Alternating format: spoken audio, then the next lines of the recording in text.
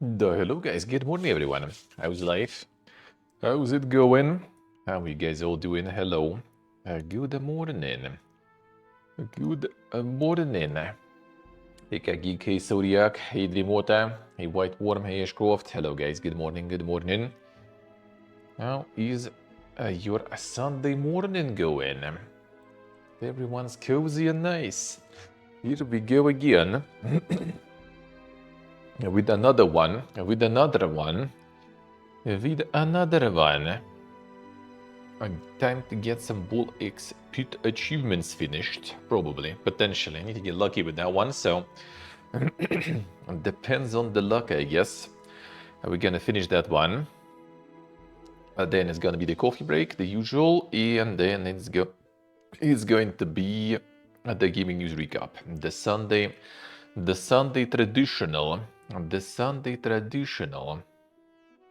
So yeah, that's gonna be the plan for today. Tomorrow and Tuesday gonna be off. Tomorrow gonna be hanging out with friends and also sorting some stuff out, which probably gonna be on Tuesday really though, I guess. Maybe in the morning, we'll see. And yeah, Tuesday we'll need to do a whole lot of stuff. It's like the taxis time again. As all the stuff with the travels we'll already need to start sorting out, you know, because about time to start booking things. It's basically 3 weeks and we out. Gotta get ready for that. So yeah, a lot of stuff to do. So yeah, November is gonna be a very loaded month in general. Gonna be in need of some day offs, a little bit of that.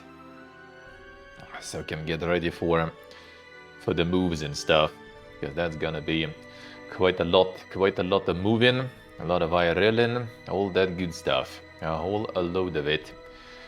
Alright, so well, let's get it started then. Get it started there. Roman hello.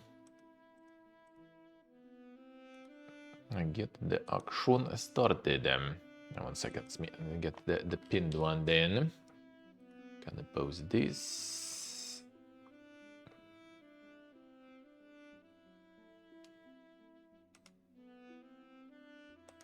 Gonna post this, alright. The pin is this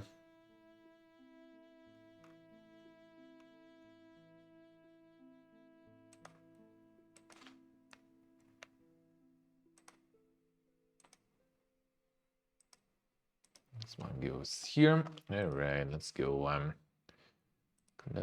close them.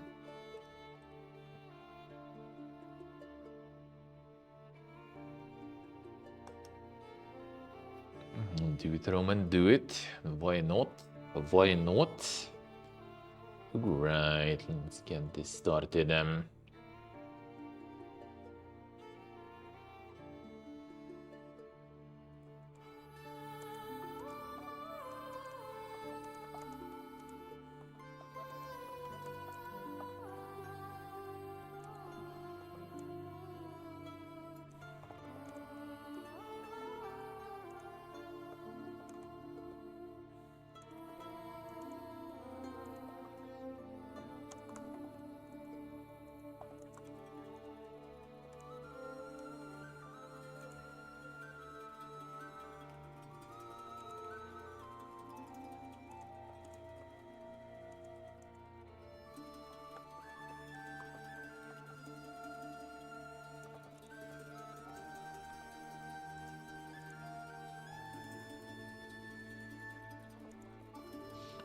Alright, let's go. Pin this one.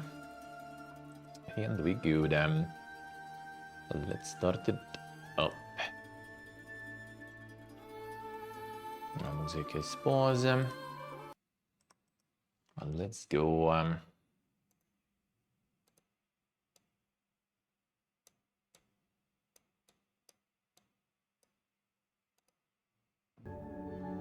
Alright. Well, let's get this one started.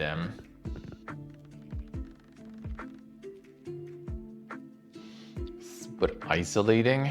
What do you mean? I got some upgrades here.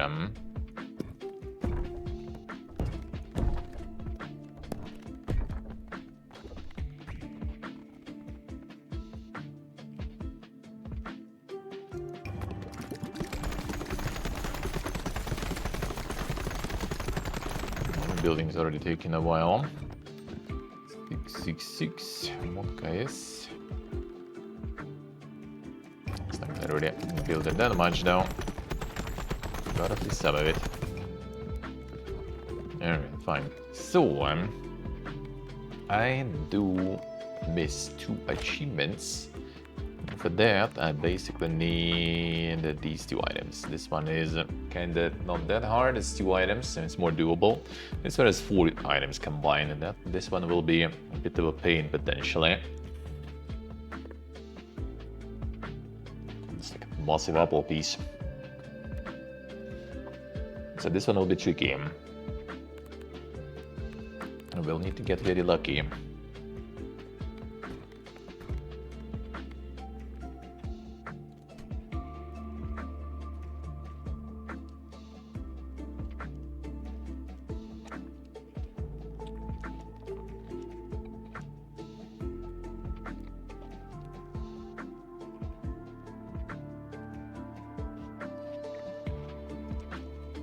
Yeah, that's just you.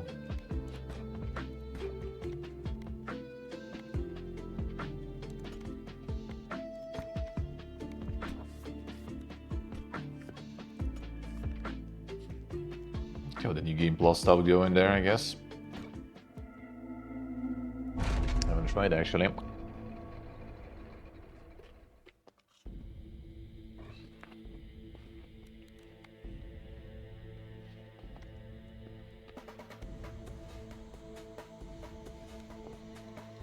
Alright, bouncy, a double. This could be kind of alright, I guess. Alright, that's one of the items in this set.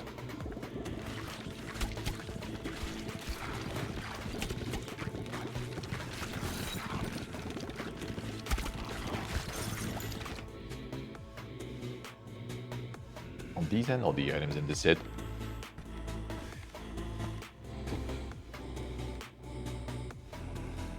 He's gonna be gone. This one doesn't have any. Actually, it does have the ice there.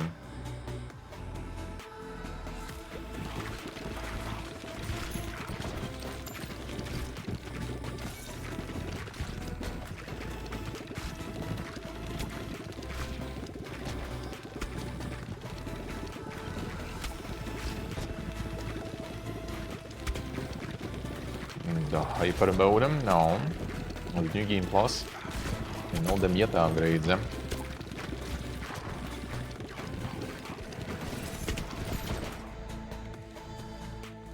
Nothing here.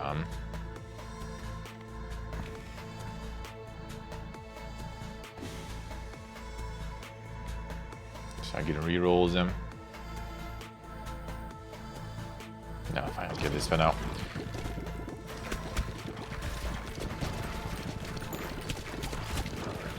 I probably will need a bunch of rerolls though.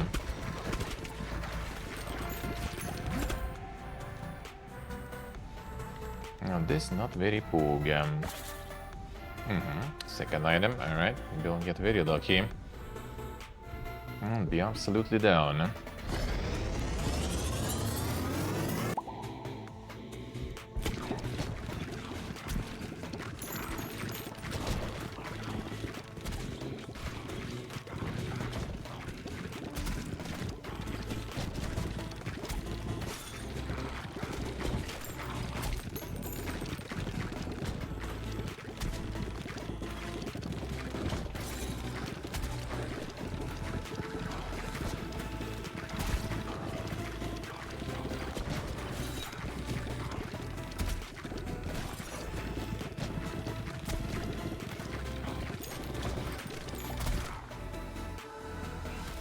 Is the part of the other item, but I will not have space for 2 most likely anyway. Guess I could though. Fine, let's try. Like worst case, at least we get 1, maybe.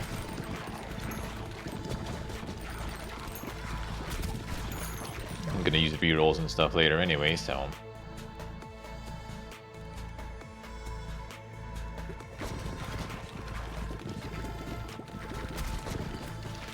Set up another evolution for the bulls.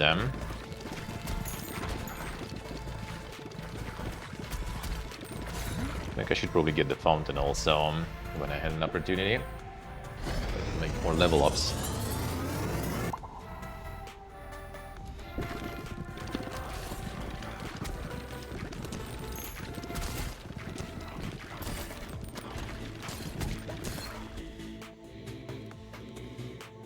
Fine, need that.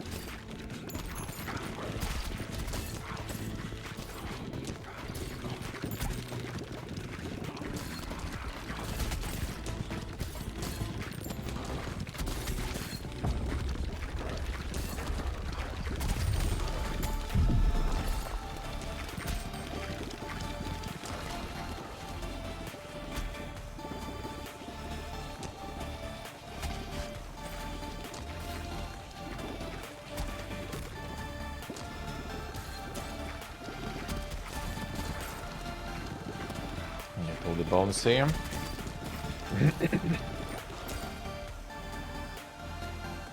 The items we need them. No, at least we can level up still at least.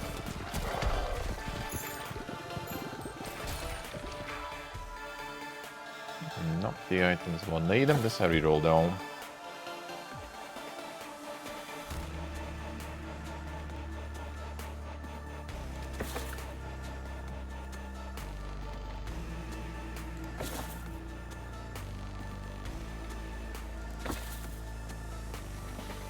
No.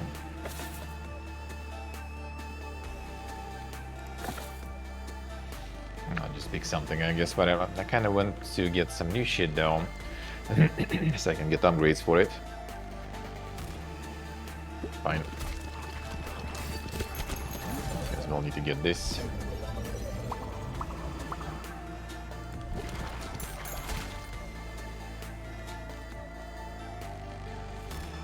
Could be alright. Fine.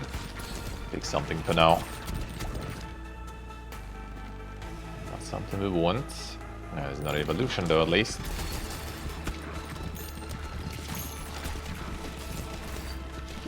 I really wants that upgrade, yeah.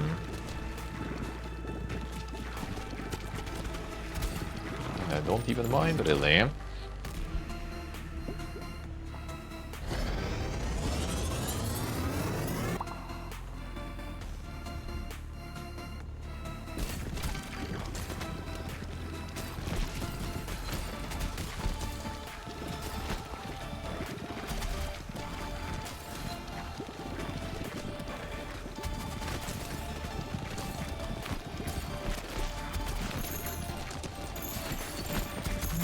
Level 3 now, actually. I don't mind. Another item that I need. That'll be good too. Okay. That's 3 out of 4. Can we actually do it that fast? That would be insane.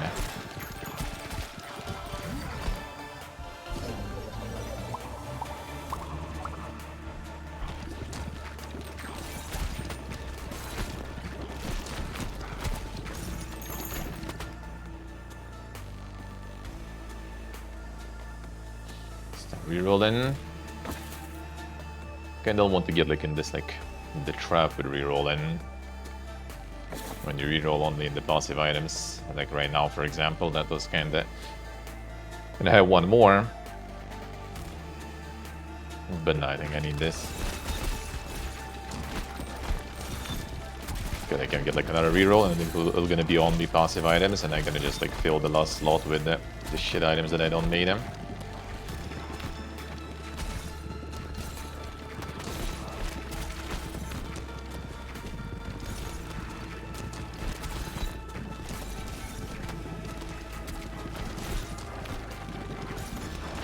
Right, Jen, good morning.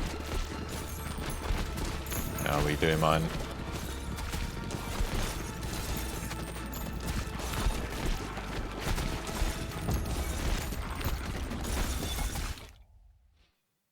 And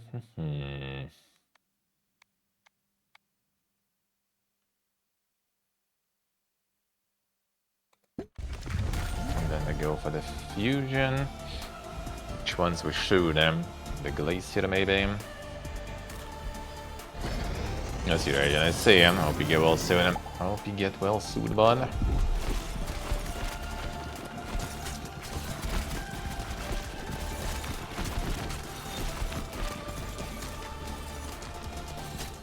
No, that's a lot of icy boys going there. I like that. Seems like quite an effective combination there.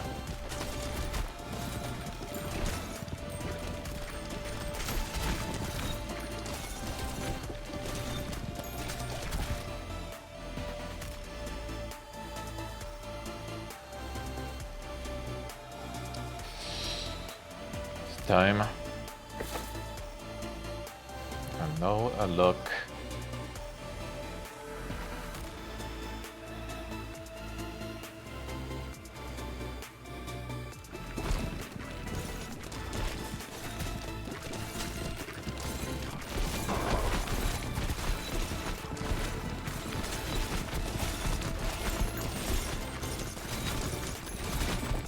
Get some to the max level then. Now rerolls them. Get the ghosts in.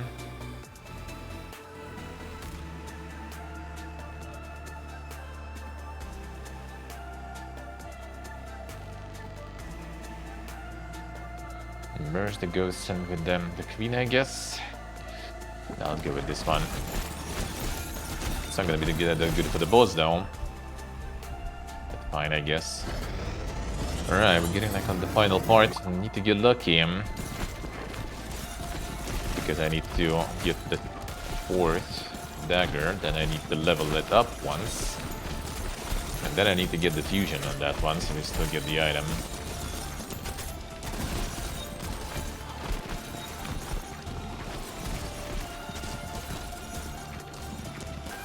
That ain't that simple. Okay, it's not it. Fine.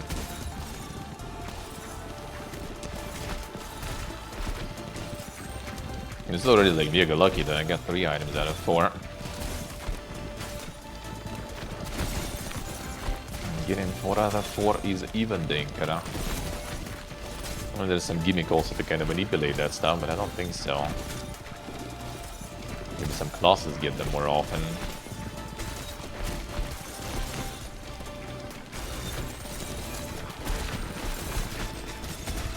Love you guys. Steven, welcome back to the dungeon. Thank you, sir. Thank you, man. Thank you. I appreciate it a lot. How you doing, man?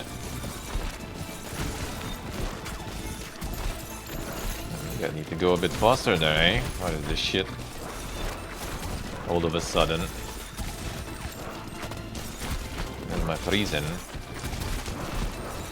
That is the killing.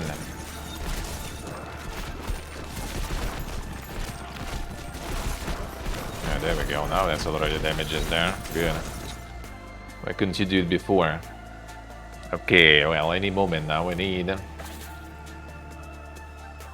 5 gold short, brother.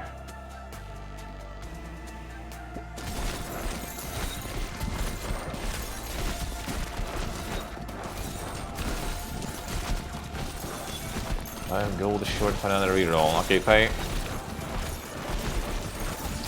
Get the level up, please. 180. Come on, dude. It's actually another item that would work for this one here, but I don't gonna have enough anyway. Now we can pick it, but yeah, I think it's the last one already anyway.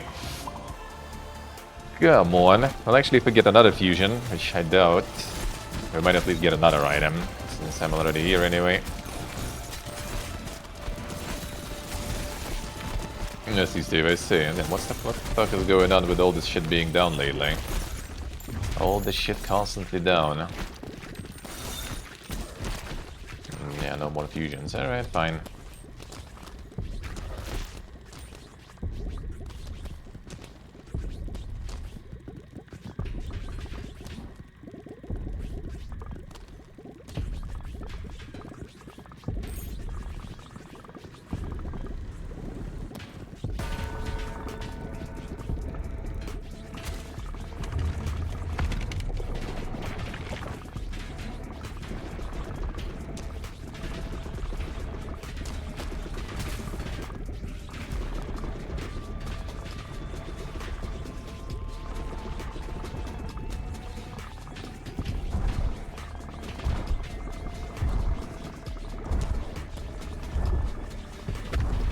Come on.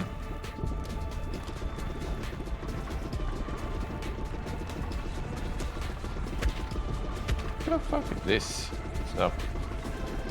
Get the right angle. Okay, just dodge this shit, whatever. At this angle is kinda annoying.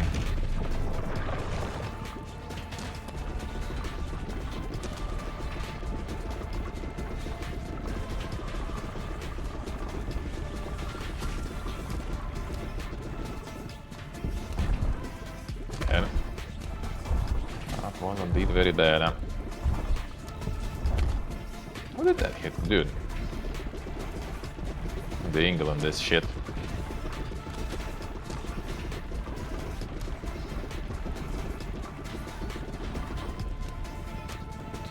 They have the ghost. Should I just like try to go for this one here? Just right in the face or whatever. There's only ghost going through though anyway.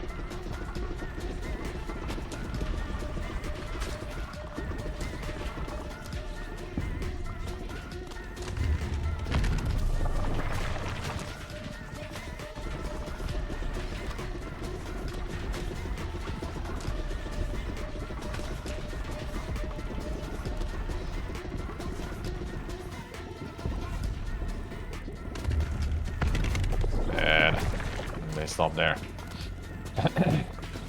Trying to dodge out the shit and got hit by that too much. Baradaki baby rage.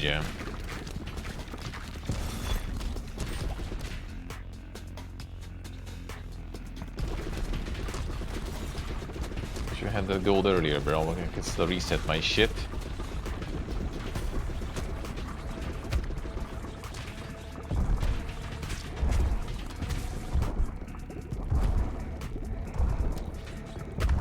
Dude. Lucky baby reach.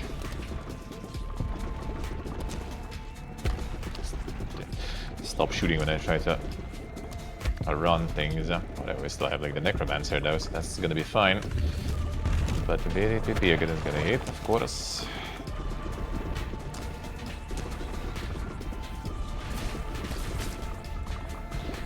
Get my glorious necromancer saving me.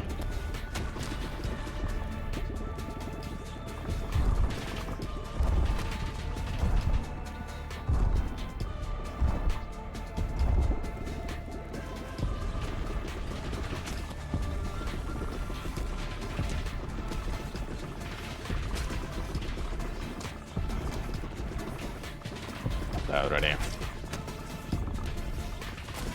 Get more ghost stuff on him. Took you a while. Hey Remakes, hello. How we doing?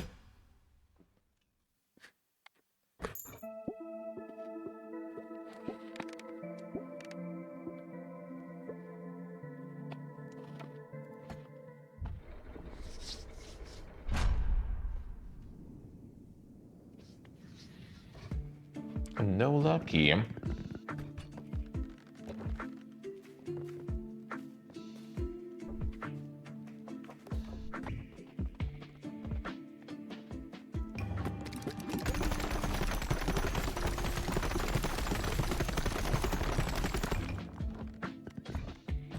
Finish the building.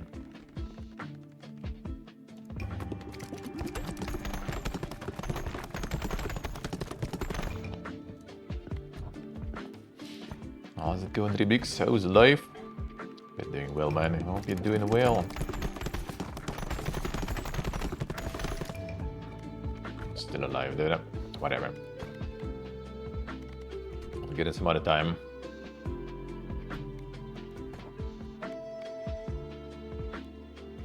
Get the ghosty one. Just to deal with the boss easier.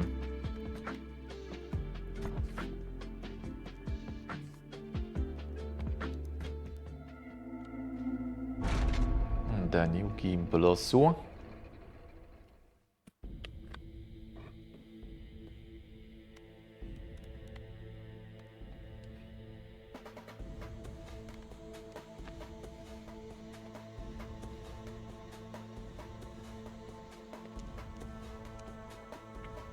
Nice remix, nice.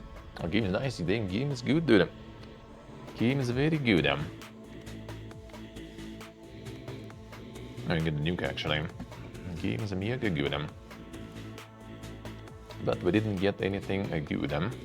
Could go for the ghost here, but it's pointless. I guess we just skip this one. Dagger is RNG. What if it's like better to just like restart when you don't get at least one piece of the dagger here?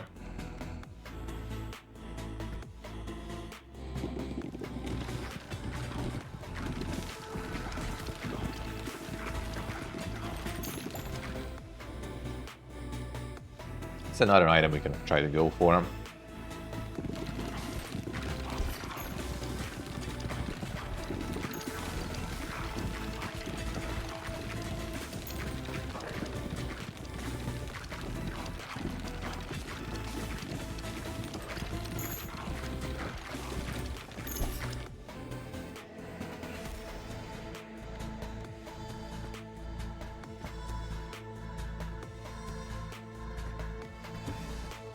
They'll still try.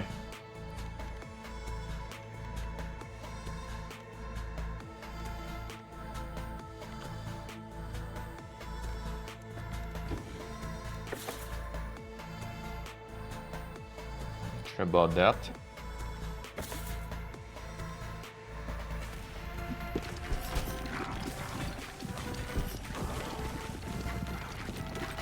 Let's see if we get me a good luck here.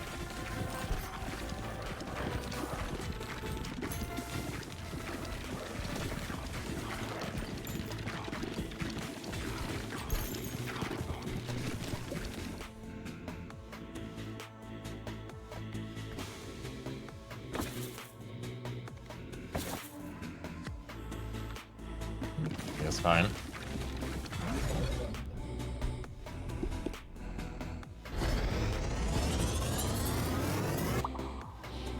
I'm not sure about this though right now.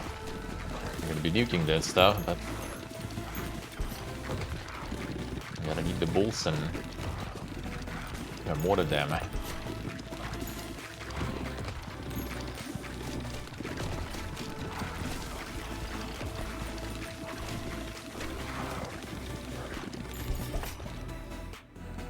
Okay.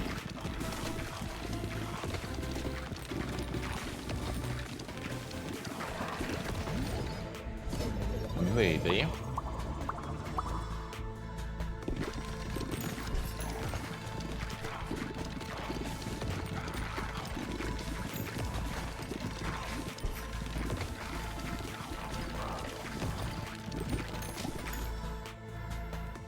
Yes, indeed.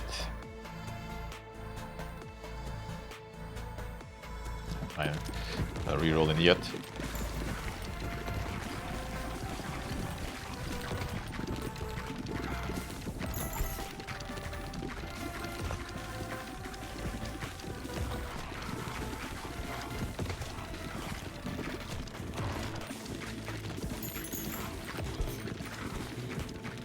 But I need to get nuke going.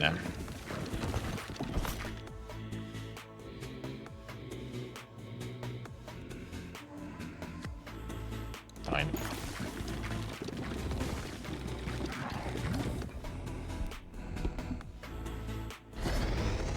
Good, like combined with something interesting there. Not sure if I can get something interesting from that fire though. I think the flash or whatever it was. Flash, flicker. I think mostly light with something else there.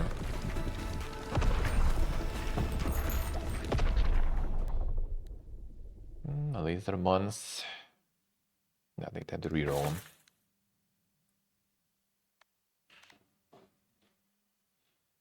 Can try to get this one going maybe for now.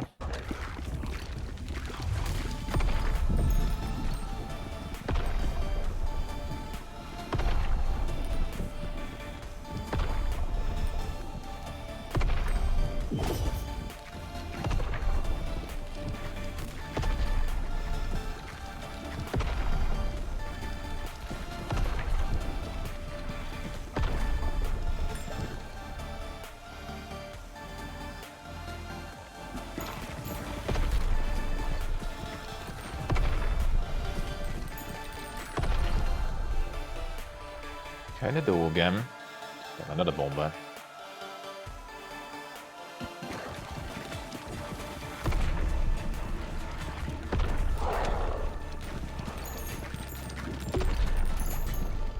And the super nuclei. I mean, I guess why not? Kick. Full bombing galore.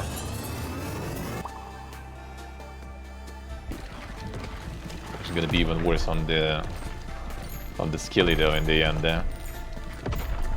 Throw the bombers in. I'm not sure if they like the range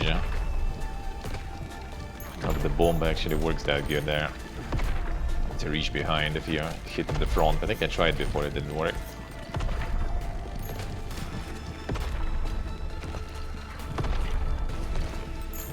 Ah, come on, dude. Alright, fine, whatever. Okay, potato now.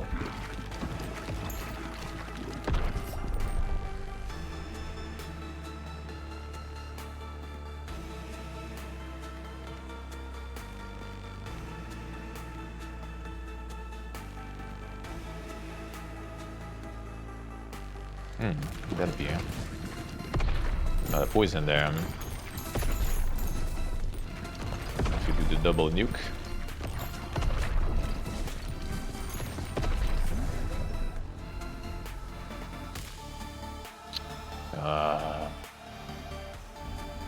Fine.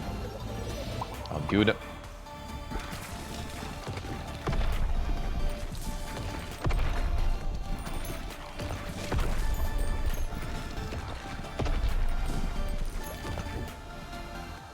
No, trying to fish for the items now.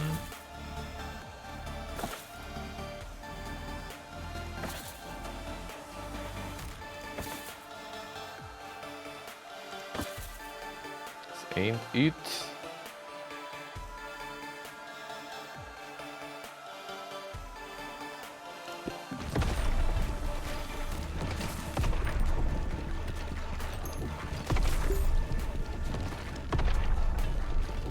In worst case, we can get another item at least.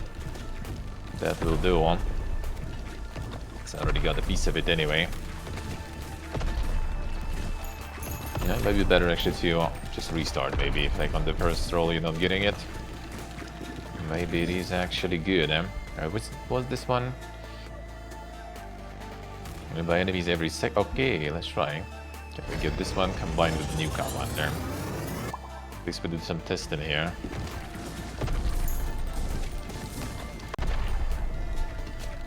At least we do some testing.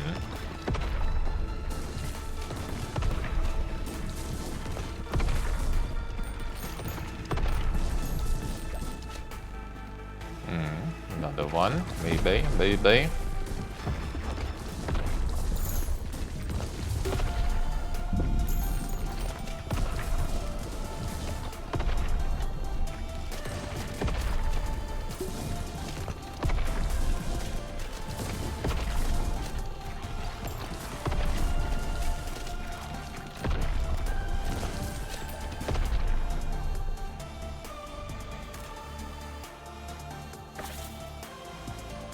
Oh, okay, now that's still this one though. I thought it was another one. That's still fine, I guess. By the bay. Too early though. Fine, whatever. Could be alright. So, I could do this. Man, I don't think so. I couldn't get 3 already. Like, this is a different item here, so I need to get this, level it up to 3. No, I think with, like, since you get 3 going, I think we just chill then. I could try to go for another item, but I think 3 out of 4 is worth trying to get it. And then the fusion actually.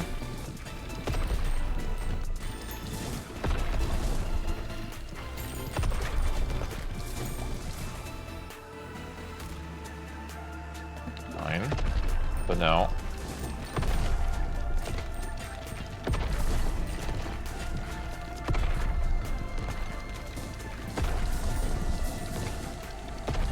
get the fusion.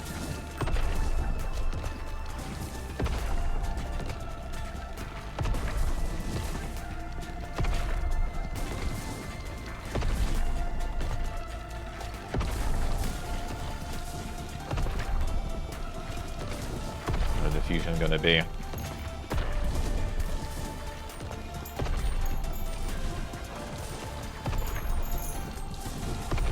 Hey, Nicolo. How are we doing?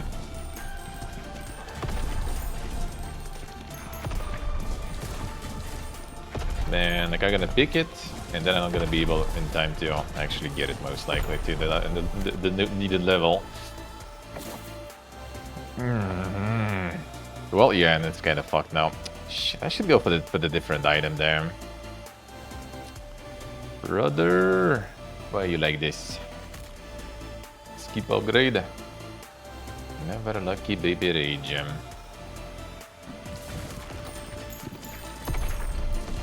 Should just get another item. I would actually get it now.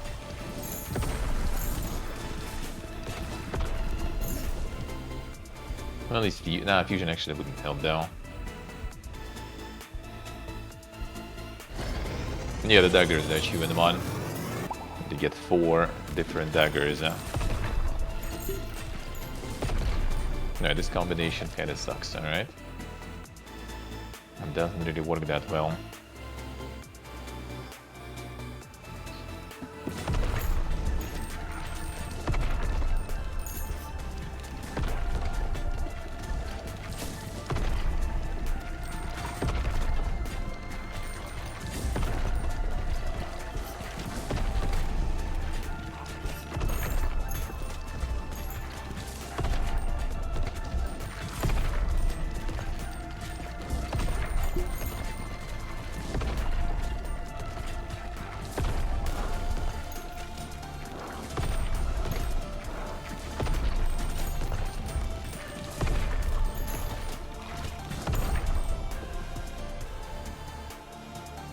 I'm going to get another fuse probably.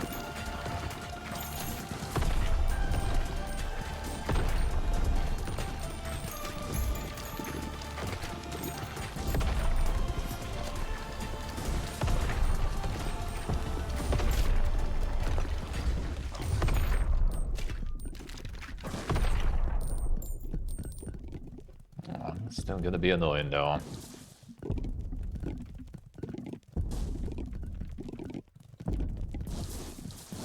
Oh yeah, this actually goes through, right? I think that's good.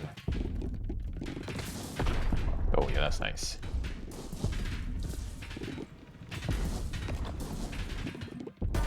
That's really nice. I mean, that is good, huh?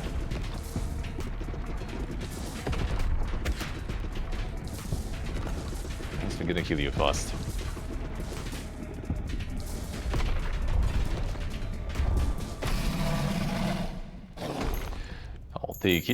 I'll take it, but no item though.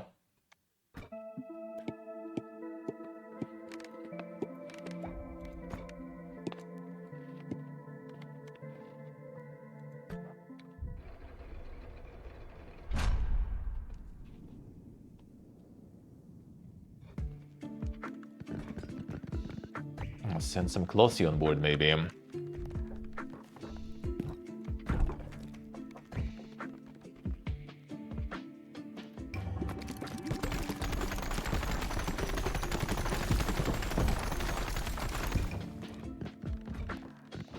That's good upgrade them.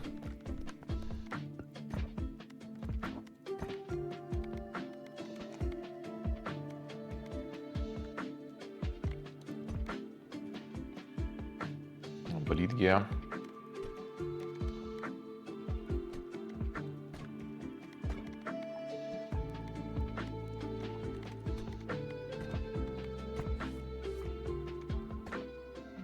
Keep going.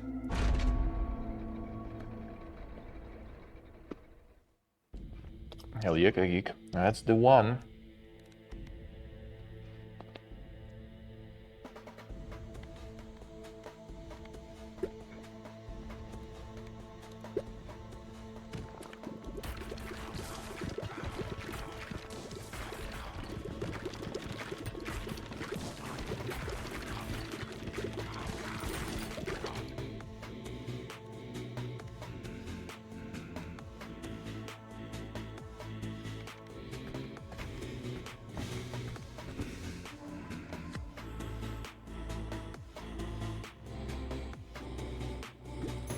fine.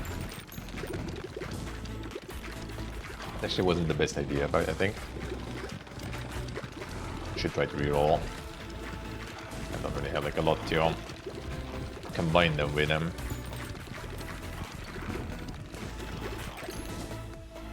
Okay, okay.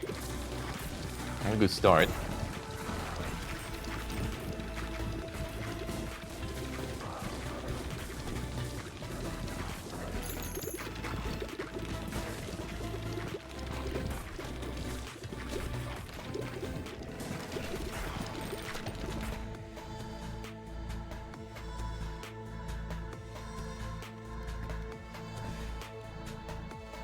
I didn't get the combines first.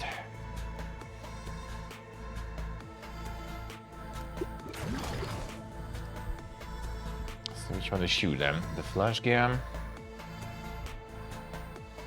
Let's go flash gear, fine. Get the blind there.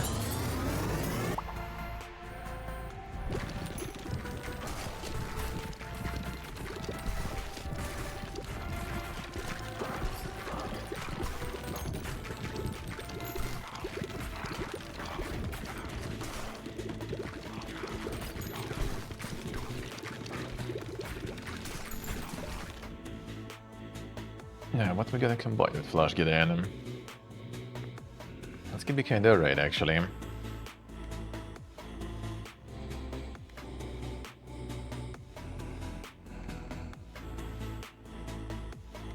I'll show this one.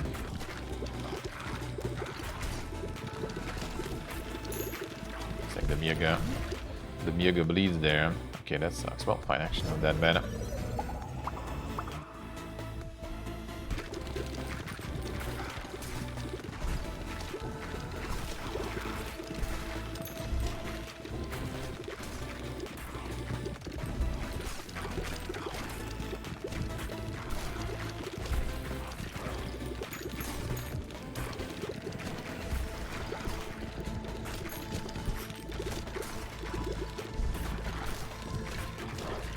Get over Fountain. Did I banish the Fountain actually? I don't remember. There'll be Fountain, I might take that.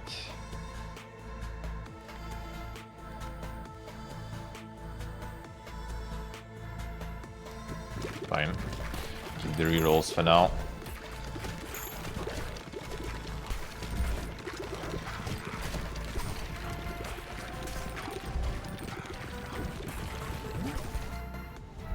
Alright, so I was kind of thinking this maybe then, alright? This one was bleed, curse to hit enemies, dealt after being hit 5 times. That should actually be kinda not a problem really. Shot reconnecting. Frames are not dropping, all good I think though. Twitch boy.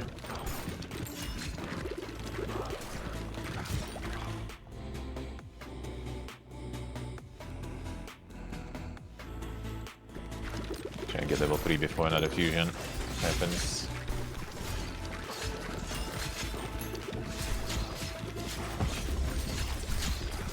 Another fusion from the boss, alright, should be fine then. Lead in the field, easy dive.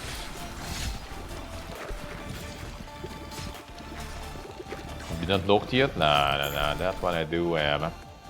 That one I do have. Alright, 3. Yes, now we can pick other stuff already, maybe even reroll a bit. It's actually so far not bad. Clean, okay, that's a different item. Nothing really to combine with wind anyway. Nothing to combine with wind. Nothing. Get the shitstorm at least for now, I guess. Use these two. Let's see if there's gonna be a real good clear there. Yeah, the fountain I might go for actually. That's bonus XP. And like no, not enough rerolls anyway. I have 1 slot for items free.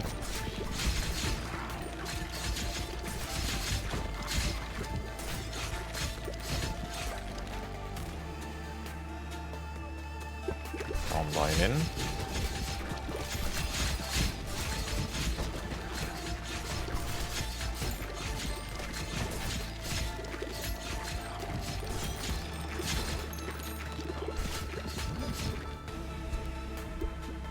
shitstorm.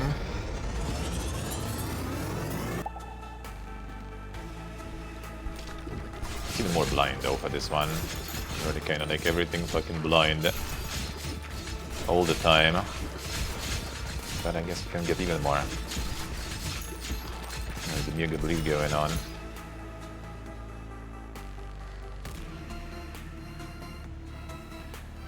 Surrounded Storm, Blinding. I wonder what we can combine with this one then. It's time to pick some nuggets maybe or something.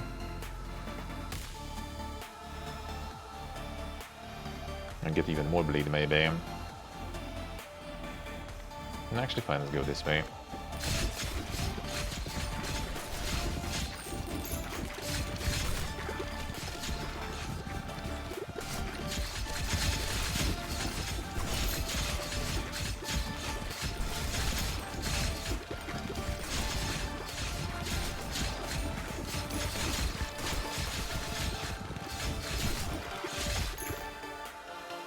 Let's see. Time to get the rerolling going.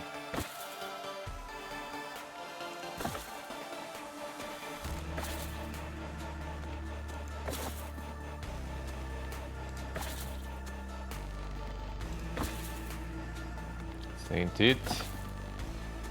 This ain't it. Unlucky. Nothing ready to get with the maggots though.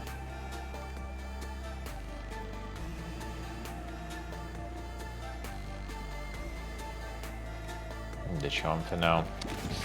Pick something else before, whatever. Come on.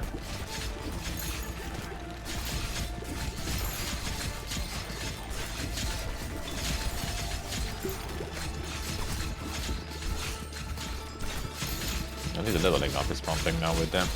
The fountains. So we're gonna have a lot of opportunities to pick things, but not a lot of rerolls though.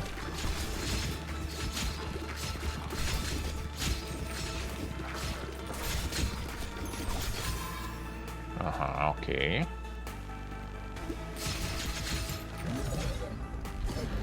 Upgrades them.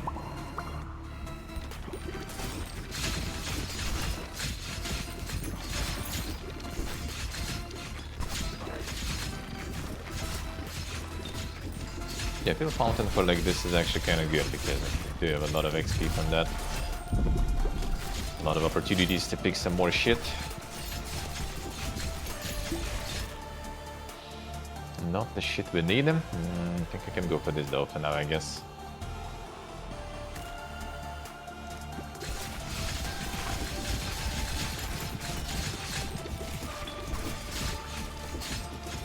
Need to level it up and then we need to fuse stuff.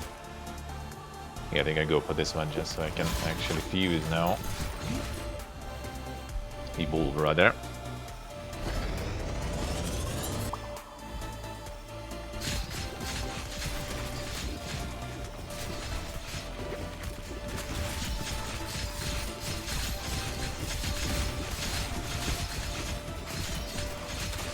Feed them fountain.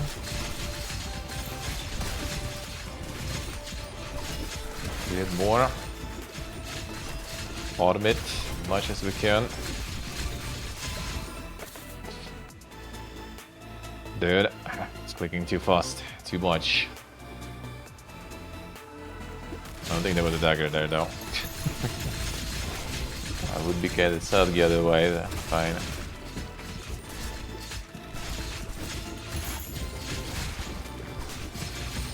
I was clicking too close to the sun.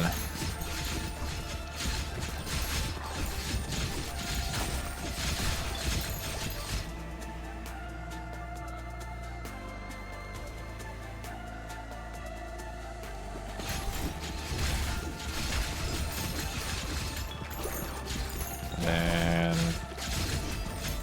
maybe not the best idea right now here.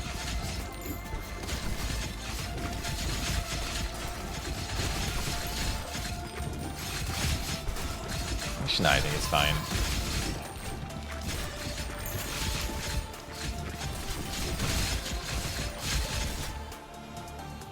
Yeah, we can combine this stuff at least.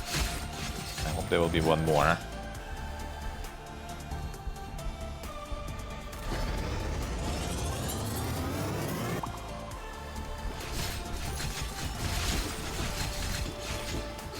Oh, that's actually quite effective. Nice.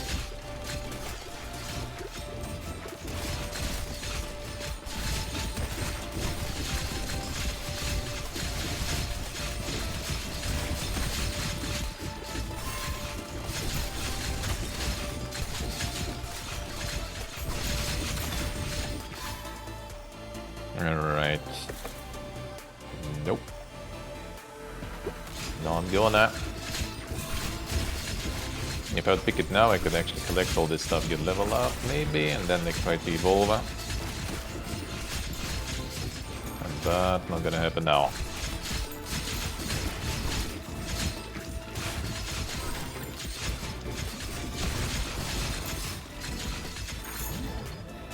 Ah, come on.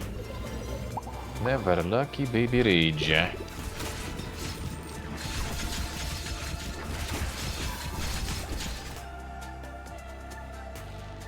The very last one. Not gonna give me the stuff. Freaking. Get the mega speed again.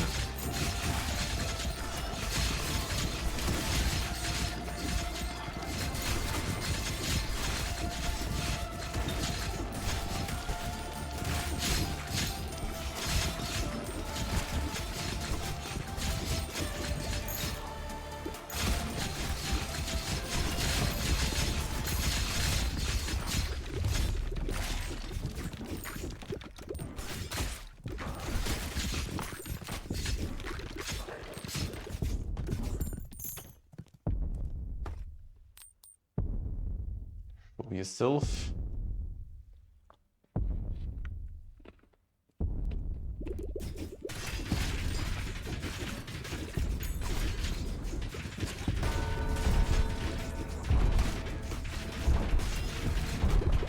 Miss Mork.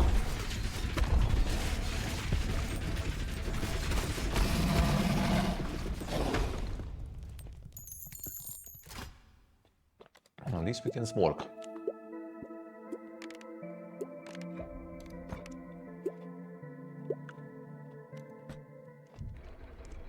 I'm never lucky though.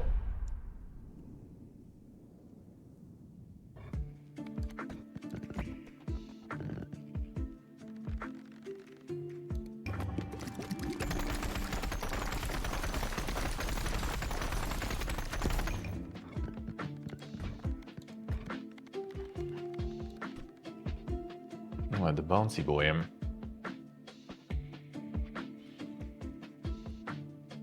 Professor is kind of pain there. Could though.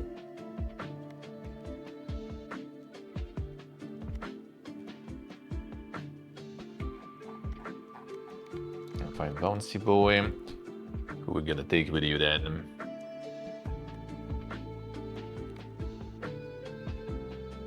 Try to get them. This one was the bonus bounce, but we did this guy already. I tried to also, like, you know, combine to get some good stuff. Actually, I guess we can go this one, right? I wonder if they work together. Oh, this one removes the baby balls. No. That's not good. This is probably not that good either.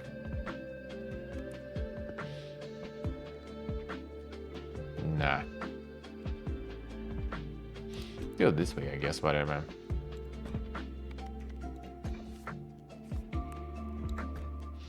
I'm not getting any items. Restart, probably. Whatever. Not wasting time. Either one or another build, I guess.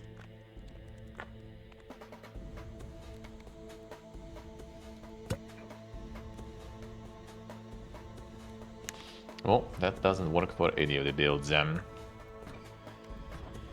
Yep.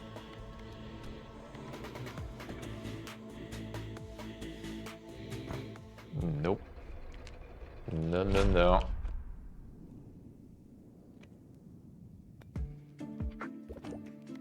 I'm gonna get the grind going.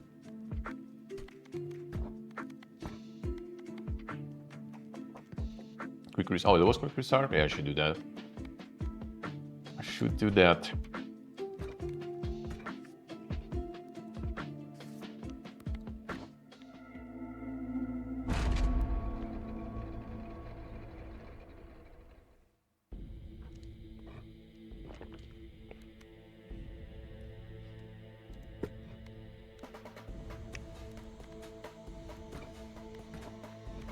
Oh, nope.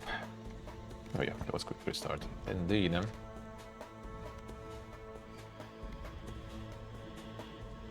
Dead shoot is better. Well, we can go for this item. Just to do it, I guess.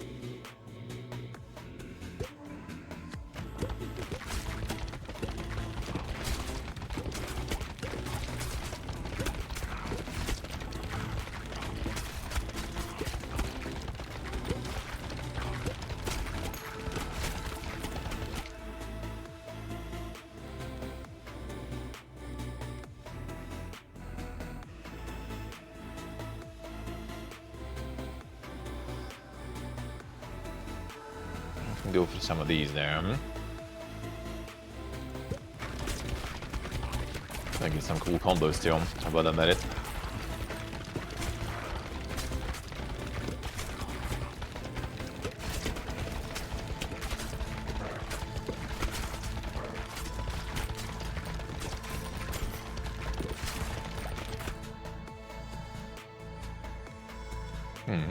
Alright, that was fast at least.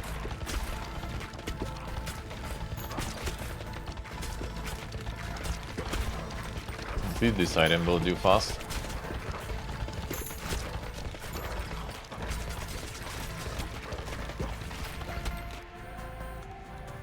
Very fast.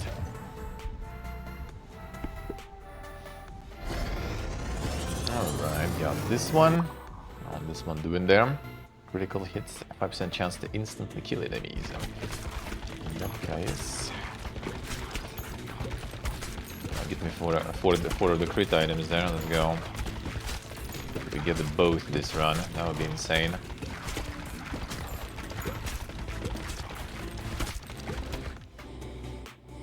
I mean, maybe.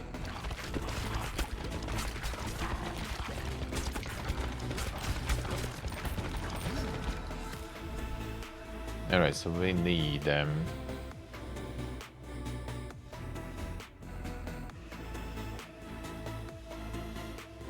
this one first.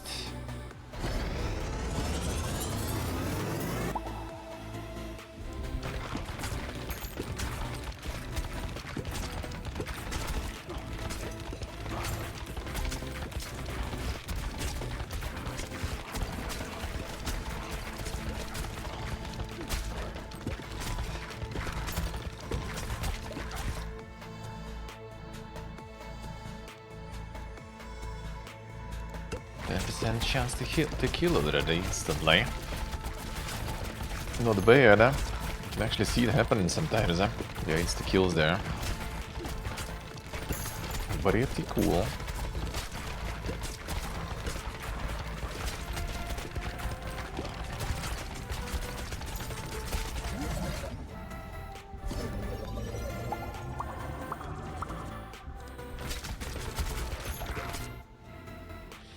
Alright, what do we need?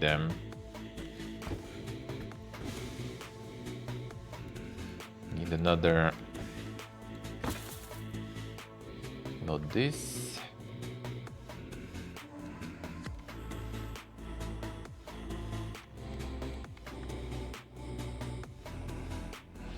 Could go for some of this. Nah, fine, let's try to go for another one.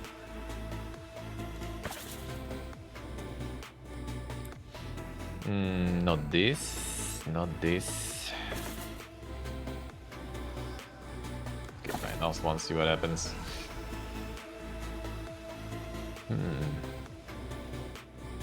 I could get this though for the future.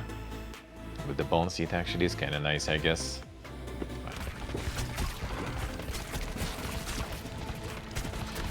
Shoot below.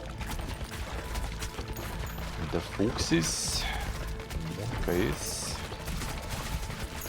Why would they be? Why?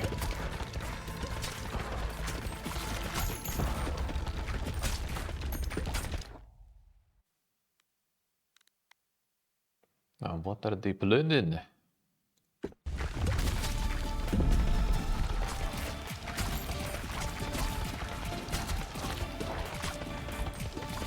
Means to kill the boss, probably not though. Be way too OP.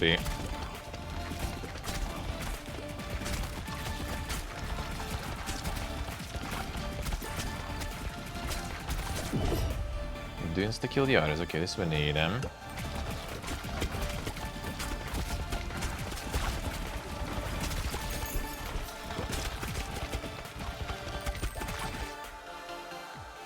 Perfect. Not that perfect.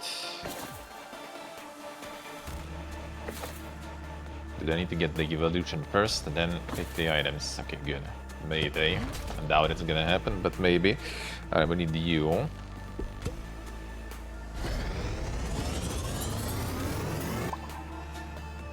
Already got him, yeah. They already got him.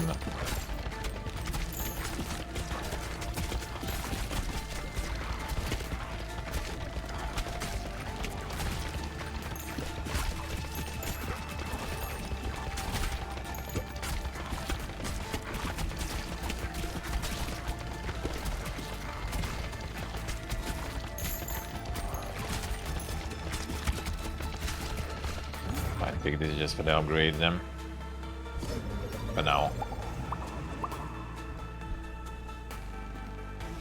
Wrong, eh? Ooh. Not you, right? Which one did I need for this? I think vampirism, alright? It's not what we need. But I guess fine, we can roll with this for now, maybe. At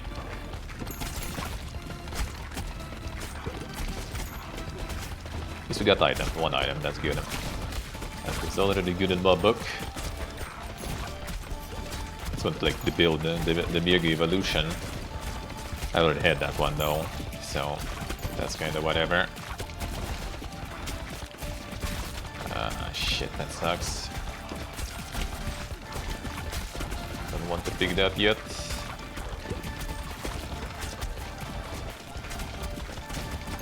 Nice Stony Boy upgrade. Okay, fine. Save them. Oh, kinda. Not like I really need it. I'm missing one more.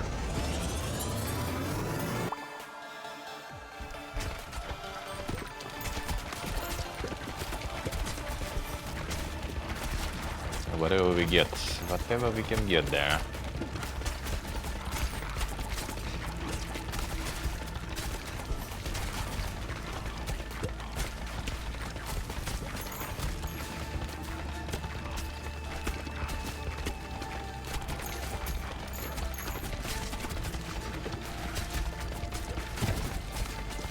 You die. What is this shit? I'm so tanky.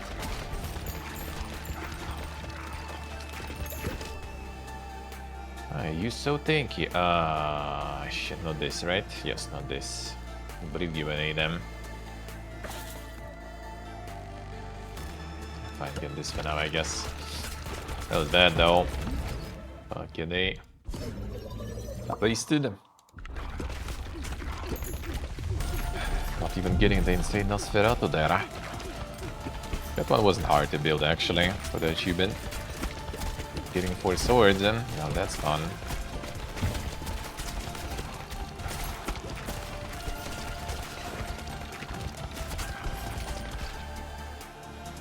Maybe. I need level up first then. Okay, can we get through? I see big XP.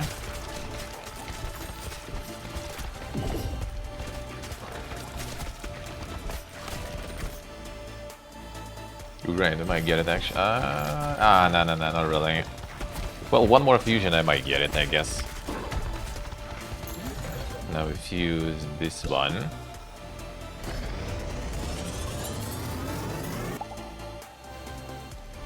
Kinda late, but fine.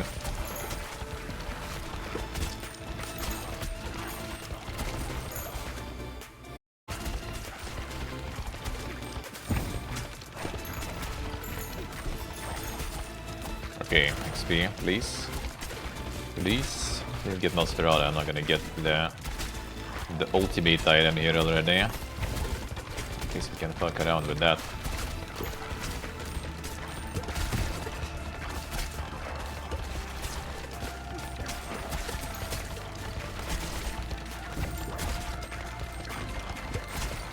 Kill this shit here, please.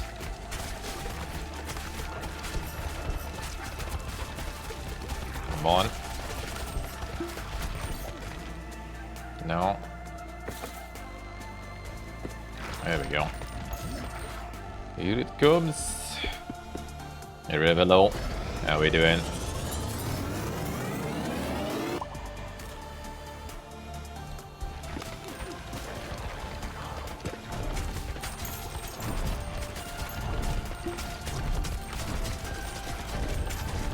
A good original Nosferatu also with the overgrown, that will be probably really good.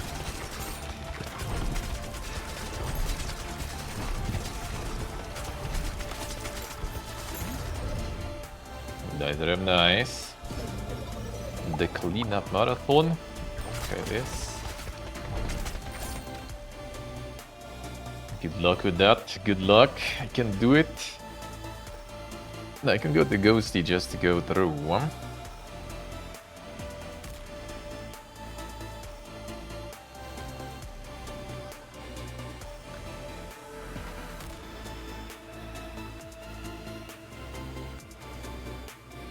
And this one goes each bounce, so that's actually kind of good.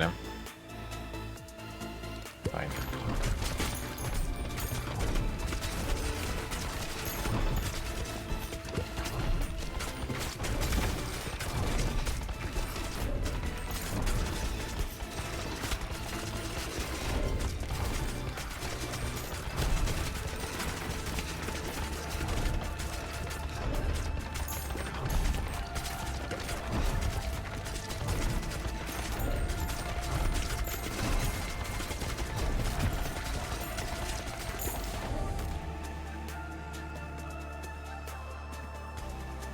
Gonna be good there.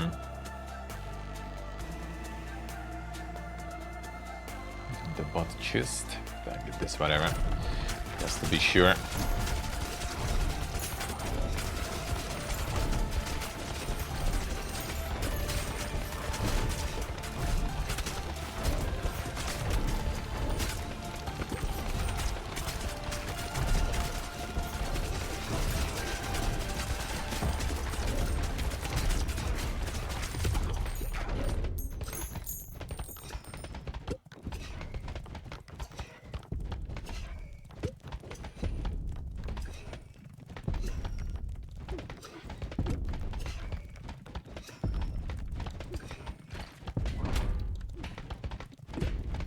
Is already pumping there, slowly.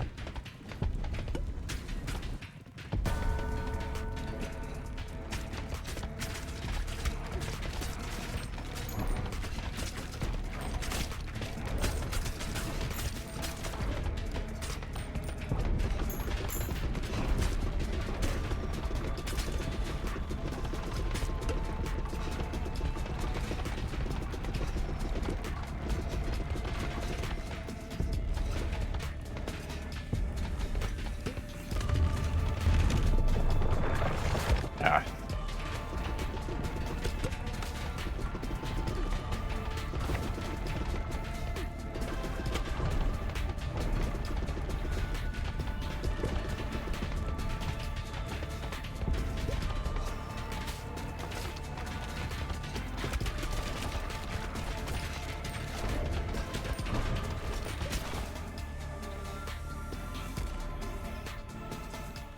Whatever.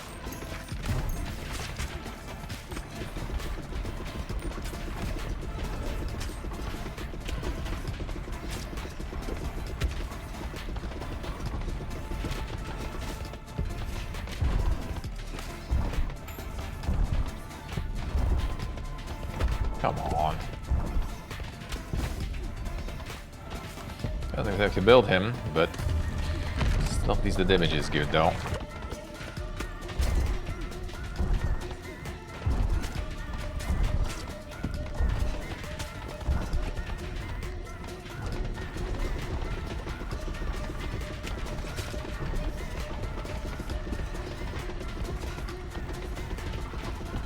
The previous run was away with Milton there.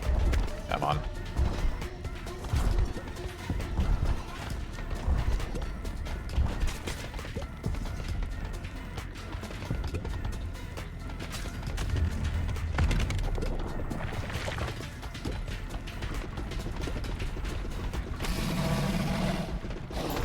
Do. I got another item, but still not the funniest one.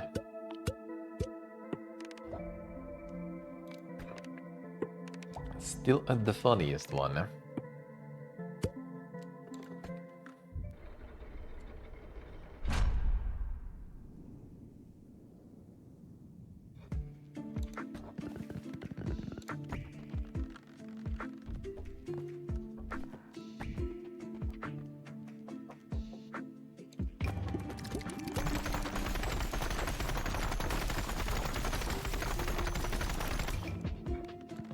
Counting all the way there. Insane. Alright, what do we have? This guy. And the second boss. It's not that bad, I guess. We're gonna take with you and all the AoEs.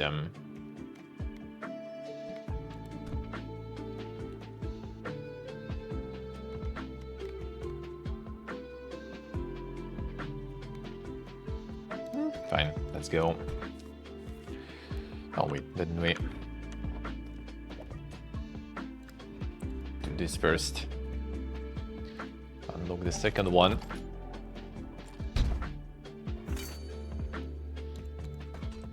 New game plus and continues.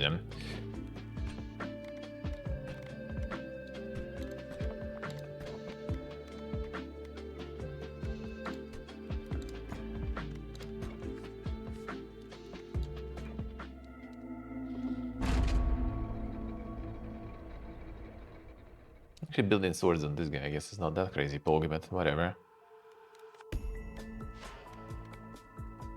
The Smegma time. Oh, the ghost is useless here. I didn't get it. The ghost actually is useless now that I think about it, but we can get something AoE with it, I guess. Guess we'll try at least. Alright, whatever. Nope.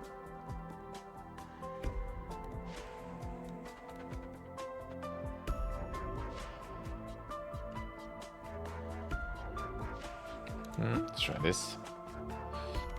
Nope.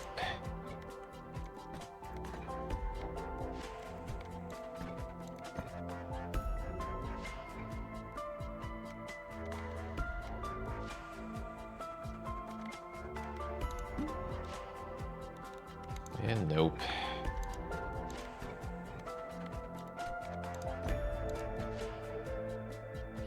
Come on.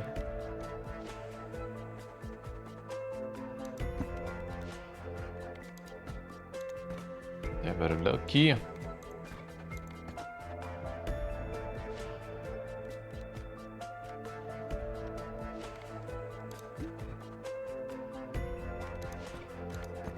Just not getting it whatsoever now. Come on, Duna. Its previous rounds it was somewhat luckier there.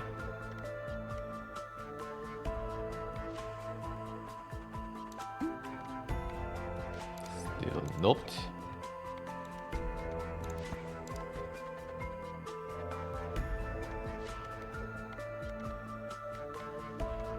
Now we got some dog stuff.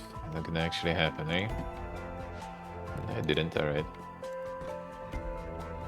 It's got a shit combination here because of the ghost there. Ghost doesn't do anything here. They might still make it work though. Seriously. I guess I was just kind of lucky before with getting them on the first try.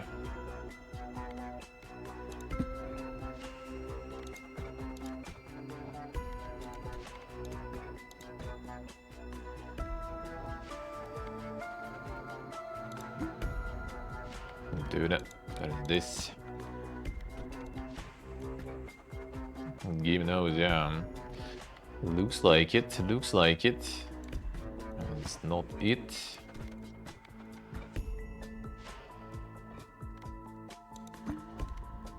That's not it.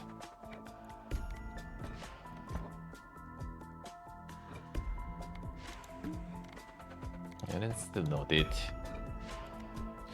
You know what, actually, maybe this game specifically, the AoE one is not getting it, actually. I wonder, I think that could be the case. Fine, let's move on, and let's try maybe send someone else then.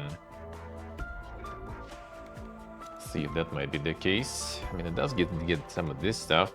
It's like crits. I guess like non-direct hits are not critting. I thought AoE could crit too. Fine, let's try another one then. Sure.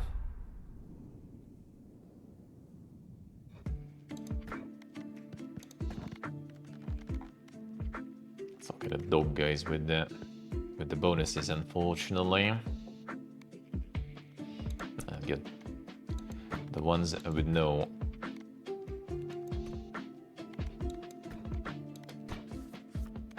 With no bonus is fine. Gotta cool it low. The mega grind and getting mega unlucky, I guess.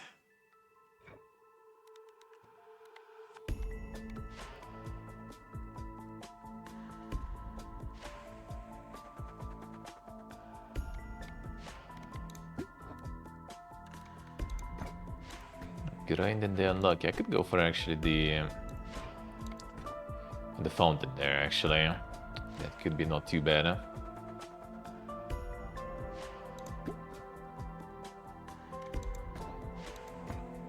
Because fountain is a lot of XP, so you can still kinda get a lot of things that way.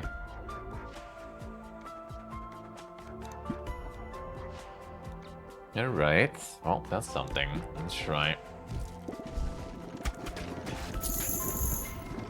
There's gonna potentially be a lot of gold here too for all the resets. I like that.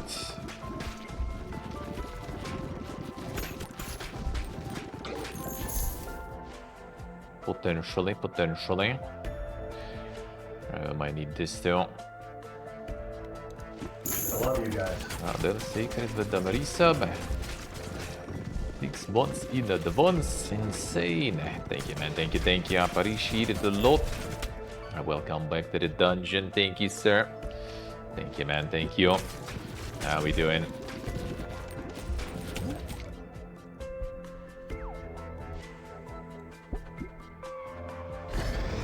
Another Nosferatu in, baby.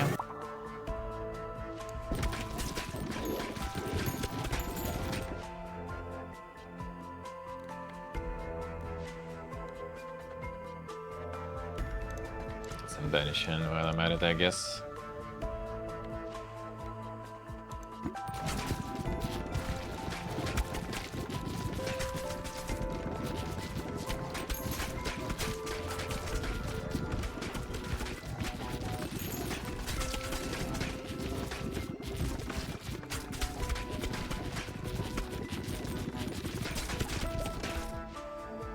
Okay.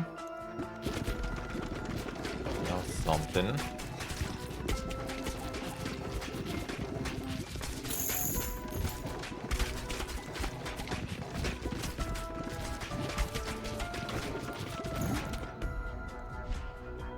Farming gold is good. Then we can get all the rerolls. That's a lot of gold actually for this too. Holy, that's nice. I like that. I like that a lot.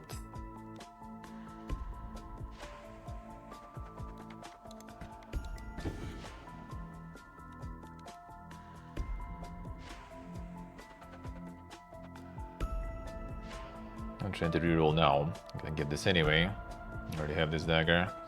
Guess that kind of just gets it out of the way though. It's probably gonna get like another fusion that I will use just to upgrade. Yep. That's why I shouldn't pick it. Fine, whatever.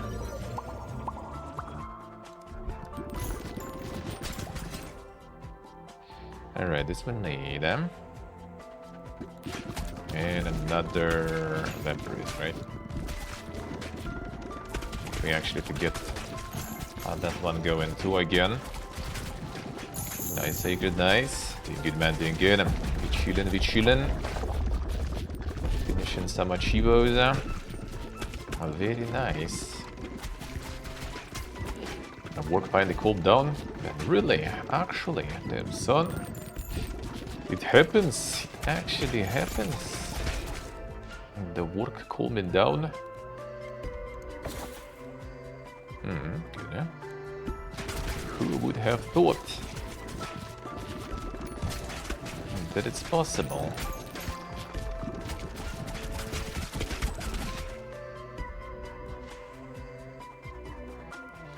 Right, this we need with the darkness. Actually, that was bad. It's gonna die, gonna drop the thing, and we need to fuse it with something, right? So, we should get some more balls and then. Okay, that's good. I'm gonna fuse them yet, though.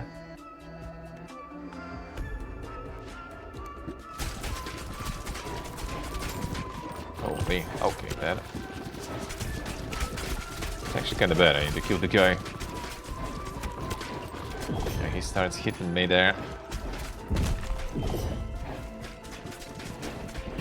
Come on, you should die already. Like bleeding and stuff there. Come on, dude. That might be not too bad.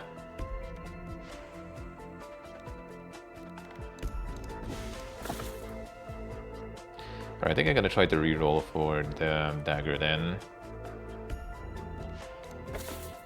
At least one more. Another option is just to pick this, but nah.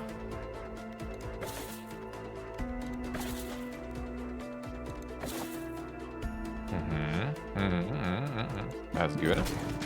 Oh shit, then we do this. We do this, and... oh yeah, there it is.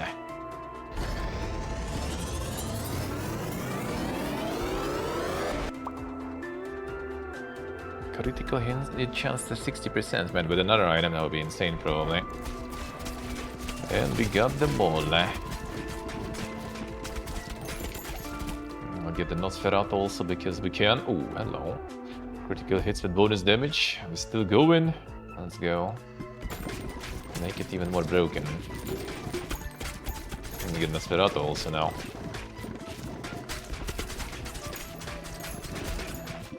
Well, not now, but soon. Soon.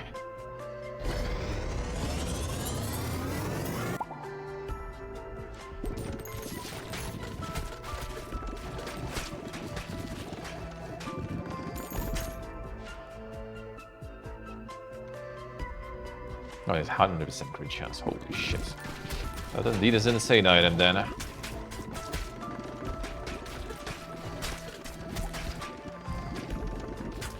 Still have like 900 gold there too. Not bad, not bad. Holy shit. That is sacred. Thank you so much, man. Thank you. The mega gifties. Appreciate it a lot. Appreciate it a lot, dude. Thank you, sir. Thank you.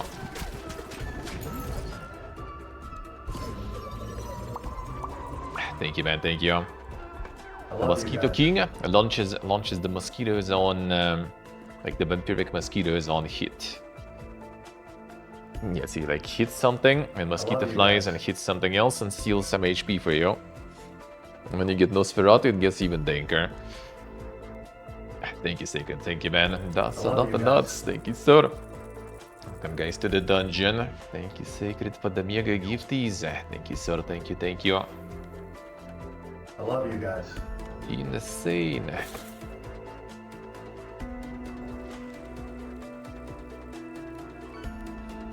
Maybe I'll try this now.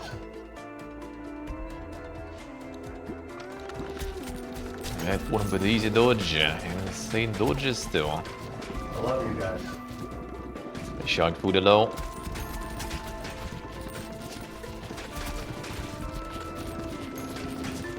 I love you guys.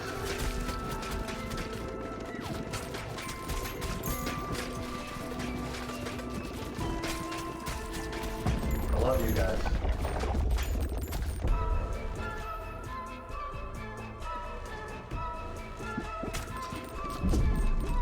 I love you guys.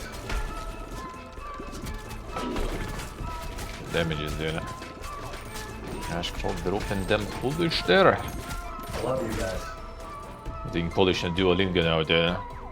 I'm committed. I'm committed. I love you guys.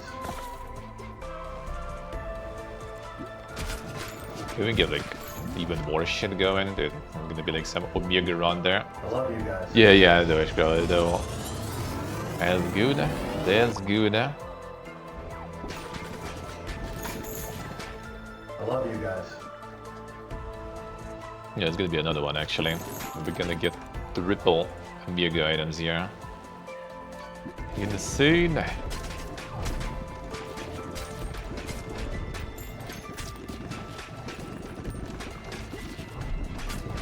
love you guys. But now doing Polish and Duolingo is the worst part is how exactly some things are written whenever it asks you to do it. I know how it sounds. I know the word there. But how it's written exactly, that is the hard part usually. I love you guys.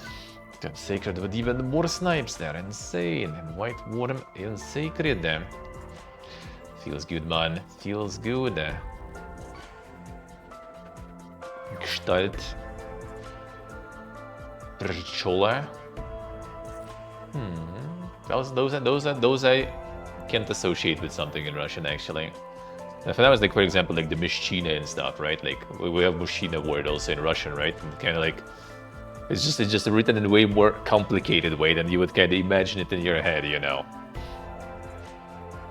There is like autocomplete at least, thankfully, right? So you kind of start typing in and you kind of get it, but like not always, not always.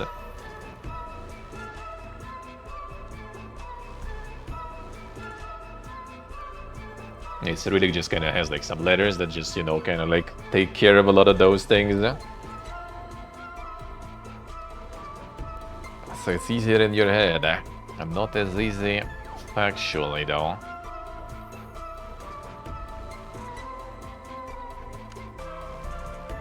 I can do this one actually.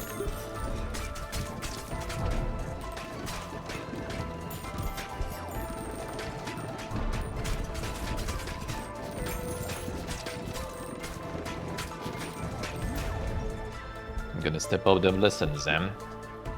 Get more. And then do all the Witchers and in OG voicing and everything.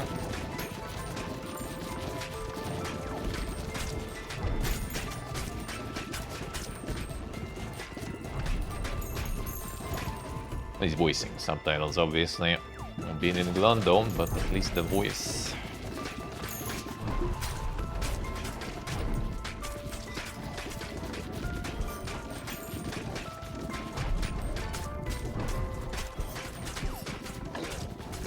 This guy's sneaky there. Still got killed though.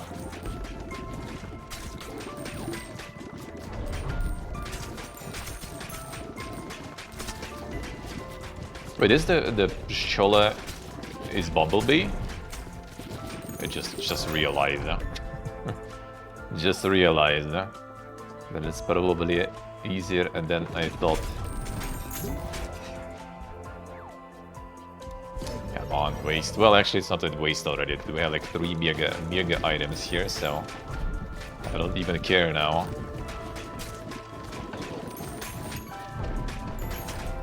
If it's wasted or not.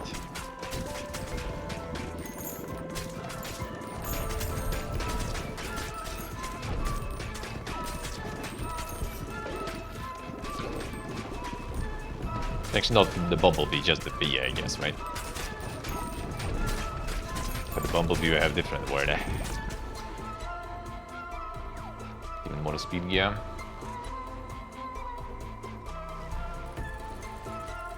Get something with the Windy to merge. Actually, I'm gonna get the merge already anyway. Anything fine. Get this instead.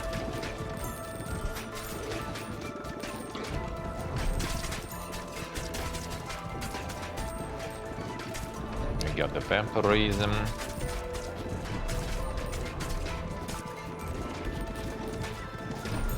Actually kind of sucks with Nosferatu a little bit because sometimes bot chests fly to the fountains, not to the enemy. Don't even need them to fly to fountains. Actually more XP, I guess.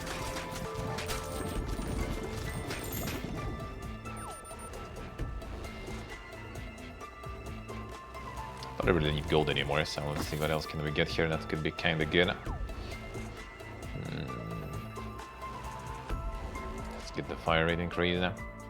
Try to go for another item, but not gonna merge already them anymore. Not gonna happen. Go fire rate, whatever. Faster. Machine gun everything.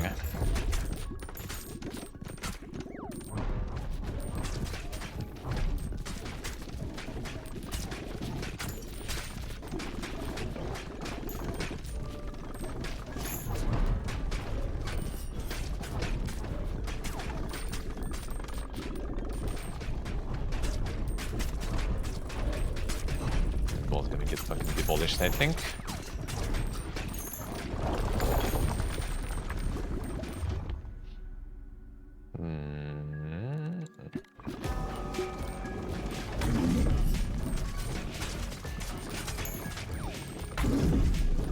Yep, quite.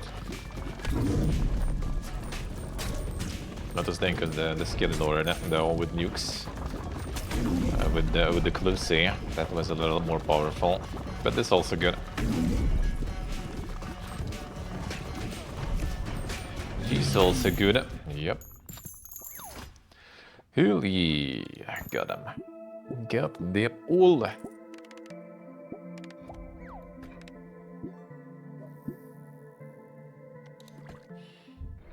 Fuck you, dude.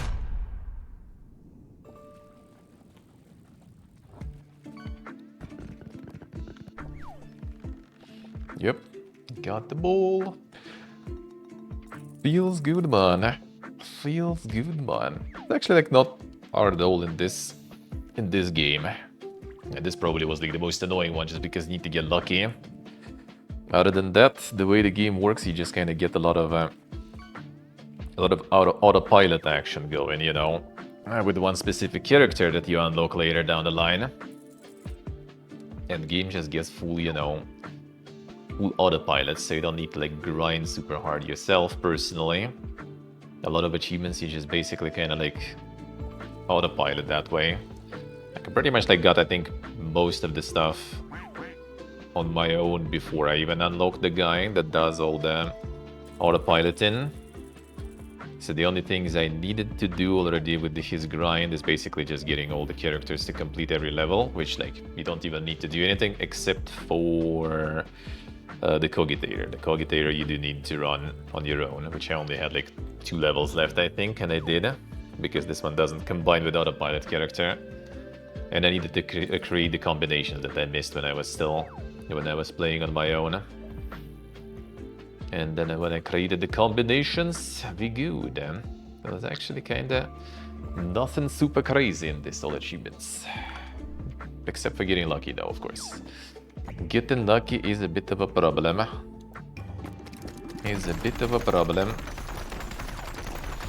But we did. That was like what?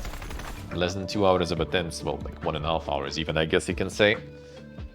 Of specifically being locked in and trying to get it. It's not even super locked in. Like first few runs I didn't even like reset, right? Until I get it, so... Even though to be honest I did only 1 run, I think, when I didn't get it in the beginning of the selection, so... The rest I still got it and just was unlucky. Not bad. Alright, well, we can get some coffee early then. We can get some coffee a bit earlier. And then get into the gaming news recap. The weather is good. Maybe we'll get a little flying. A little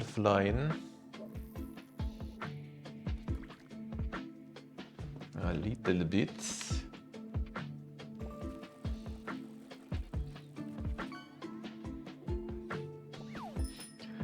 Alright, feels good, man. That is very good. The fishing is still going there. Insane. Though the mega gifties. Faker gonna get all the fish there.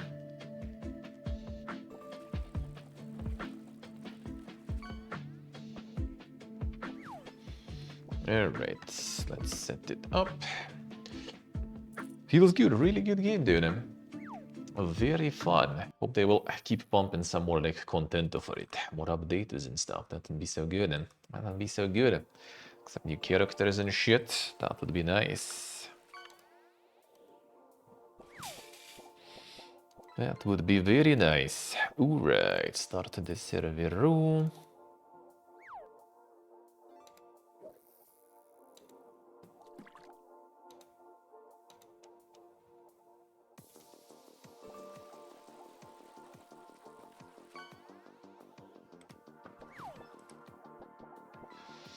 The balls are a 10 indeed. Okay, I need to now check. Was I right? Chola, is that the B? It is. Aha. I knew it. I knew it.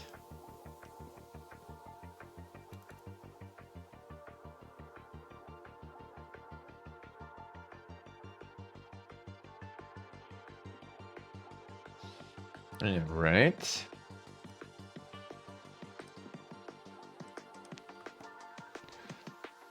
Them. All right, let's go one.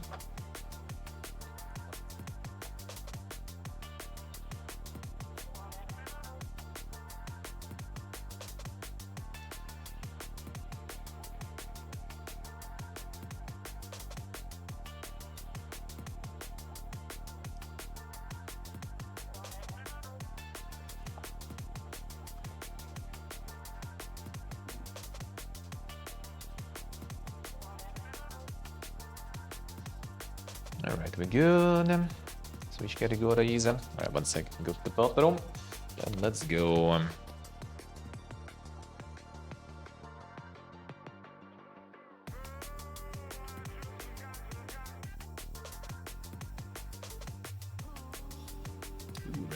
we're good.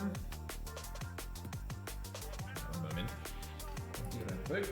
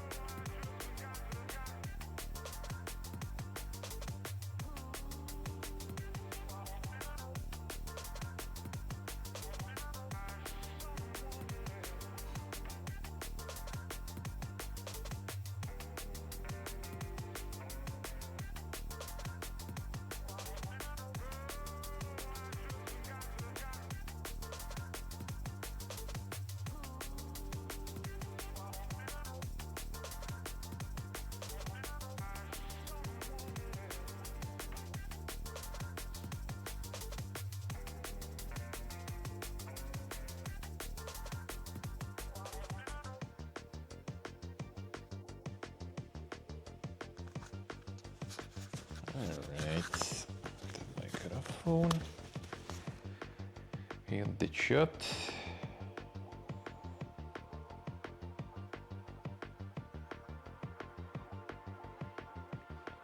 Then we're good. Let's go.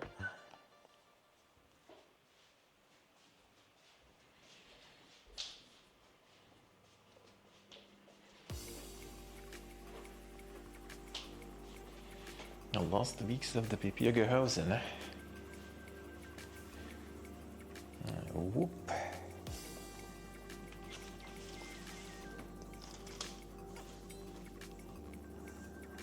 I've been kind of clean.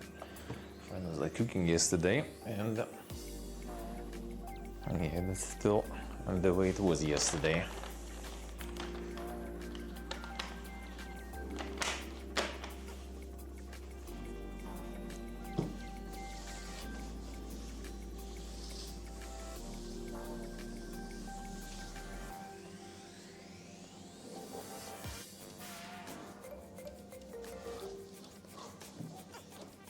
Alright, better.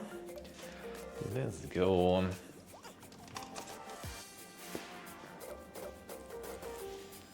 Oh yeah, we have the new month, man. A new catalog. Insane. What to buy? And what to actually buy?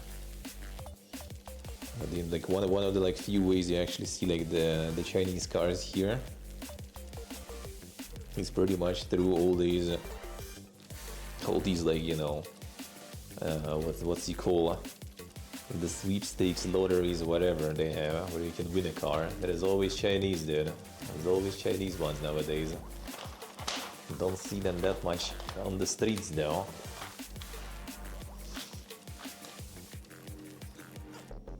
White bear, pug. It's kind of dog actually. It's actually quite dog of a deer. Very cheap as shit though. Like what is this nowadays? $1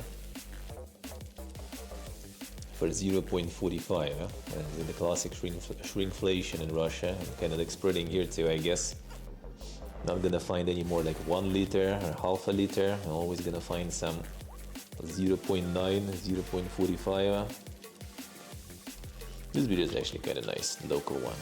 It's also like $1, but that's like 0.33 out of, well, no, actually 0.4. Damn son, the compromise. Need to get one. I'm gonna be tomorrow probably having some on my day off, some a beer in session. You know, it's kind of like the local craft store there, even though it's Pilsner, so nothing super crazy anyway. You know, pretty much like 370 is like $1. 400 I think or something around that is like €1. That's why like these juicers are actually like more expensive in Russia than they are here, even though they're imported from Russia. I swear. No, coffee. Actually need like lost batch probably for today.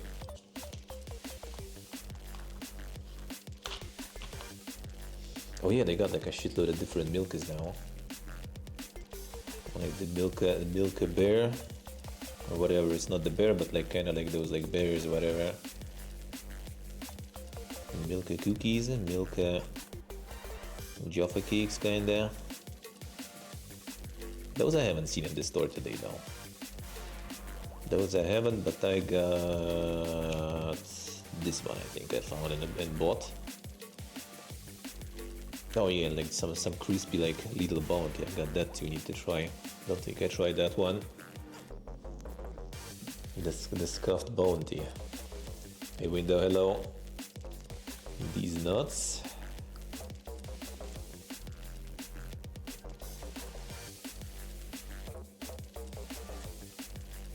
Yeah, that's how like the thing how things should go, you know, normally. Like yeah, like candies here, candies there, all in the same store. We had that back home too, back in the day. Let me just go back to it and just wake up with the bake rolls. Gonna get some maybe for the beer. Cheeto. Gotta get some Cheeto.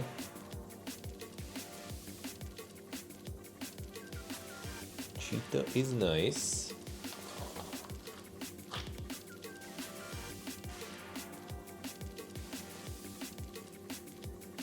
Yeah, there's the bummy in the jars, the marinated one.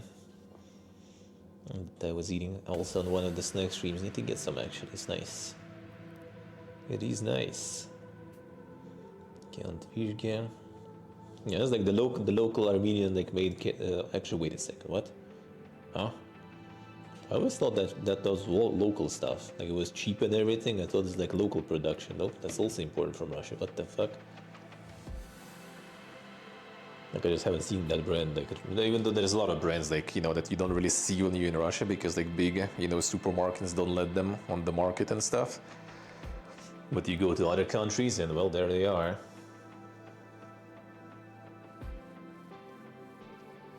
As usually I say.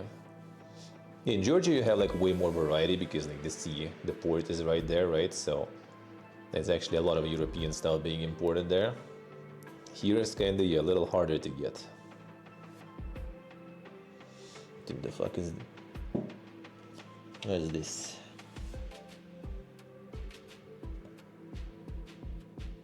It's just like pickles, huh? It's like pickles from Vietnam. Really now? Do you have no like pickles closer than that, bro?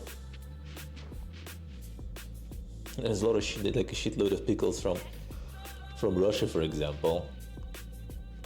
Why is it like Lutik actually Chinese? I'm already like misreading all the flags here and stuff. What? Lutik doesn't sound like a Chinese word even at all.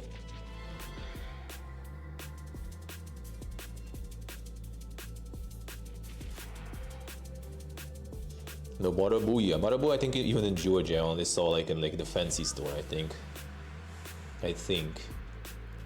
Marabu, to be honest, we didn't even have in Russia back then, before all the Fiesta, right? Like the only places I seen Marabu there was mostly in IKEA, actually. I was sometimes going to IKEA, like, it's like before the shit fest, right? After like the DreamHack and everything, after being to Sweden. Like I was quite often just going to IKEA just to go to, the grocery part pretty much. Like I was getting some of the, was it Lucebuller actually? The, kind of like this with the raisins and kind of like, was supposed to be with, man, what was the name of the spice? Like the orange one, saffron buns. Yeah, saffron. The Lucibel that I was buying there, like the frozen ones, and then making them in the stove, in the oven. That was the only place pretty much with like Marabu and things like that. The only thing that's like Swedish, I guess, right, that was like really big all over the place back home back in the day was Arla. Like cheese, that kind of stuff. That was like all over the place.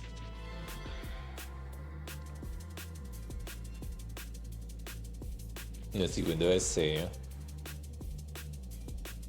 Like Arla was massive back in the day. I actually have some of this we need to try. Khinkali, the Georgian dumplings from the freezer. I'm gonna try if they're any good, and then maybe actually buy some more while they're on sale. The sausages on sale.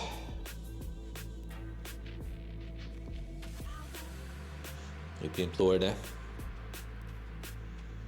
the big chorizo. I saw different ones. It's basically like all the post-Soviet countries have like a shitload of different we call it kolbasa, right? So it's kind of like that's how it is. But yeah, there's different types of it. Like all these are usually like boiled ones, so they all kind of like this, like just kind of like a big wiener, basically all of them, more or less. These are already like smoked ones. These are already kind of like more meaty, I guess. Well, you can see like the cut here, sorta.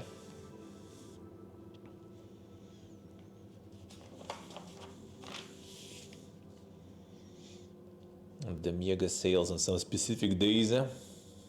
Got the flash sales. So what do we have there? Tomorrow gonna be some Amiga Kolbasa. The day after tomorrow gonna be some juicer. That might be nice. Damn, Raffaello with mango. The fuck, that I think I haven't tried. That I think I haven't tried. It's actually kind of okay price too, sort of like a couple of bucks. That's not too bad. Maybe we should get some.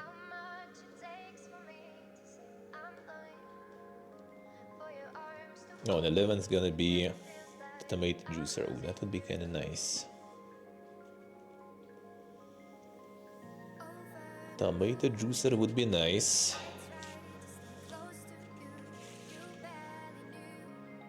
Just need to try like the kebab there. Seems pretty cheap. I wonder if it's any good.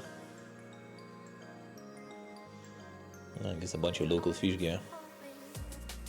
Actually, no, frozen. This one ain't local. Wonder what kind of fish is this? Frozen from Russia for this amount. That actually is kind of cheap.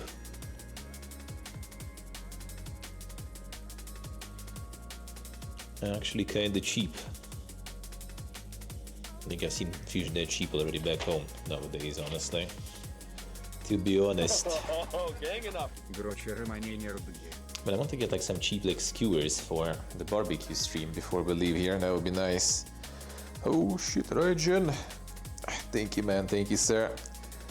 Appreciate it a lot. Thank you, man. Thank you, sir. I'll need to read the text though. I can see it here. I can see it here. I can see it here. Thank you, man. Appreciate it. Appreciate it. That's a lot of nuts.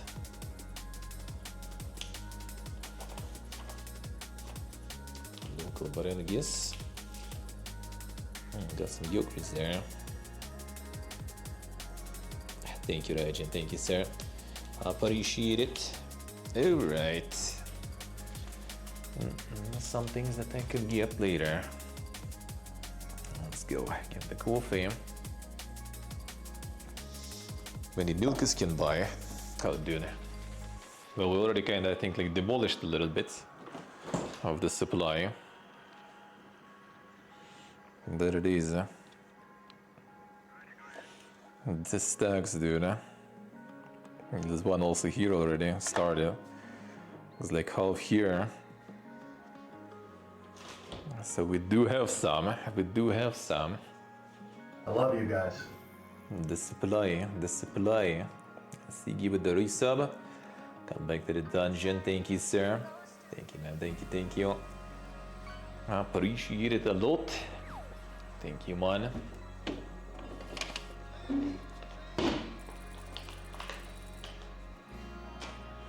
Hey, PG, hello. How we doing, sir?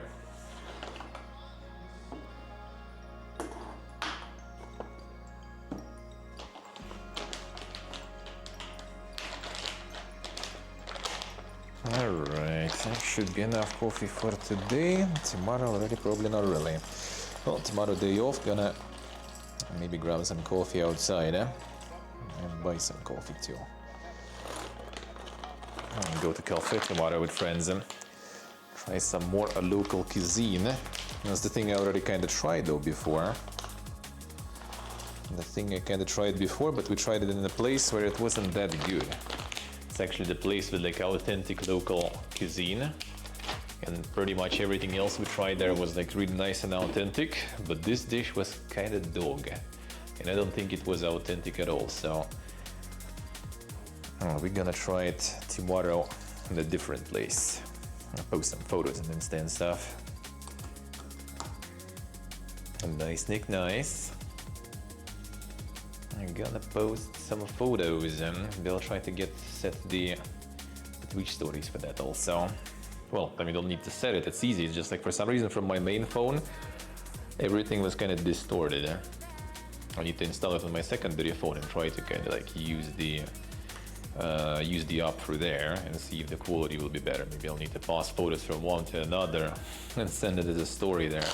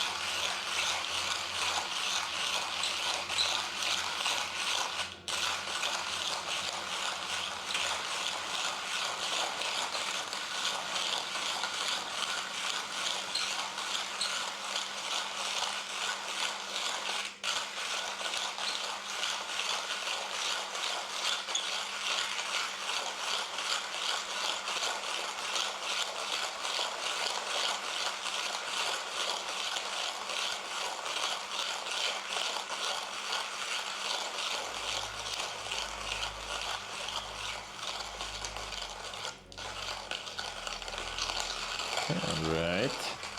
It's the wind there. Some wind. Thinking about flying a little. A little bit. Showing to those who missed before. Done.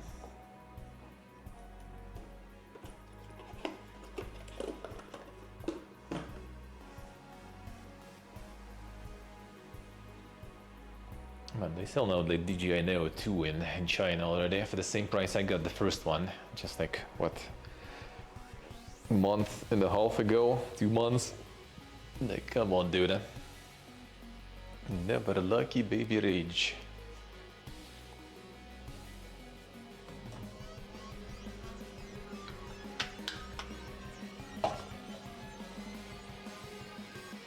Just going for a flight for it also would be quite doable actually.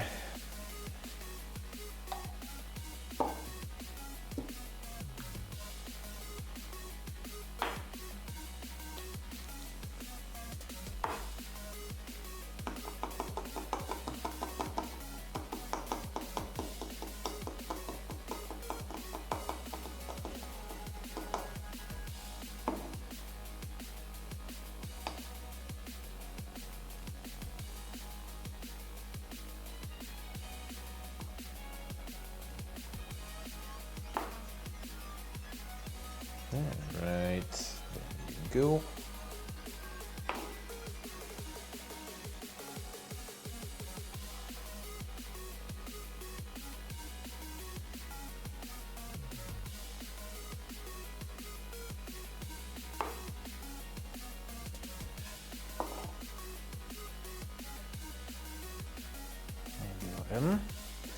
Alrighty.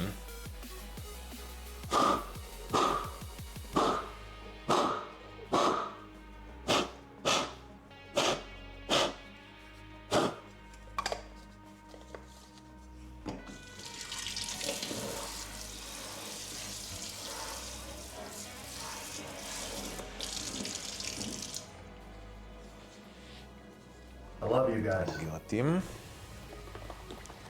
Sacred with them gifties. Thank you, sir. Thank you, man. I appreciate it a lot. Thank you, thank you. Come back to the dungeon, Roman. Thank you, Sacred. I'm gonna roll today with all the snipes. Insane. Thank you, sir.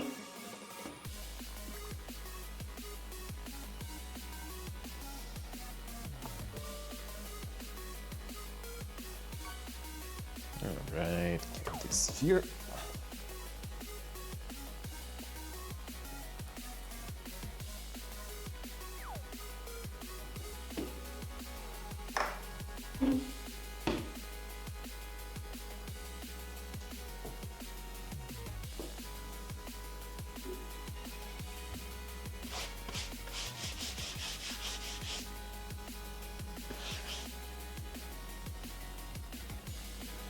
Alright, some snackies. Let's see.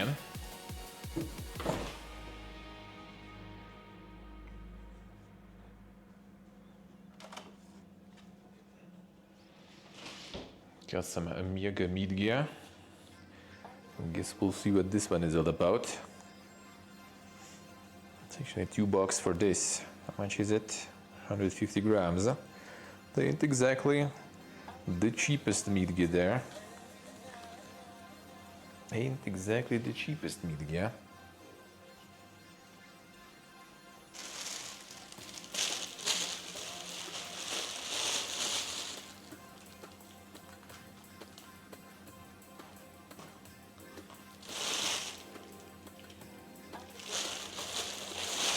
Of course, the mega bread. That's a small version though.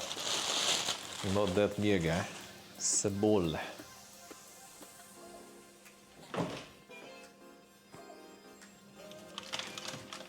And today I decided to experiment.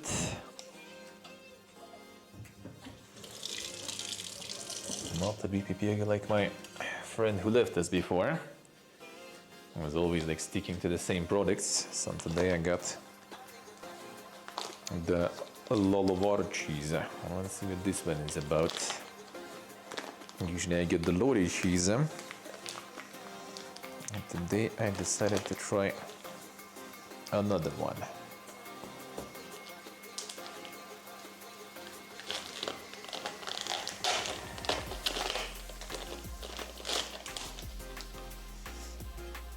Just to see if this one is any good. Well, actually I kind of got not the best part of it, looks like.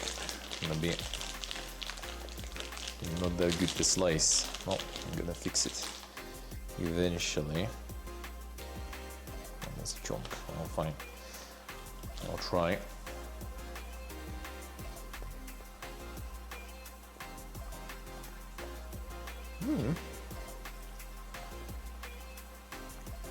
Actually,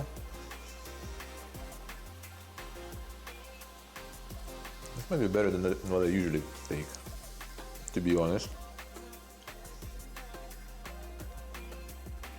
I think it's a little more expensive, but I wouldn't even know. I didn't try it.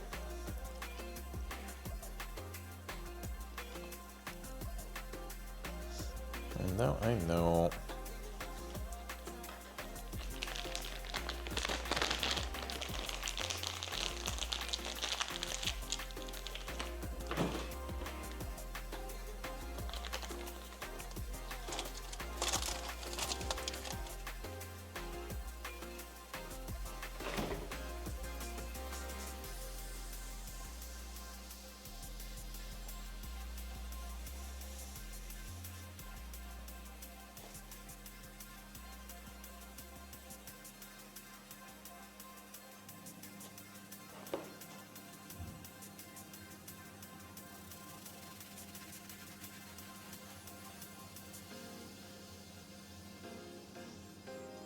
Feels good, man. Easy. No, this meat gear I might throw in with no cheese, I guess.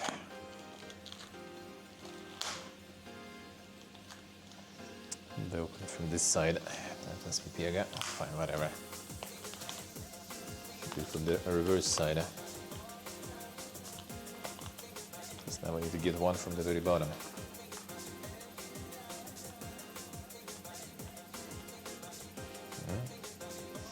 Hell yeah.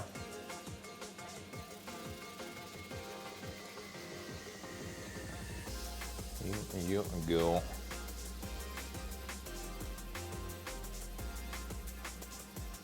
Yeah, this one actually like not even that cheap though, whatsoever. Like $2 for 150 grams. And that's kinda. Like basically all this.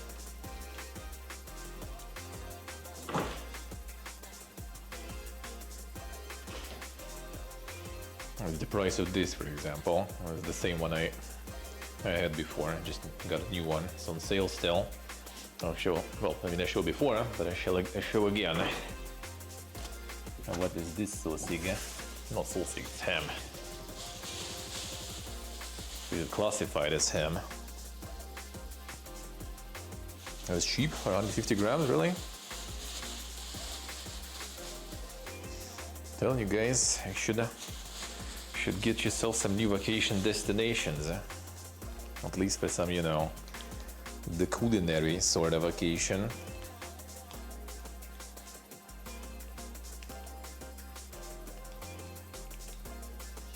Armenia is pretty good for that. $12 per kilo. Yeah, basically, yeah. But to be honest, yeah, now that you mention it, it's not that bad, I guess. It's not that bad, I guess.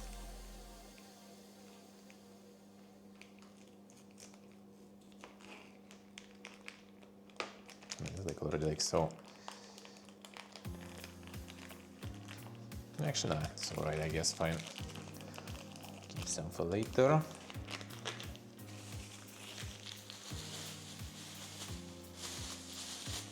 Enjoy, Steve, enjoy. Enjoy the breakfast.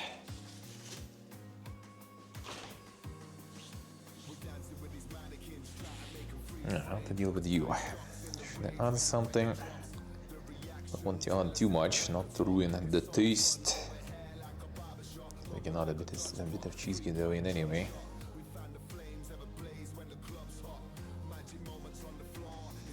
And then maybe I actually get it in the microwave.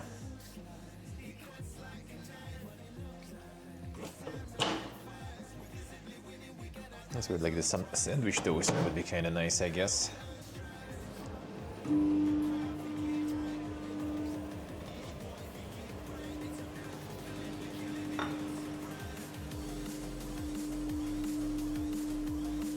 And dismantling the bread again for some more parts.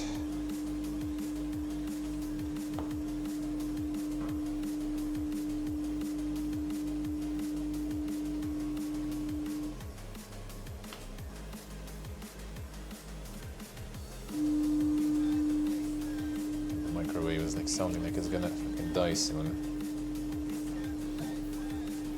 I just bought it here.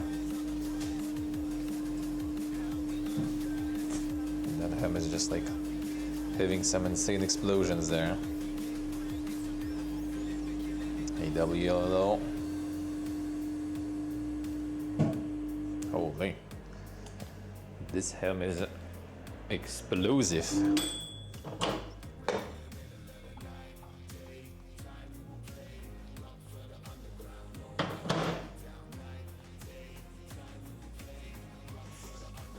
She's got right in the middle there. Feels good. Feels good.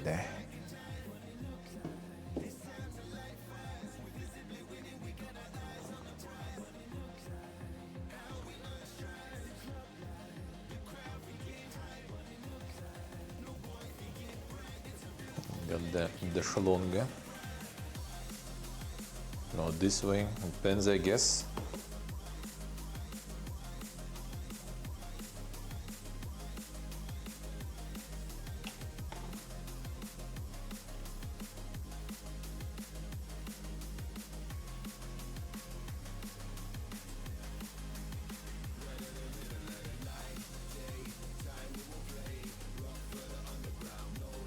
Right.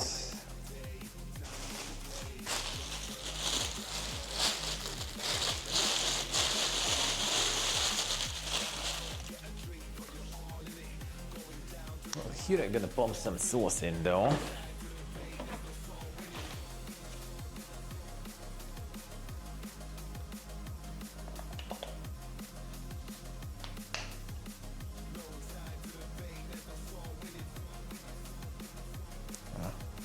Flying.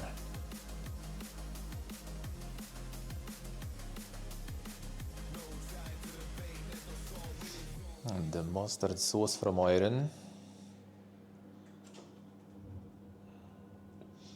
Armenia buying stuff from the neighbors. Now this is the Kalli.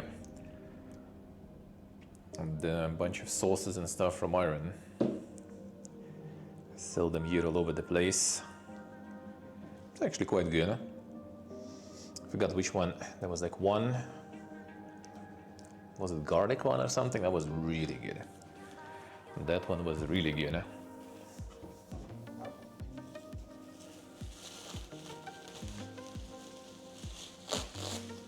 This one is also nice though. It's the mustard. So it's kind of like, you know, not exactly. Like, basically, from the contents we figure out is pretty much you just make mayo, but you add way more mustard powder in, and that's the way you get this sort of sauce. Looks like, judging by contents at least.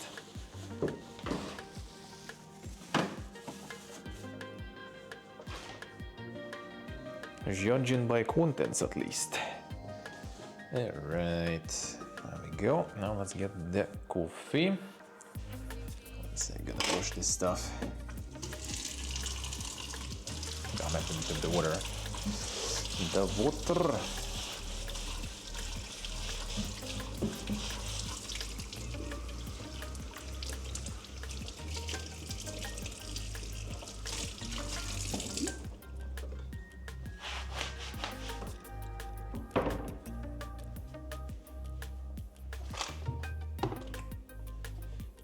Get the water to boil.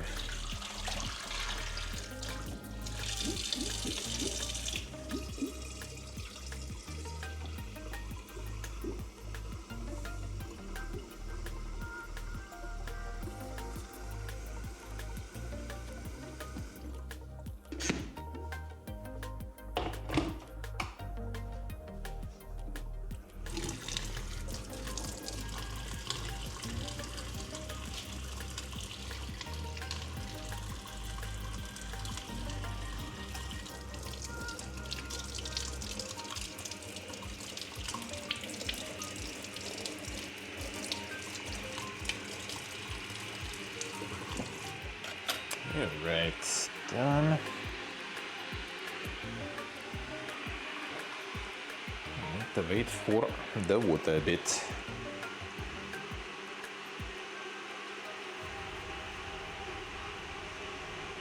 And the honeymoon of misery is over. Well, I mean, I guess, yeah, people already played a bunch. Well, this is warm. I want to eat it.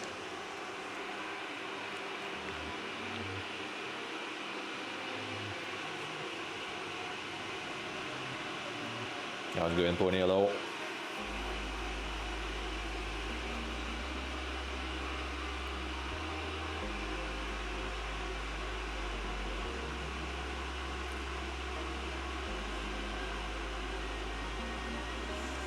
Global warming got cancelled. Damn son.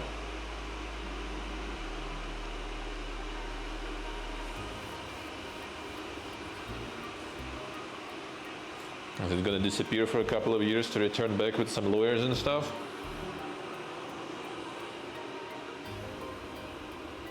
Get jacked and get a dog'em.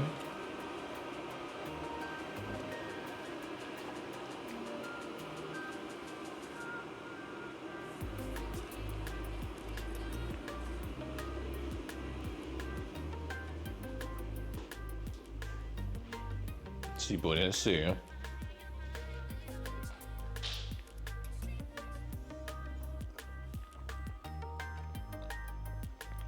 The man himself said.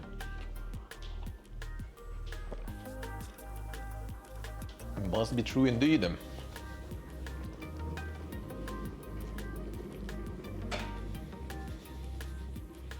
Oh, still some cold tea left. Well, whatever. Might as well drink that later. And with the sandwiches. Thought about maybe some soda. But they'll finish the tea.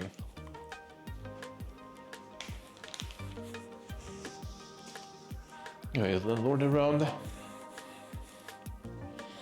You know, like visiting whenever I plan to do some flying on stream.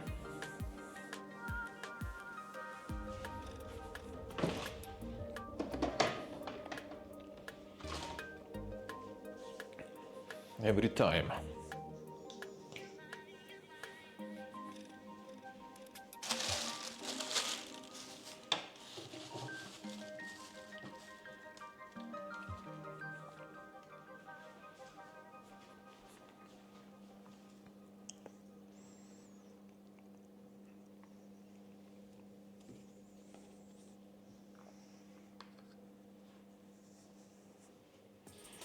All right, water.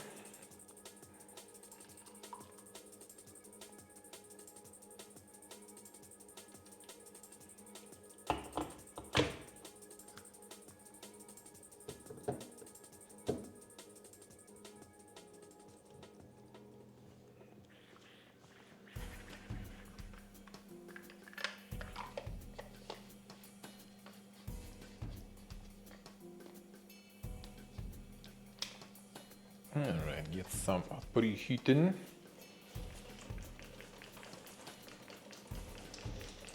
Getting all that hot water through, just to get the device warmer.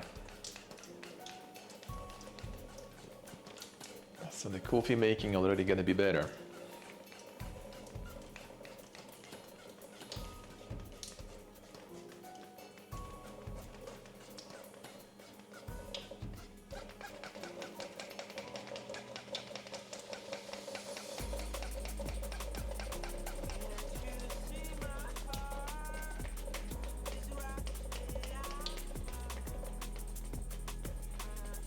Alright, done.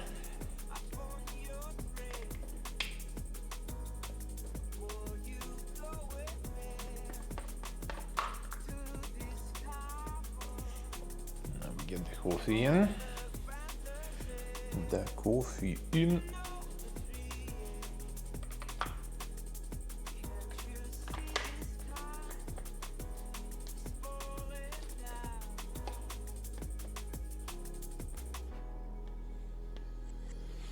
A lot of shits, like one of them, it's like unstable, sometimes just like leaving. They're basically just covering the screws there. And one of these ones sometimes tries to escape. And the screw is fine, just the rubber thingy, silicone thingy rather, I guess.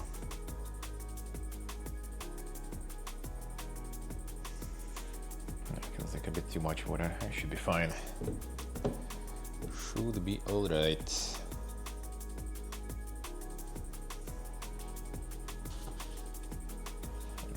Whoop.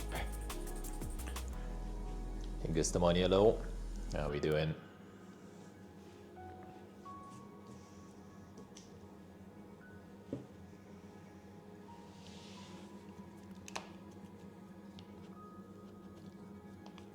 Move. Let's go.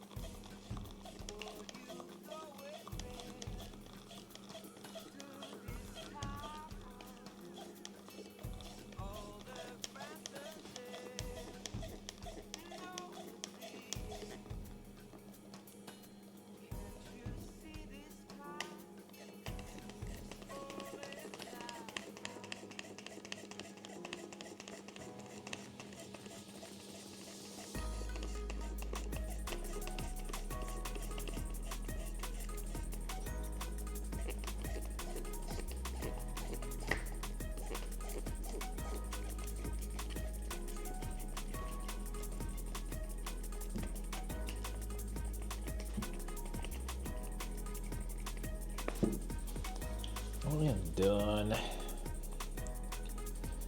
Close it there.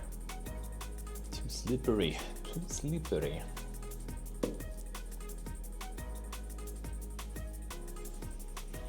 Totally in the food gear.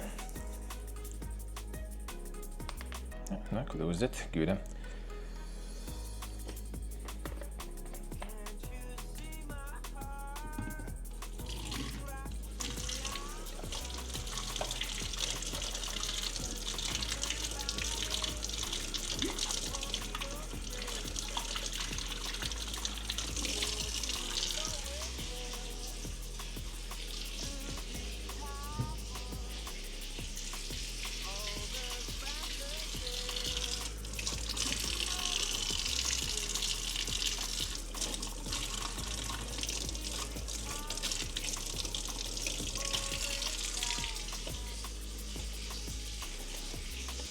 Washing the device.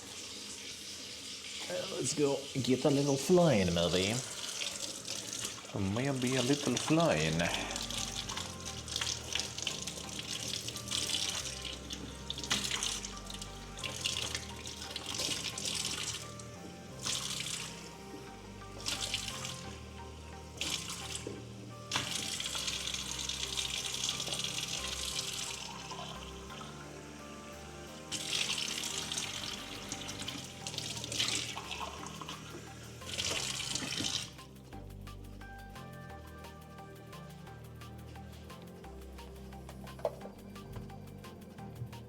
All right.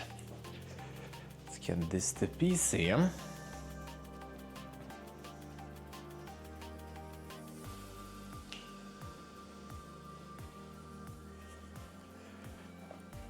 Then it can wait a little.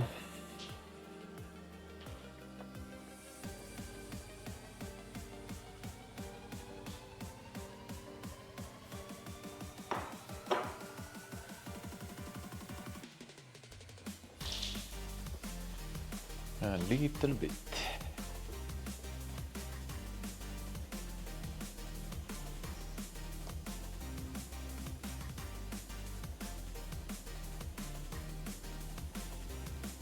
The requirements of Europe Universalis, yeah. How's that going? Is it out?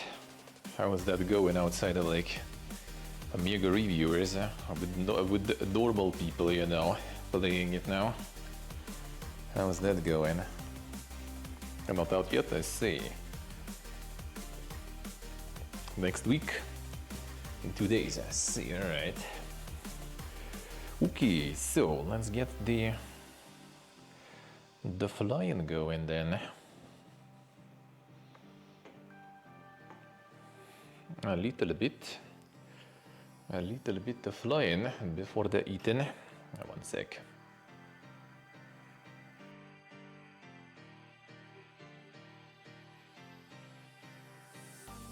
Oh, probably.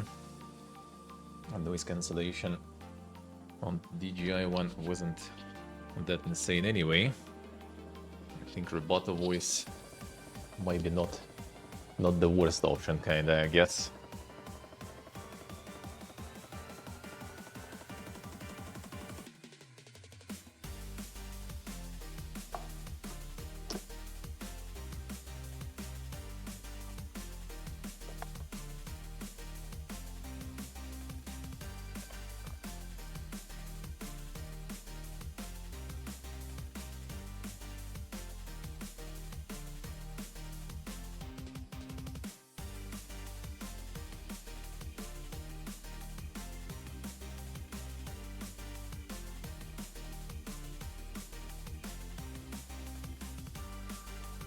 Starting it up.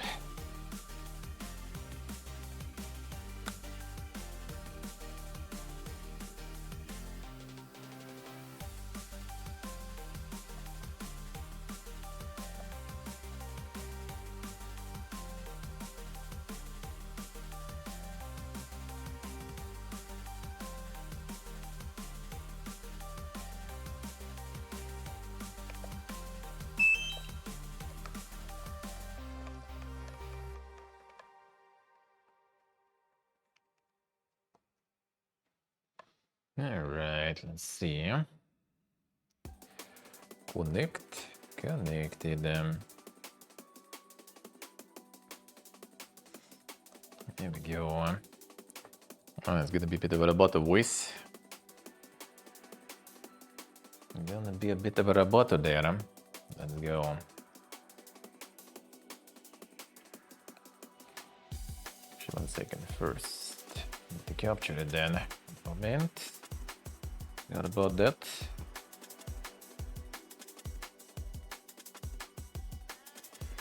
It's 1:13 now.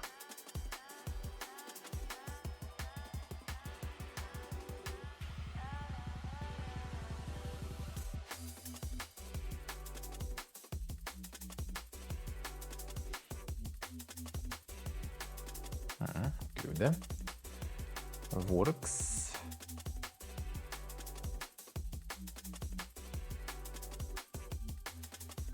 Quality kind of seems a bit worse than it was. I feel I was never really like super poor quality on this boy. Actually, yeah, I guess it is how it is then. Sadly. Alright, fine. 500 good more than hello.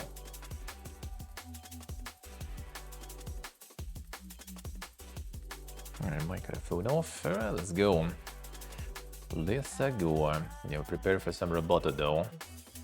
Prepare for some roboto action.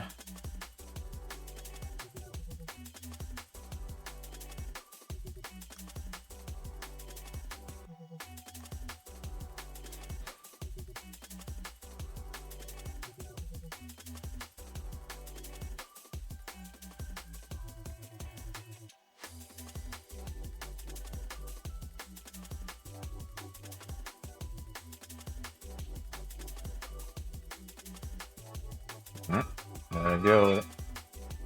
There goes the sound.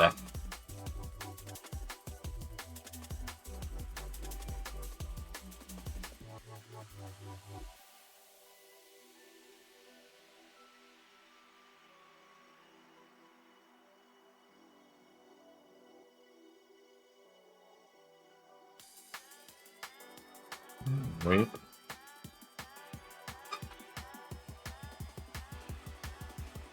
That's kind of cold there, 1 moment.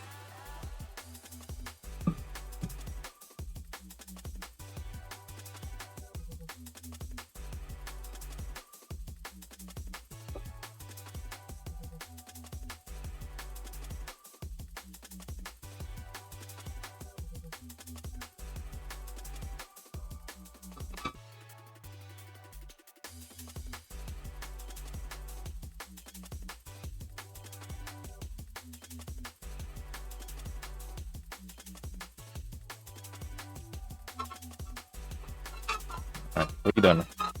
Let's go. Off it goes.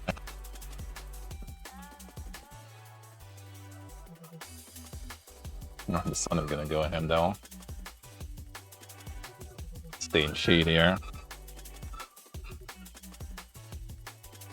Stay in the shade. Let's see what is up.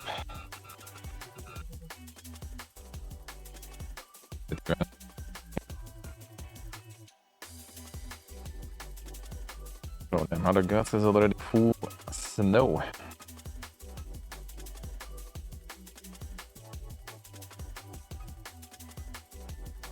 Already all covered.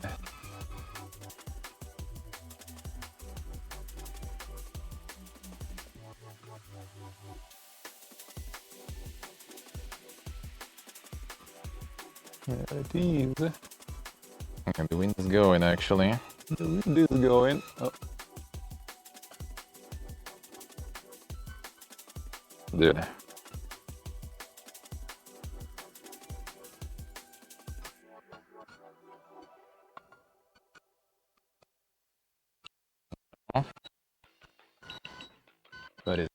What is this, dude? Wind? No. What is doing it? Oh, that's what I see. That was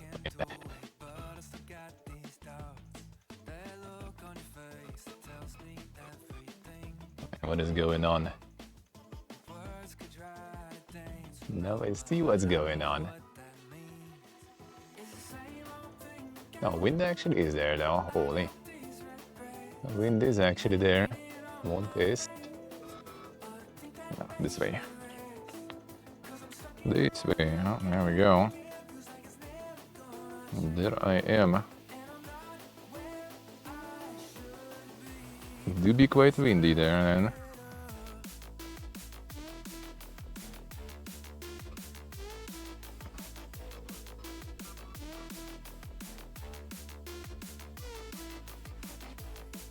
What do we have going on here?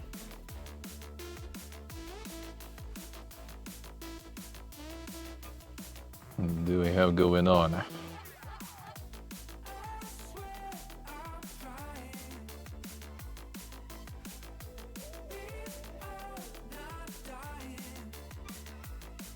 The mega houses there now.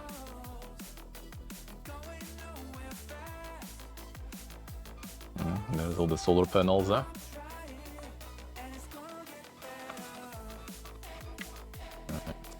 Oh. The is there.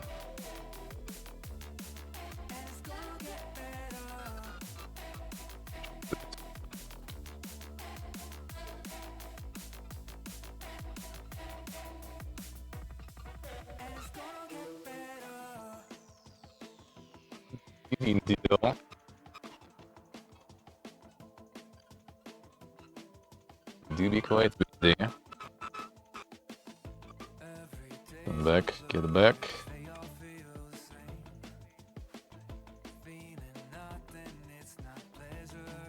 And warm on the sun at least. There it is, yeah.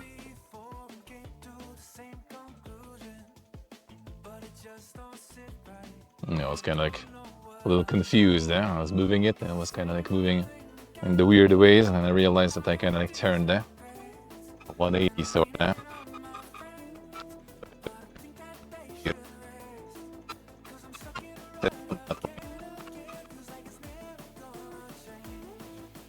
The wind was quite something up there though. My wind still was quite something. The pair is still there probably.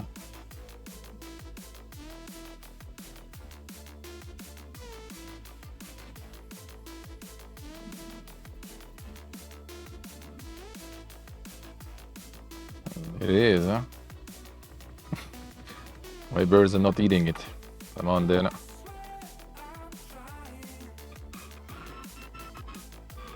Started like freezing at night and stuff, and it's still here, huh?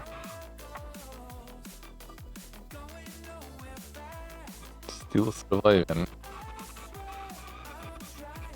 Little tree. Up.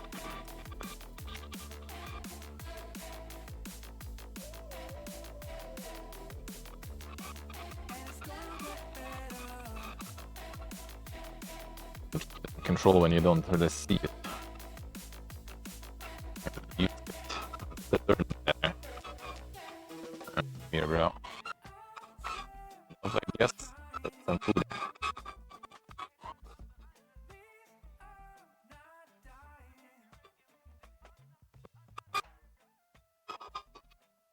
Yeah.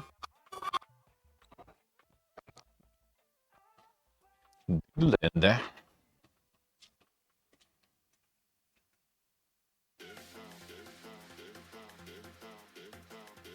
And now they got the Neo 2. Now they got the second version. Pretty much, at least in China, like the same price almost still. I wish.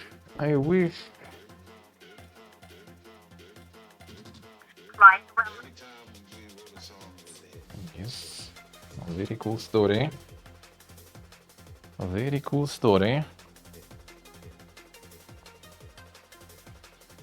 There it is. The whole shebang there. This actually has like lower delay than other camera there. A lower delay than the other one. The Fuchsia Stream Tech, yeah, I wish like the quality would be better. A little. Neo 2 might have.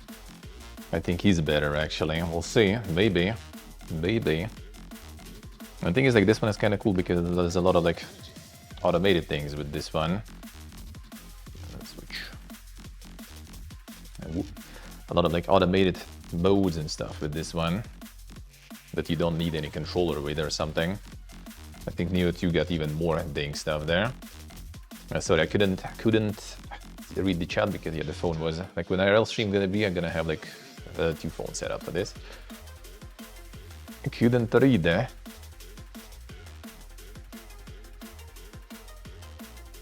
And then by itself, yeah, it does set, like you can see though in like the camera, like in this mode right now. But yeah, I can see it on mine, it just had a return to home spot. So it returns. If something goes wrong, it should return. There are some like bad things that are done, for example, back home nowadays because of all the drone warfare and stuff, right? That's when it just kind of like spoofs the GPS with the different information. So it kind of just like, you know, considers home somewhere completely else and just go lands there, you know, or it just like kind of like sends the signal that you are above the airport. Right now, all of a sudden, there's an airport teleporting right under you, and then it instantly sits down. Like it doesn't even return home and just like insta, you know, like emergency landing. Things really stable nowadays. This actually even not even that good. Like this one, for example, like this one has the gimbal like in this direction only. Neo 2 has 2 directional gimbals, so it's gonna be even more stable. And the DJI Minis and stuff like this, they already have like insane, like the camera is like completely kind of like I guess like on my pocket here, like in a way, like the one I use usually. And this, whoop, and you have all this, all this stuff here like that going. Those are more expensive. This one is like the cheapest one, and this one is also like small, and it's also 135 grams. So that is specifically why I got it. Well, the price being also a very important part. Like a lot of people flying and it's like, you know, oh, I just like sank one or something else, and you're like, bro, I don't want to sink like, you know, like $1,000 or something. I don't want to sink this even. Yeah, but $1,000 would be even worse, dude. Yeah, 1 second. I wonder if I can actually, wait, can you connect from the phone alone? I want to see if I can broadcast just from the phone. For some reason, it refuses to connect now directly, just from the phone, only with the controller. But you don't even need the phone and stuff. Like if you just want to film something, then like with this thing, Wait, the DJI Neo 2, they got... Hey Jordy, hello. How we doing? For the Neo 2, they got gesture control. So you basically just kind of like, you know, hold your hand and then you just kind of like, you know, move it and it just kind of like follows the hand, you know, up, down, whatever you want to do. That is actually insane what they have going right now. I just want to see if I can stream just from the phone. It's kind of whatever though, not like I'm gonna do it really. I rather prefer to have the full control over things, right, with the controller. But you could just like with the phone only, you could just like make it follow you. With controller, I think you can't. I need to try. I think I did try and it didn't work though. With controller, you kind of go in like the manual mode, sorta. With phone or without anything. Okay, phone for some reason sometimes refuses to fucking connect. And this I like that. There's some ways to kind of like fix it, but if you need to do it every time, I'd rather not. No, I don't think I'm gonna do it anyway. Sampray, hello. How we doing, man? Now detected. Guna. Update, connect. I could even seize it, but for some reason refuses to connect sometimes. Maybe I need to restart it or something, I don't know. For some reason just refuses to connect. I think it's actually not gonna work though, most likely.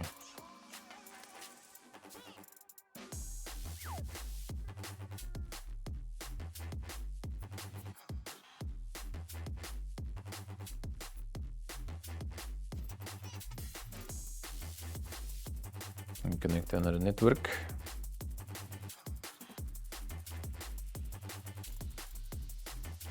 Come on.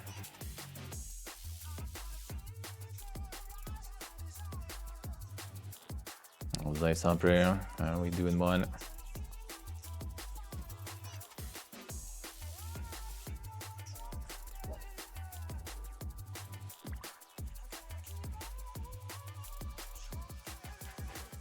Manually connect the device. Can you really though? Doesn't even see right now, so maybe. What if I restart it? Let's see. Hey, Oxer, good morning.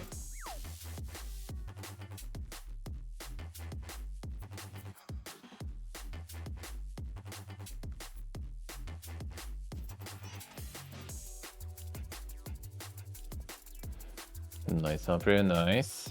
Feels good. Let's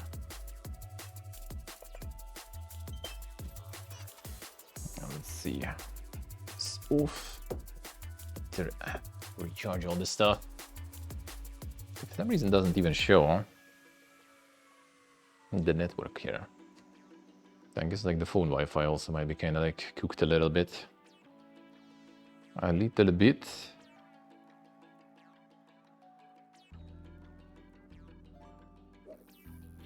Yeah, that's fine, whatever then.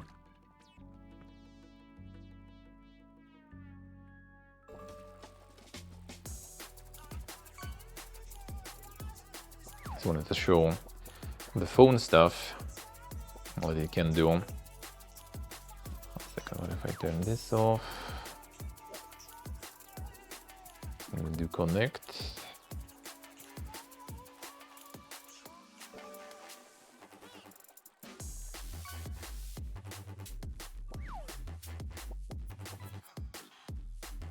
Doesn't want to. Well, fine, whatever. Just show with no phone then. Phone, you also have some control over this. That is fine. Okay, fine, whatever. Get out. It sees it, but for some reason refuses to connect. Whatever. That's all right.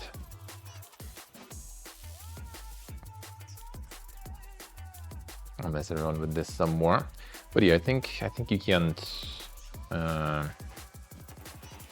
sort of like broadcast from the drone with just the phone. You still need the remote anyway, so if not, it wouldn't work even. Oh yeah, with this you can do the, which one we have there? Circle, rocket, spotlight, direction trap, follow. Let's go with this one. Close. 3, 2, 1. Yeah, not in motion anymore. Hey, Commander, hello, how are you doing? Close.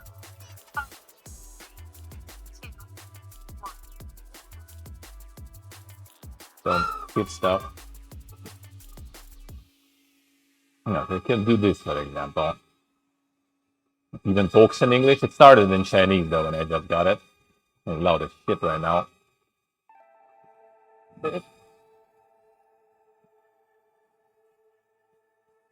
And then it goes. Near. Then go back. But back it doesn't want to go though, usually. Well, you have like the voice command for that, but I think you need the phone though for that, mostly. Come on. Move back. Brother. Come here.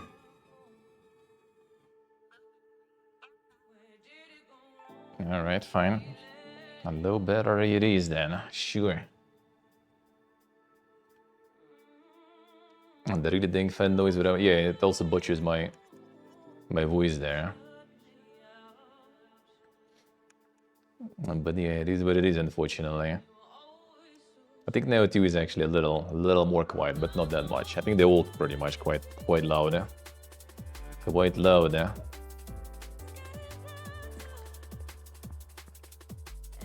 let's get some charging. Again, like the whole like the thing is like you want to upgrade the Neo 2, for example, right? That is out now. It's only in China for now though. You want to upgrade to Neo 2. The remote is the same. Like phone app, all good, right? That's all nice. But the batteries aren't. Neo 2 out already, yeah. But only in China for now. Only in China for now. I think that's why it's kind of like not really like, you know, fully pumped and announced yet, because they only in China for now. It's like 300 something bucks. 2,500 yuan, basically. 2,500 yuan. This one first, this one second, this way. Don't need it less than a year ago? Yeah, it was actually like very like recent. The second one basically has like better range of Wi-Fi, I think. No, connection range, right? In general, has better collision detection. When in general, it has like all around omnidirectional collision detection, which is really cool. It has displays on it. I guess it's like for those who don't use, you know, the controller and everything, it's just so you can see which mode is on, right? All that kind of stuff. Like here you just kind of have these lights that show which mode you are in, and there's going to be a display saying, I feel kind of like don't really need that shit, but whatever. I think it's a little bigger. I'm not sure about the weight though. And the camera is better, I think. That's like the main part really, I guess. Apparently kind of a little maybe quieter, but not so sure though. That I'm not sure. Technically, if you switch to like the 5 blades on this, on the fans, then you can get it more quiet. But then it's also gonna like last less on the battery. See, a second one is out. Well, now you know, at least like if something happens with this one, I know what I'm doing. The problem is like you want to get the second one with the extra batteries, right? You need to kind of get the package. And package you also pay for RC. I already have RC, I don't need it. Need to check, maybe they will start selling batteries separately. How loud is it? I mean, you could hear on stream now. You could hear on stream. It was kind of no noise cancelling though, but still, you still could hear. It is quite loud. It is quite loud. Actually, even when it was like going like pretty high up, you can still like hear it pretty well. So it's not exactly something you can like, you know, like do some insane like, you know, like filming with the microphone and everything. It's cancelling almost everything actually. Nice. It kind of butchers my voice at the same time too though. That'll be kind of hard to find though. There is a word when I was doing with DJI microphone to my phone connected and without any filters and stuff. You could hear louder than normal voice for sure. Yeah, it's really loud. It's loud and it's really like annoying noise, you know, kind of like you can hear it instantly basically. It's kind of like a massive mosquito, you know, in a way. Like very massive. Oh, actually, why did I unplug you when I can charge you right on together? So we'll see. I mean, if you know the drone stream, it was all right? The air quality was fine. I think it sometimes has like, you know, at the edge of the capture, the edge of the camera. Can I remove the jacket? At the edge, it has like some artifacting, you know, some glitches a little. I think it's because it tries to stabilize the picture, but because resolution is kind of low on this guy, it gets this kind of like glitchy stuff at the edges sometimes, like, you know, kind of like white noise sort of thing when it's like unstable, when it's like windy. It was quite windy. The second one should be even more stable.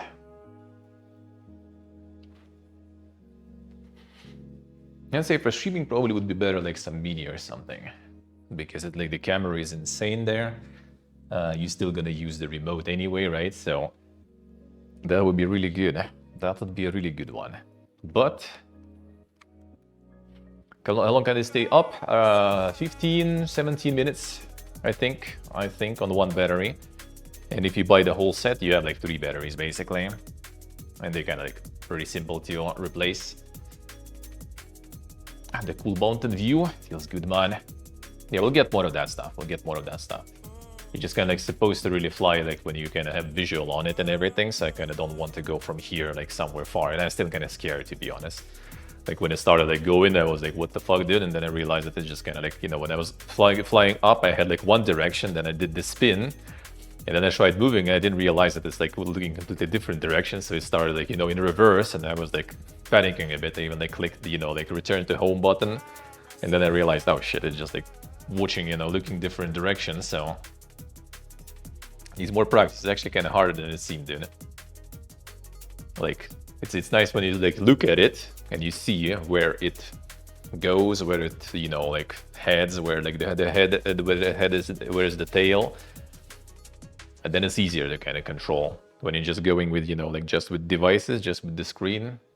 Way trickier, man. Way trickier.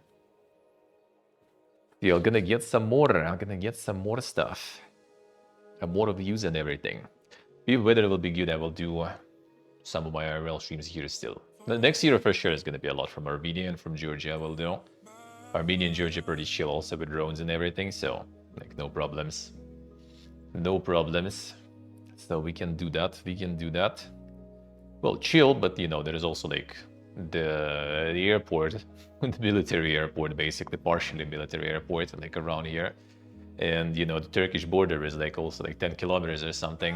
You gotta be careful, or you get some, you know, the fucking Bayraktar in response or something. Don't want to start. Not to mention the Russian military bases here too. Like you don't want to fuck around too much, dude.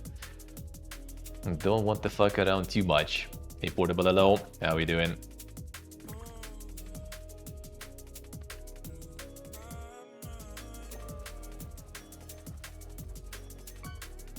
That's what I kind of like dislike also about like DJI. I mean, that they weren't the first doing it, right?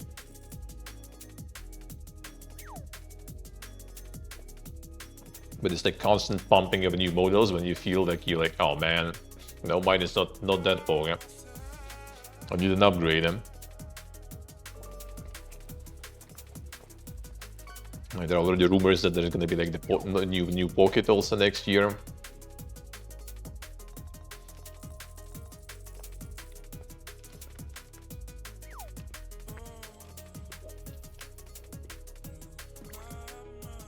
Yeah, actually, yeah. Well, maybe global release is not coming soon yet, but yeah, everyone is already like going to China to buy it. You know, all the scalpers, whatever you can say, gonna be doing that soon too.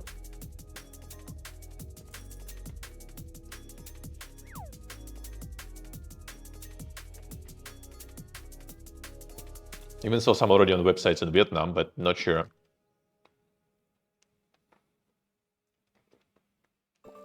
True, Gustavania, true. With some gear, actually, with DJI specifically, it's actually very valid because, for example, Osmo Action 4 is still like the top tier, for example, for streaming, and Osmo Action 5 is considered kind of dog because it really works bad with the IRL streaming. So a lot of people still go for the 4th one instead of the 5th one. There's gonna be a 6th one. We'll see what that's gonna be. The problem is a lot of those companies, they also kind of like start deprecating some of the features, right? Which becomes only worse for people who want to just IRL and stuff, right? Like old GoPros, for example, you could just like literally plug HDMI in and capture HDMI. There it is. Nowadays on GoPro, even the one I had, right, you need to buy special media module, right? Like extra shit on top of it that you need to plug in. Only then you get the HDMI connector. And with some other, like nowadays, they just like remove like the streaming functions, like RTMP streaming, they just remove it. I guess they kind of realized that, you know, people like trying to directly stream from their camera to Twitch, like no one really does that because your camera just not going to be able on one SIM card and stuff. It's going to be not the best idea, right? So I guess they start like deprecating that stuff already. Like Insta, for example, Insta360, right, company that does also a lot of like kind of action cams, like, you know, it's like lifestyle, live vlogging cams and everything. They don't even have RTMP and stuff. They don't care about like, you know, this IRL streaming because it's like this kind of segment. Basically, yeah. Like the Osmo Nano out, for example, it looks like if it had, I mean, I still gonna double check. Maybe someone actually buy one to test it in an IRL streaming environment. But I think you can't RTMP it in a separate way. It's like, I mean, I showed that thing before. It's really cool. Like when I saw it, I was like literally like, dude, this will be so good for IRL streams. And then I just like get up from the bed, go to the PC, and just realize that it's like, well, shit, yeah, looks like it's not gonna work whatsoever, actually. Let me show you.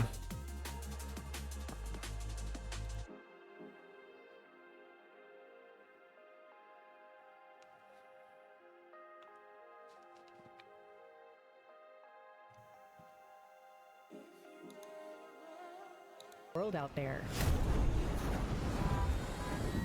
But it's the small things that matter most.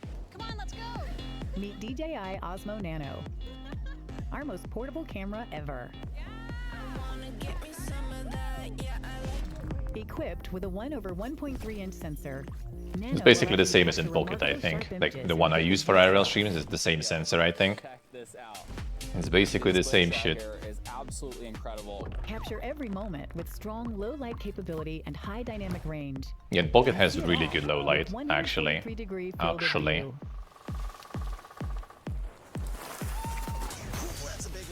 When your adventure gets a little bumpy,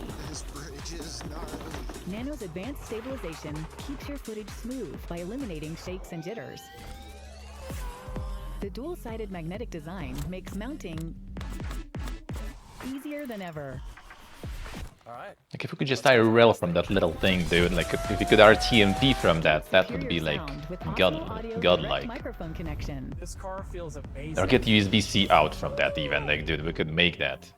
It's my hyper sports car, yeah. Oh my goodness! Waterproof up to 10 meters, Osmo Nano is ready for any adventure. This is cool.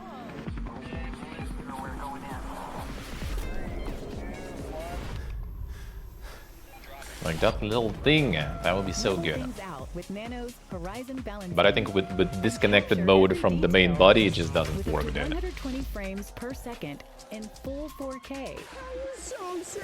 Don't have Bugatti to put your camera on. See a You can billion magnet it colors. to the With knife color and and chop some D-Log M. food. That's what they showed on the website for Ready some when you reason. are. I Simply don't know. tap to start auto recording with Osmo Nano.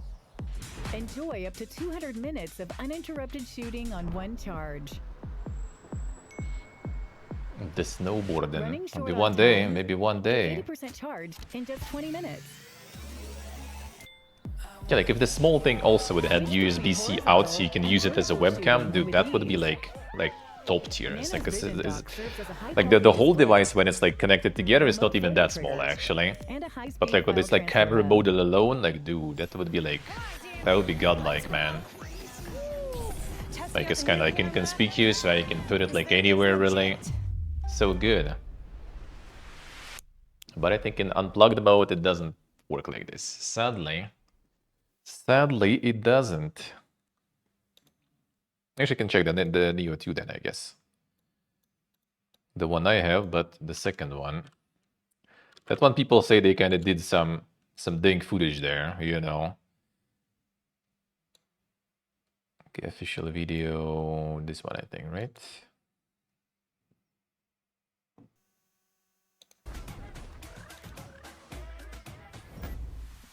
Yeah, it's the second version of what I have, basically, what I stream right now from.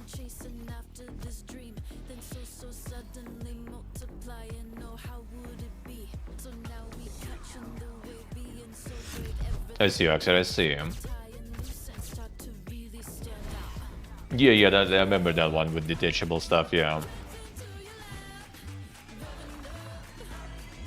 Yeah, now it also flies over water.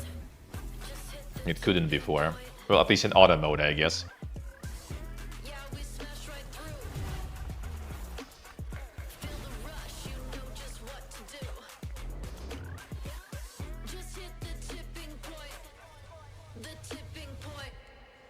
Return to Palm is actually kind of cool though. Not just return to home, but also just the Palm.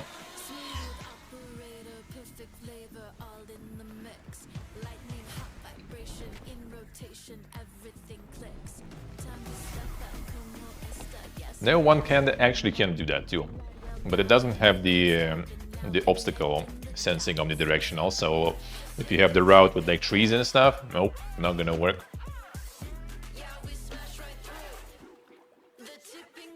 Yeah, Jordy, yeah. Yeah, like this shit, like, just like get up, dude. And get yourself some insane shots, you know.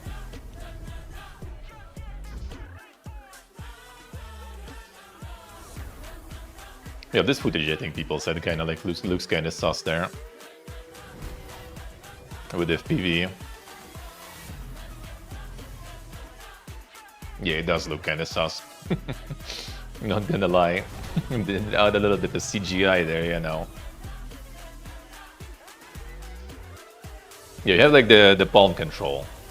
That's kind of nice. Like it basically follows, you know. You can go up, down, left, right, whatever you want. That's really cool, man. That's really cool. But actually, all those automatic things, when you do, you can't stream that though. Like it's only recording, which is, I mean, kind of also cool. I should do more recording, honestly. To be quite honest.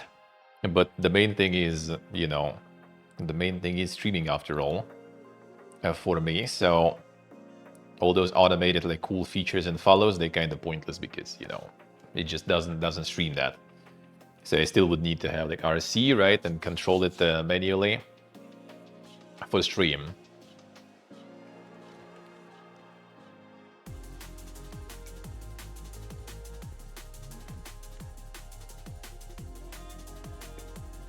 Nice operator, nice. Sounds good. Enjoy.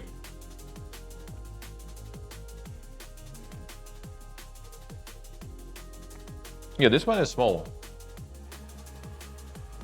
Not charging it yet.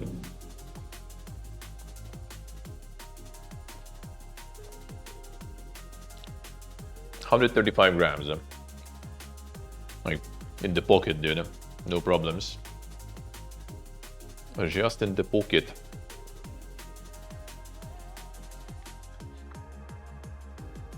There's also Hover Air X1, I think, or something. That one is also actually kind of small, and it's also foldable. And apparently they have pretty good camera and stuff, but it's more expensive. And like less, you know, like smart features and stuff. But I guess if you... I'm not sure about RTMP. Like I kind of wanted to look into it, but then I saw the price. And decided, nope, I gotta go for this one. This is like entry model. I'm gonna try it. And bro, like I started trying and it's so like fun. And it's like, it's even like boring, you know, like nothing really like to show that much, but it's still so cool. Gonna be nice in some in the wilderness, you know.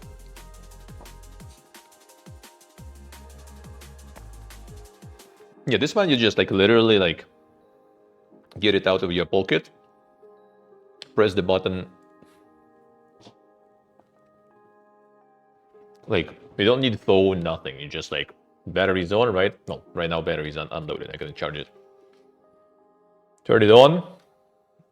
Pick the mode you need with clicks and just like shuffles through them. All this like follow you, you know, droney, which is like selfie from the drone, right? There's like the one where it like flies up and then kind of goes like, you know, down towards you. Just with this button. Just click it, pick the mode, hold it, launch it, and it's gonna do all that. No phone, nothing needed, just the device itself.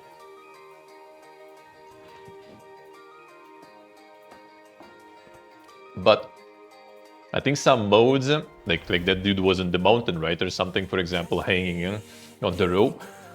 Some modes on Neo 1 not gonna work because it doesn't have land on the palm. It only lands the palm when you put the palm under it. And this is like, it's some mode that kind of like on the distance, then it's probably kind of tricky to get it, you know, like this. And Neo 2 just can land on your palm. I don't know how exactly it detects it, but I mean, it detects you moving it and stuff, so I guess.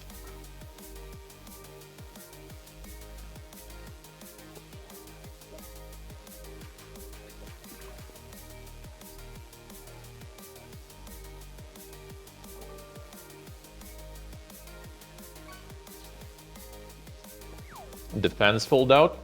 No, it's just different models. Like there's DJI Mini. Those are really good. Like the camera is insane on those, but those are bigger. And yeah, they all kind of fold. They still 250 grams maximum. 250 grams like the magic number for the air control. Stuff below 250 grams, you basically don't need to register and stuff. It's like way easier to operate. You go above 250, whole bunch of like licensing, registrations, all that stuff. So it's also 250 and it's all kind of foldable. And those are really good. Like Mini, there's new Mini now, Mini 5 I think.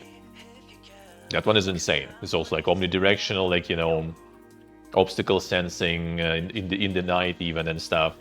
It has like the gimbal to the point you can also like switch camera. Like for example, this one I think if you go vertical, right, for like Instagram, let's say, it just kind of cuts the regular, right?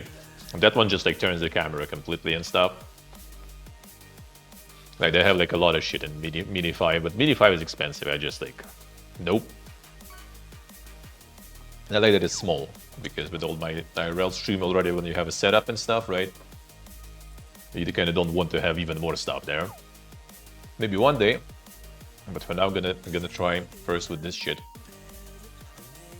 See how it all works. See how it all works, but it's really cool though.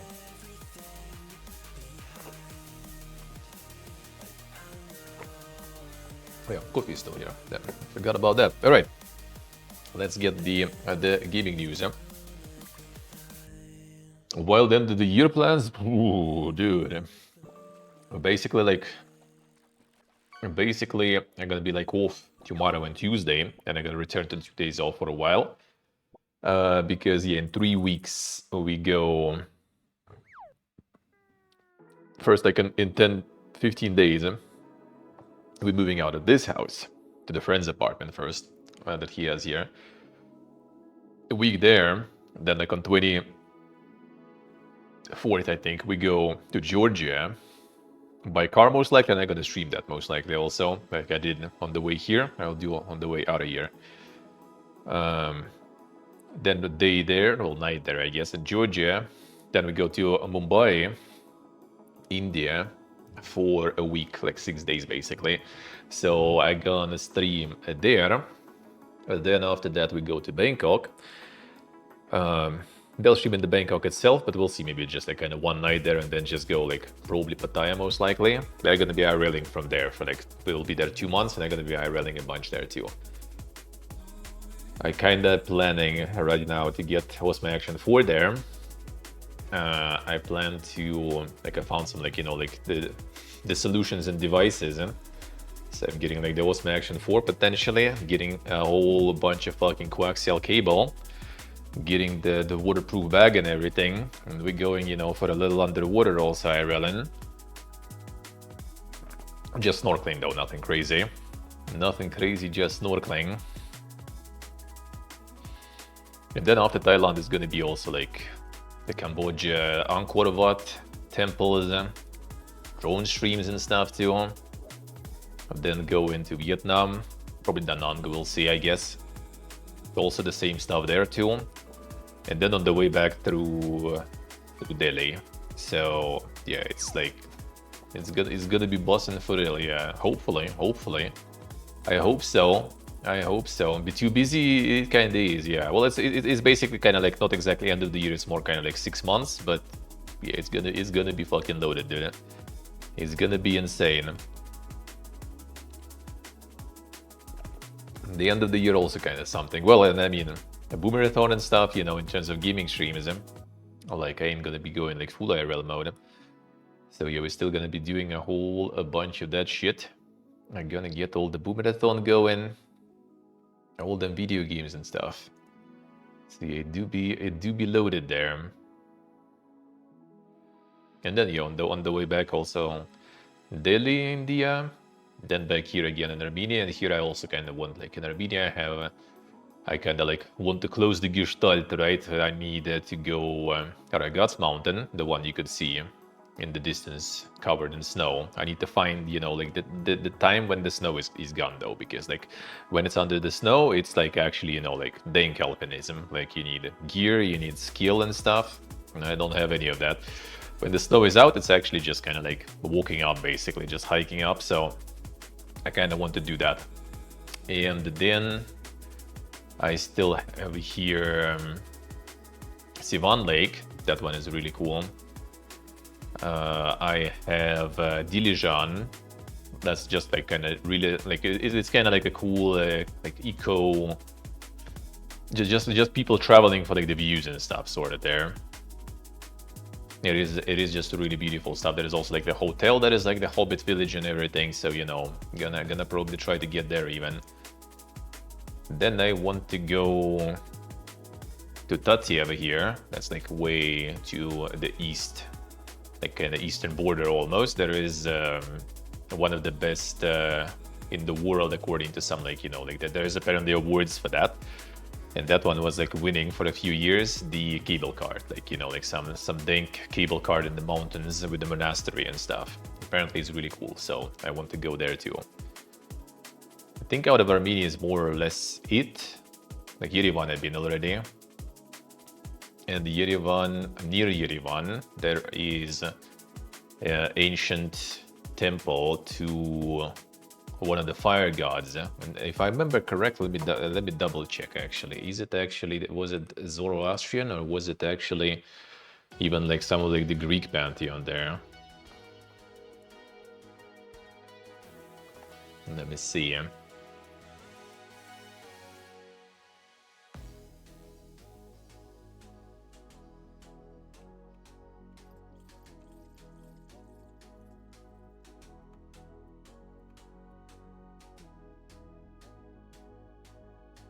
Oh wait, was it Tatyerga actually? Really? Then it should be a Zoroastrian.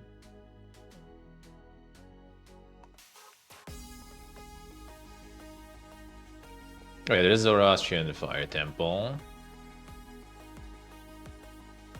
Really now? Oh no, this one is a this one actually in a bit different country at this point. I see right now. There was one near Yerevan. At the moment, what was the name? Oh, it is Garni actually. All right, it is Garni then. Garni is the brand of cigarettes here too. Actually, pretty decent ones. Okay, Garni is whose? Oh, no, it's Armenian pagan. All right, it is the god of Sun Mihru. Well, and considering, yeah, like Armenia also, like, you know, went Christian very early, then, you know, pagan Armenian is quite old.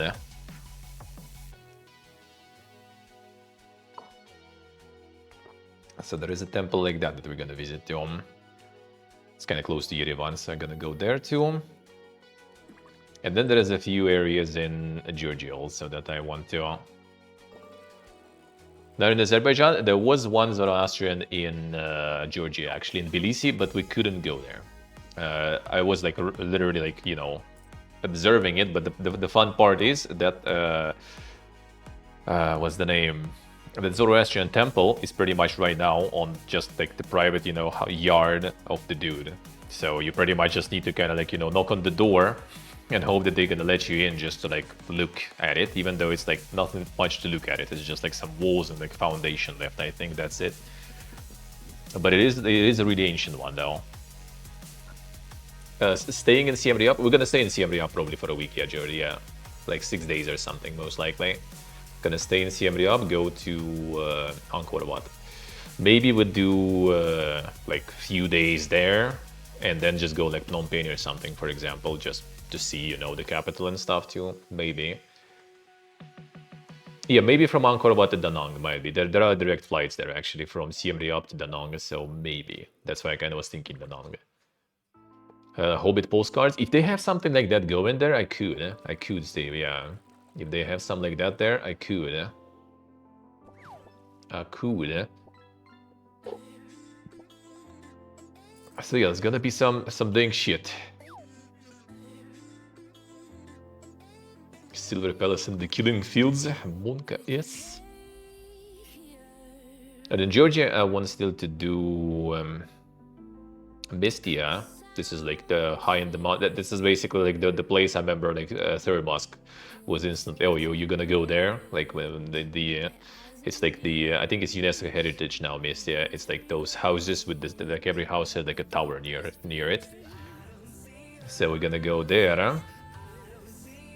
Then I want to go Borjomi, which is I guess kind of like more for me. I don't know if it's like that crazy in terms of like, you know, places to visit there, but I mean that's the birthplace of the mineral water, the Georgian one that is like all over the place. So I want to go there. Ah, I see Georgia. I see. All right. I see. All right. Interesting. And I also want to get in Georgia. I want to get Didgori. Like that is a really dank looking place. Well, actually, I can show.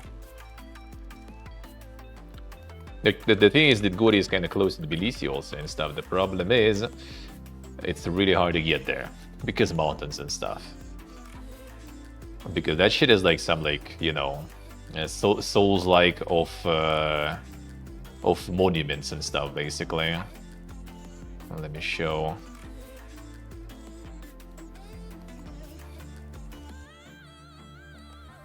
Any good photos there?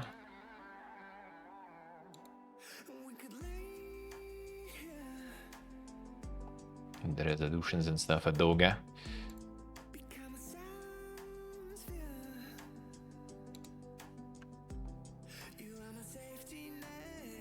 This kind of work, I guess. But I just want the picture.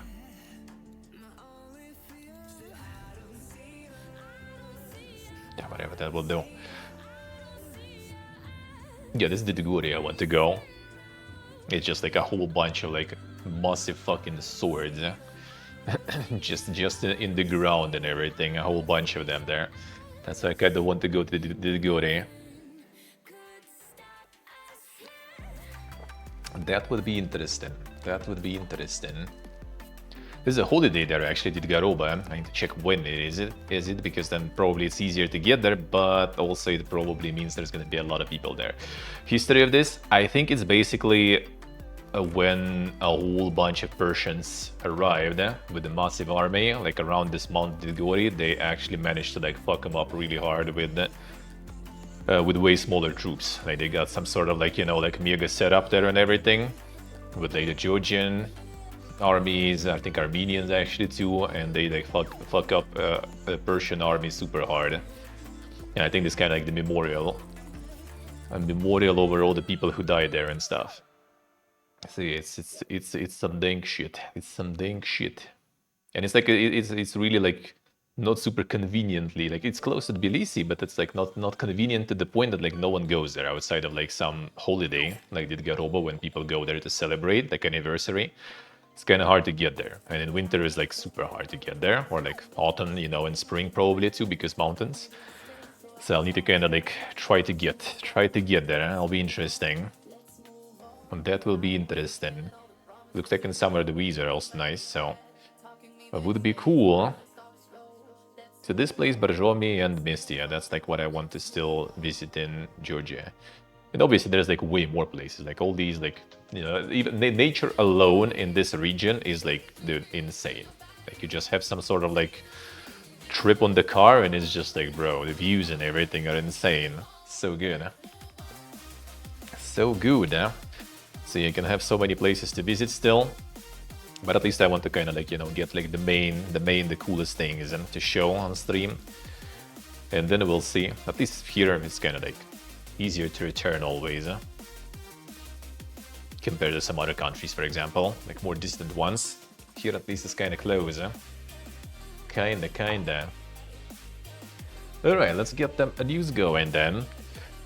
A load of plans, a load of cool things to do, hopefully. It would be nice. To get all of this going. The other traveler. Oh, well, I can't. I will. Until, like, you know, the body starts falling apart completely and everything. And all that shit. And when it's gonna be time to return, like, you know, settle and stuff. And then we're gonna be already more on the settled mode. I vibe more with settled mode, not gonna lie.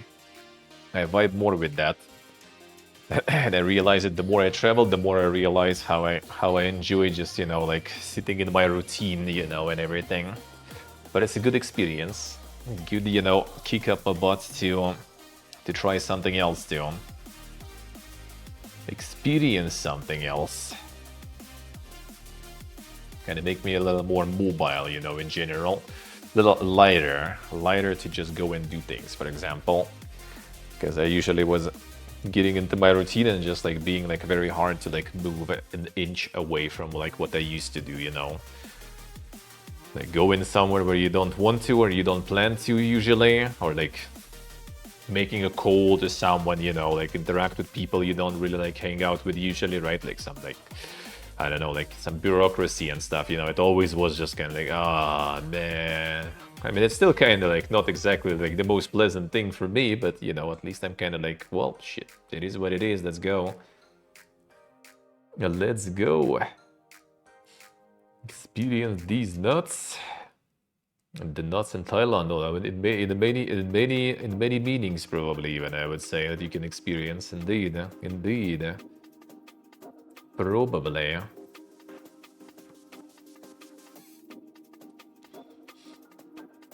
So you're gonna be another, yeah, and the ideas of like places to visit in the countries I visit. If you would love to see, that is always also welcome.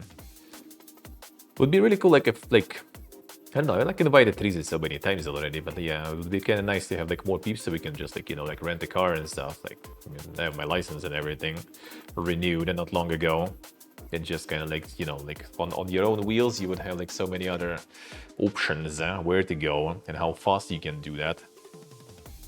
Some fucking RV or some shit, dude. Like, it's like, you know, like the only, like, I don't know, I guess like some people like dream, you know, I would have a lot of money, I would just like, you know, like get, I don't know, like fucking like coke and hookers, or like, I don't know what people even dream about, or I would just, I don't know, like eating in like Michelin star restaurants all day, every day or something. And for me, it's just like I would like get a fucking RV or some shit and just like drive around all these places, like streaming from that fucking RV, you know, like gaming and like IRLing. Or getting a yacht and doing the same, not because yacht is cool, but because yacht I would just like sail somewhere and just stream, like drop that coaxial cable down there, you know, dive in, stream that shit, like dude. So like money just opens so many like cool opportunities to do like for like streaming and for like, you know, to explore shit, not just like consume shit, I guess, you know. Buy a house and sit there, I see. The Giga Streamer RV, that would be the dream, man. That would be the dream. The house and sit there. And when I would get tired of all this shit and would like want to also, you know, just like sit down somewhere in the house, then it's gonna be like also like the garden setup and everything. Yola fellow, get the garden set up. Get the bunker that I wanted to do. I already like said, that's gonna be like as soon as I can dig out some fucking bunker, dude, we're just doing like some like, you know, like full out marathon again, like I did before, eating for a month on the MREs and stuff, but this time it's also gonna be eating all the MREs and shit, but the fucking underground, locked in, you know. Now that would be nice. Now that would be nice. I want also to try like the hydroponic farm also underground and everything. So it's so many things, dude. So many things, so much shit to try, so much stuff that is curious and interesting. I don't know like how people can like not be, you know, curious about things like this sometimes. So mind-boggling sometimes. I have a friend who like he's like retired basically because of like some health conditions, right? He kind of already getting like paid and everything. Not a lot, but still, right? Kind of getting paid, and the family is not really, you know, poor or anything. Can't find a job really. Like he literally like found some like shittiest job. Like basically like if you are like handicapped or something, right? And you get some welfare for that. Like in Moscow, for example, right? If you're not working, you get like bonus from the Moscow government and stuff. They like add more money to your welfare, and you get like okay amount. If you go to any work, any job, you kind of lose that bonus basically, just like the basics you get. So he literally went to like work the job that pays the amount that he would get as that bonus. So like, but by like working and getting his retirement money was an exact same amount if not working and just getting retirement money. Like it would be the same amount of money. I'm like, bro, why? Like, just like have all the fucking free time in the world and the money and just like, you know, like, I don't know, like find some hobby, you know, do something. No, I don't know what to do, man. I just work to work, you know, basically. Hey, bro, how even? You already have this, just like income there. Just like come up with something. So much shit you could. I mean, like you will start fucking streaming or something. His PPA is shit, man. He would make like the content, like telling you, he would like succeed for sure. Like with his stories and everything, he would be like on the top, like on Kicks or something for sure, dude.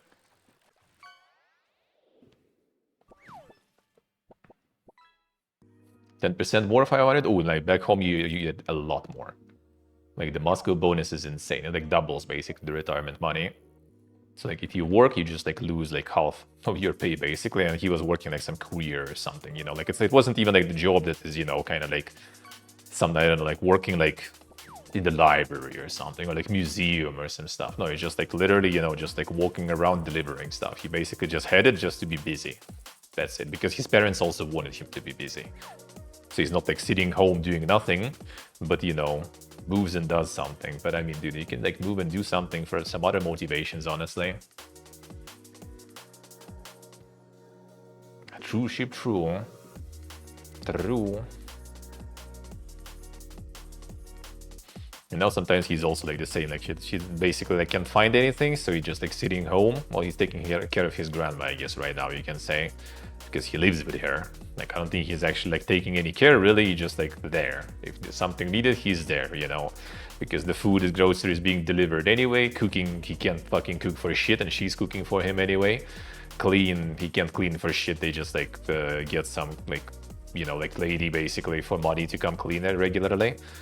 So I don't know what kind of care exactly he's like, you know, doing there, but he's just like sitting there and like at least he got a PC gifted to him, and now he's just like playing Euro Truck Simulator. So at least he got something going. We already were kind of like, oh, all right, I can respect that, dude. I can respect that. Okay, that's at least not too bad. But most of the time it's just like nothing. He just like sits there, sometimes like starts like, you know, like posting some. He's also like really like, he's really positive though, at least, you know. He could do like way more like, you know, good stuff with his life, I feel. He's always super positive and very like easy on like communication and everything, you know, talkative and all. A bit PPA though, like the trauma and stuff that got him handicapped in the first place, you know, kind of like left a little bit of a mark, I guess. You know, at least he's like always super positive and everything. Could just, you know, like do anything really. Nope. Some people just don't have this like curiosity and stuff, you know, I guess, to try things and to do things.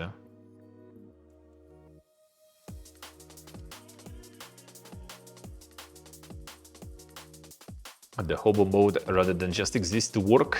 I mean, true. Complete full hobo mode would be hard though, I guess, to be honest.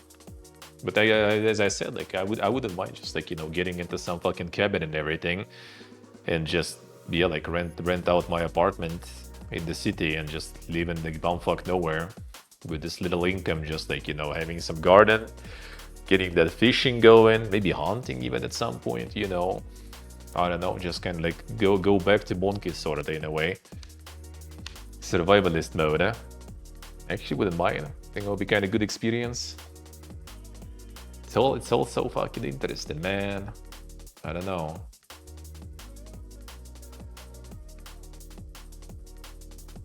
No internet. Well, that actually nowadays kind of gets fixed a little though. So that's a good thing. Even though, like, to be honest, out of the internet, if I wouldn't be streaming, for example, but I mean, I would stream from that cabin too, actually. I would love to. That would be super good. That would be nice content too and stuff too. Interesting, you know. Elydium Mellow. So I would love to have the internet and do that.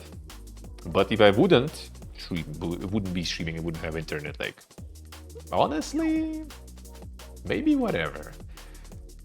I would just get like, you know, like massive like hard drive, install a whole bunch of like, you know, like of my fucking backlog.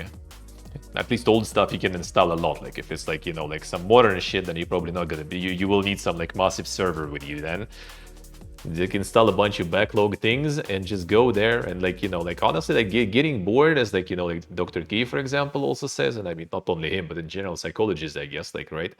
Like being like, we forgot how to be bored. Like it's good for you to be bored, actually. Like it's actually how we're supposed to work. Like you're not supposed to have this like constant, you know, like flow, you know, of the dopamine everywhere, you know.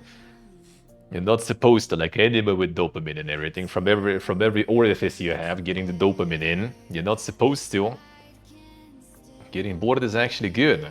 Then you would also like be there, like, you know, no internet. You know, what do I have? I have this like backlog. I have like, you know, like one SDHC like full of books is gonna be enough for you for your lifetime probably to read, you know. Just like so much shit to do, man.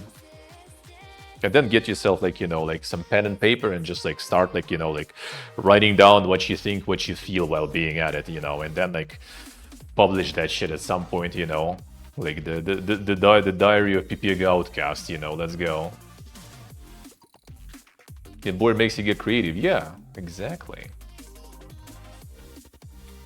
It wouldn't be bad. It wouldn't be bad, actually.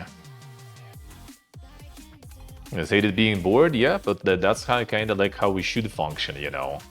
That's the normal, like, thing. Then you come up with something to not be bored, you know. That's the thing. It's just like back in the day, you needed to come up with something to not be bored, right? Like you just needed to. That's when like we were inventing, you know, all the games outside with friends and stuff, right? You were going outside just because like sitting fucking home was boring. You have some like TV, right? It's just like most is just a bunch of dog that you don't care about back in the day. So you just like go outside and like play stuff, you know. All right, let's go and get the news going.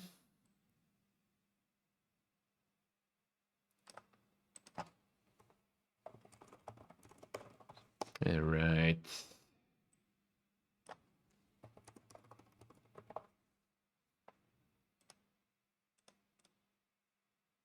Musicus.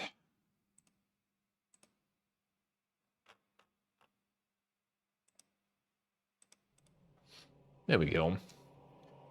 Being overly stimulated makes you lazy. Yeah, you're just kind of like, oh man, kind of like, you know, feeling bored, right, or something, or like lazy or something like that. You just kind of like, you know, like plug yourself, you know, the dopamine intake instantly. Done. Just by like, you know, like doing one swipe, you know, clicking on the phone or something.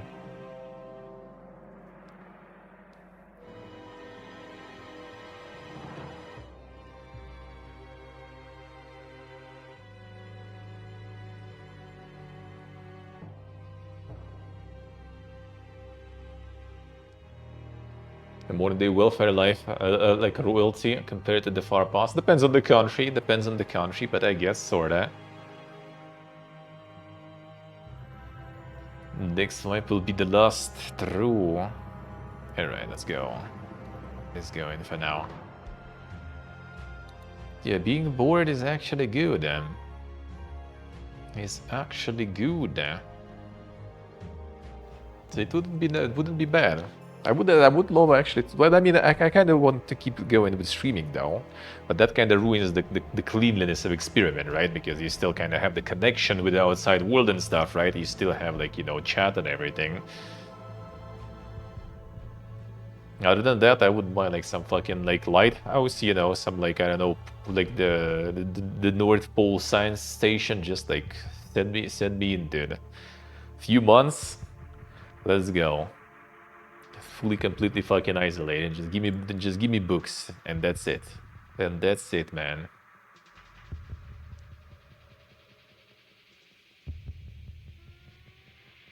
I would love to. I would love to.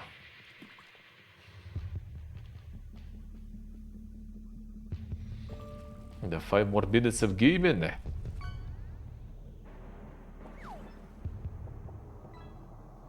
And the shorts and stuff. Yeah, those things I thankfully like never got in. Thankfully.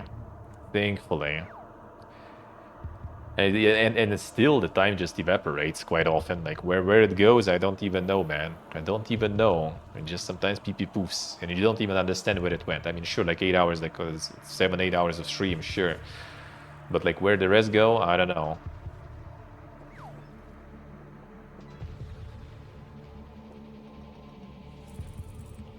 Doing 500, alright. Nice. Then you can pay for that shit. Then maybe it's time to get like, you know, into the detox business and stuff. Maybe it's time. It's actually kind of interesting. You can find so many like bigger startup ideas like that.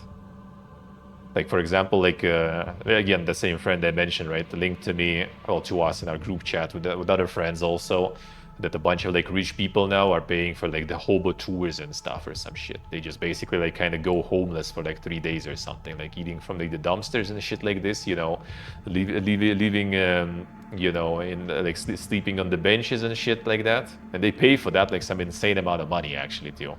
Like, bro, there you go. You need to get creative, man. You need to get creative. Maybe it's time for some insane business ideas, right?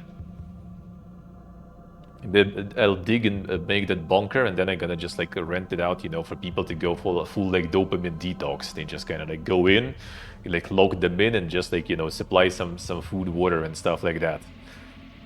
Have some sort of like cameras there to see, you know, so there's like no like, well, some sort of like, you know, communication, so there's no like accidents or something, obviously, right? But like other than that, like no contact, nothing. Just like let them be. Let them go full isolation mode there.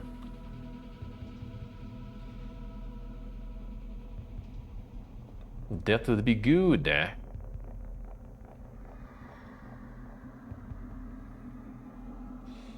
It'd be kind of tricky though. Like I remember when I was, you know, when things were kind of stable still, and I was getting like a couple of weeks of vacations in summers usually, right? That was actually nice, but yeah, like going full dopamine detox mode, I kind of like couldn't for some reason.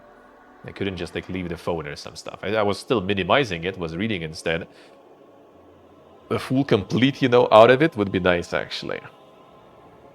€1 for Europa Universalis? Nah, dude, nah, I ain't buying that shit. Well, first of all, I want to see how it's gonna run, because my PC is not exactly, you know, the Poggy Woggy one. So if Europa Universalis will run like shit, then yeah, I'd rather not. Already planning DLC. I mean, dude, this is Paradox. There's already DLC's already made, even probably.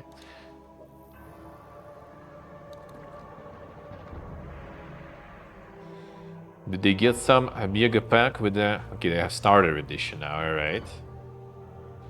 Celestial Edition. Full collection is fucking $60, dude.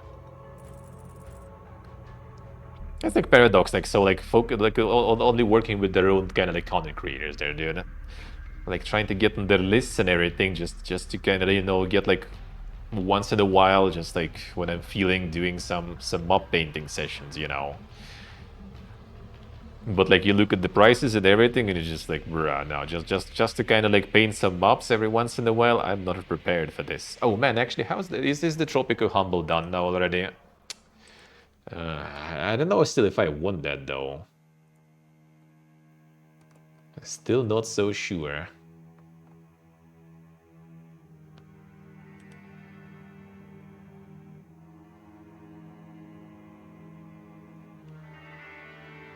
I guess that one is still on though. The Tropico, 3 days, 13 hours. I don't know, man. When I will have time to return to Tropico and do it, I think I kinda want, but I'm not so sure.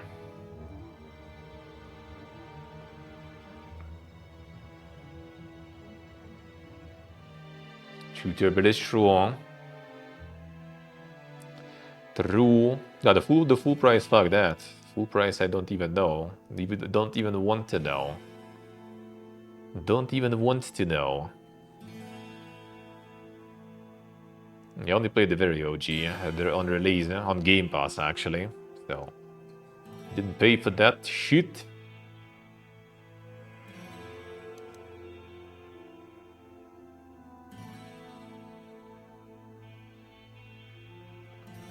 True, sound very true. Now for me it was over way faster though. Because I think with the Rus you were basically just like playing with the Rurik. And Rurik was like kinda Poga. Was actually like, you know, it was actually kinda like boss in there, had some aura, you know, on a stack. But then he just kinda fucking died on me. And all my shit just got split. It just got split between all the kids that he managed to fuck, and that was a lot. And then I also got to play some PPGO of Spring, you know. And that one didn't have no aura. It was some higher risk there, you know. No cap. And he just got you know, just got conquered by someone. That's it. That was the experience right there. That was the experience right there.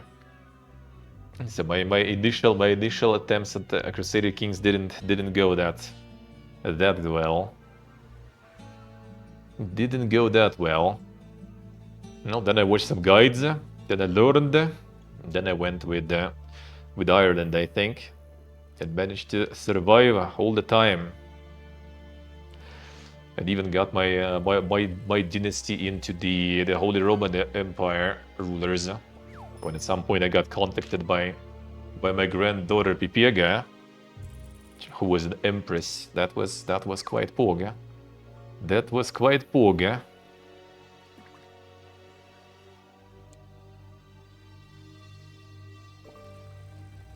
And what was else on the sale there? A Vault of the Void. Duck Builder Pog.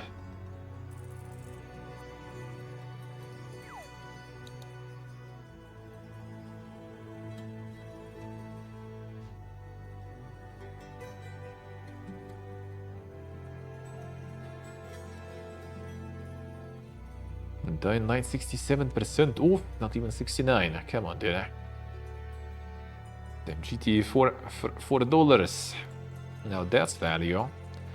Now that's value.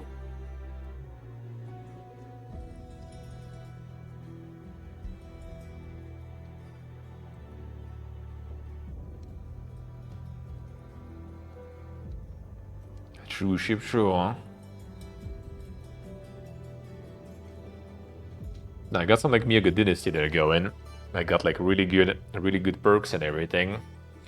Strong genetics there. But there was also a glitch, so like everyone I think later down in the dynasty who went to like the different, you know, like the different countries and everything, I think they all kind of like were appearing like naked basically. Whenever there was a dialogue and stuff, they were just chilling there naked most of the time. So that was quite something. That was quite something. And that could be some of the trades though, actually, right? I guess. I just thought it's like, what the fuck is going on there? The Decayed branches? Yeah, I guess.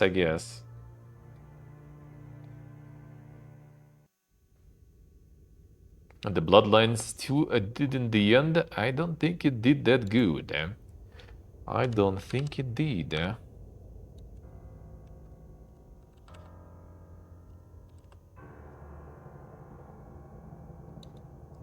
$40 rules. They are the cultural tradition that makes you be nudist. But that wasn't released though. Was that the thing before? I think there was like some bug I heard or something back in the day.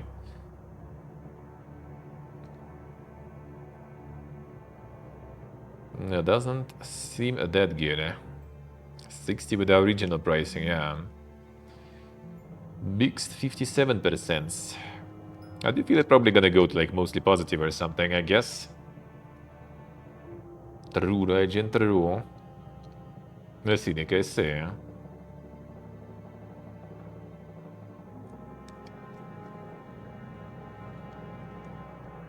Of what year? That actually depends when what it asks. You know, you old when you know the auto age that it shows you when you pick, you know, the date of birth. It's kind of already, you know, almost there. And when it's almost there already for you. Maybe 60, you think? I see. Yeah, the sales. I checked them all. I think we did. Oh, let's go in. Mixed still. The different degrees of mixed, I guess. Alright. Still not fixed. But got the DLCs though. The creator packs there. At least this expansion they did make for free though, right? In the end, I think. Because people started molding. Yo, Danilo. How we doing?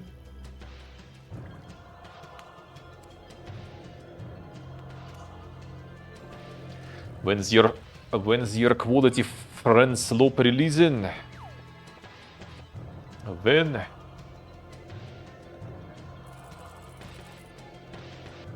The most disliked game in all Steam, I say. Never shaken by SMH. He's resisting it. He's resisting the meta.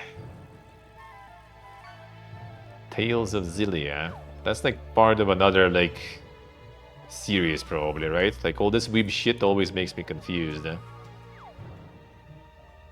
Bondi. There's the Tales of... Oh, okay, I see that one. Another one. Holy shit. Level up +5. Boog.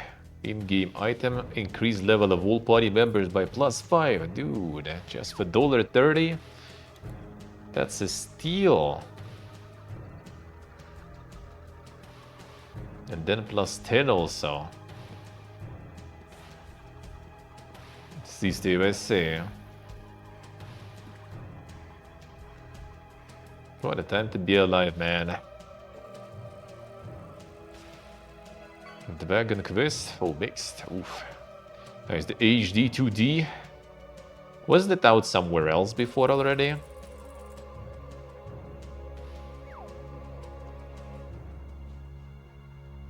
Wasn't it already out somewhere else? The console only before or something?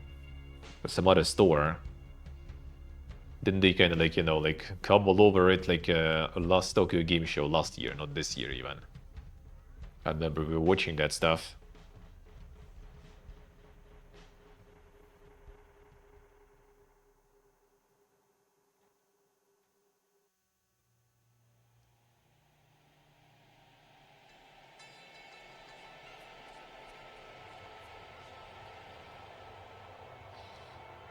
Should mention reviewing this as a 30-year Dragon Quest veteran. The son. Actually...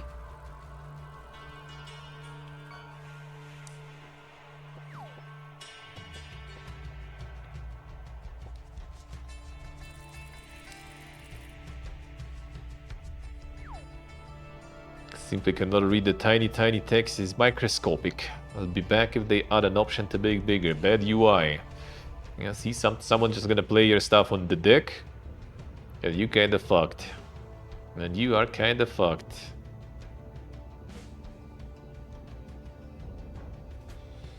No option to turn game down in-game. Blast your eardrums from the start. Only ways through taskbar and if you stream, turn it down again on OBS if you want to stream it. Should be an in-game feature. See, you can already start getting people molding if you can't just adjust the volume.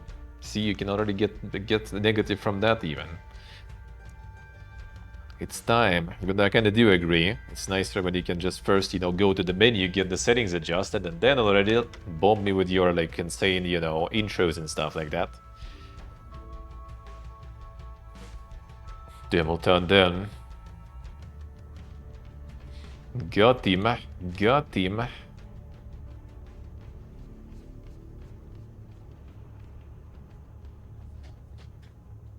Oh, the Arc Raiders going there. The Arc Raiders is pumping. They're pumping good, holy.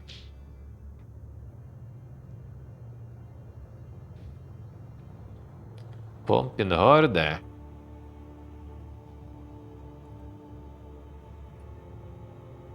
But yeah, the demo and stuff, the test was really good. I wouldn't actually mind. I wouldn't actually mind.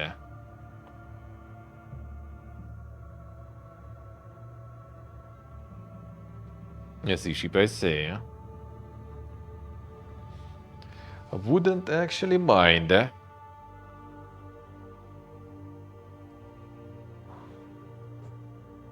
The marathon releases, everyone will get extraction fatigue. But now everyone will enjoy Arc. Could be, could be. I don't think it's gonna be like the fatigue specifically. It's just gonna be, the marathon is just gonna be way too different. This one actually is nice. And I mean, if even third mask right now is just like pumping and pogging in this one, that already means the game is quite good there, you know. Apparently you don't even need too much PvP-ness. You can actually, you know, be friendly with people. Don't really need to kill everyone. But that's also probably gonna be kind of exclusive to the early time in the game, because later, as soon as there's not enough people and you're gonna start matchmaking solo players all the time with teams, then you're gonna start fucking suffering though. That's when you're gonna start suffering. For now, in the beginning though, it's nice because you're gonna have like more people playing, so there's gonna be more solo versus solo. The pure PvE mode, yeah, I would be down 100%, yeah. With pure PvE, I would probably even get it, yeah. Absolutely, absolutely, because I did like the test a lot. The Ultimate Tier Simulator, damn, another one. Another one. Not even Playway.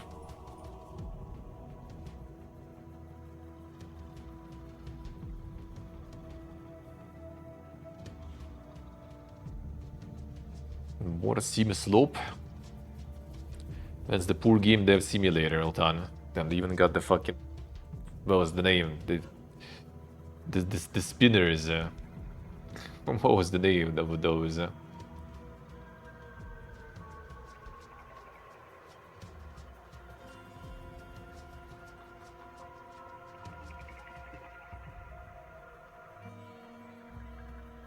Sì, deve essere. True. True. Silly Poly Beast. That one's still going good.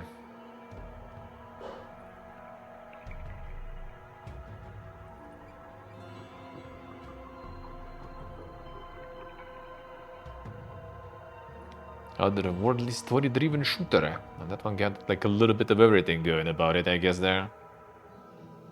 Andrei Chernyshov developer. Damn, son. Insane Russian solo Devin. Impressive. Impressive.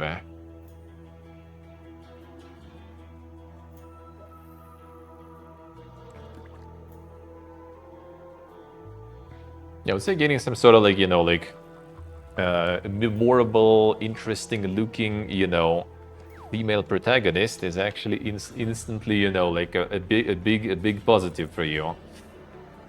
A girl main character equals success. Not exactly just anyone. You need not even the booba. Nah, not really. You just need to find, you know, like the style that will be memorable. I think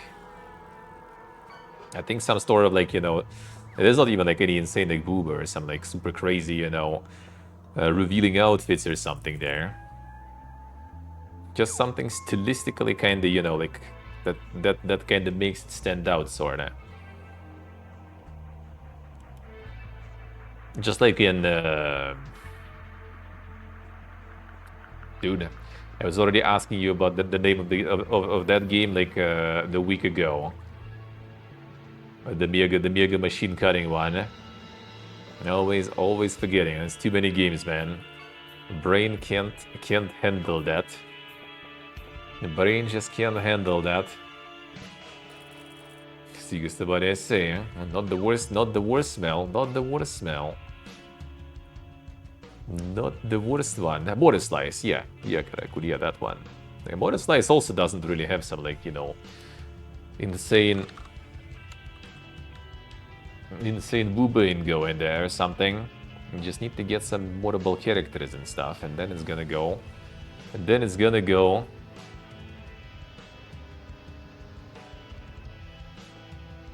Yeah, I think I noticed like a lot of like, you know, kind of this like, then obviously like something goth, you know, that kind of stuff is farming a lot.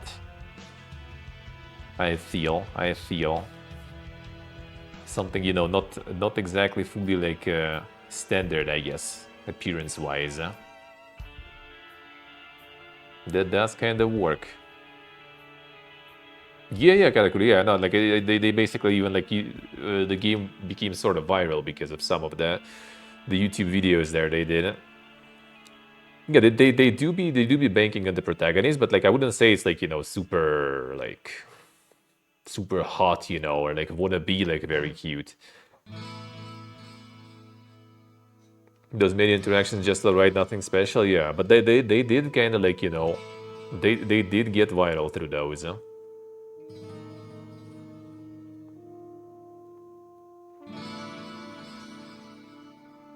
Yeah, the Battlefield BR is not pumping that hard there, eh?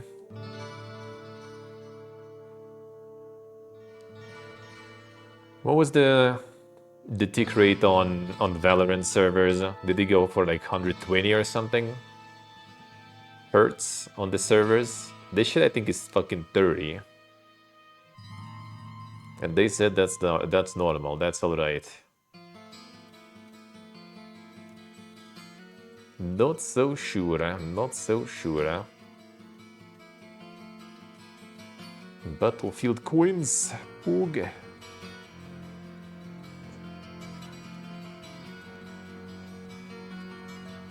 Who asked for this? How about you fix your main game? Damn, what's wrong with main game? I thought that was going alright.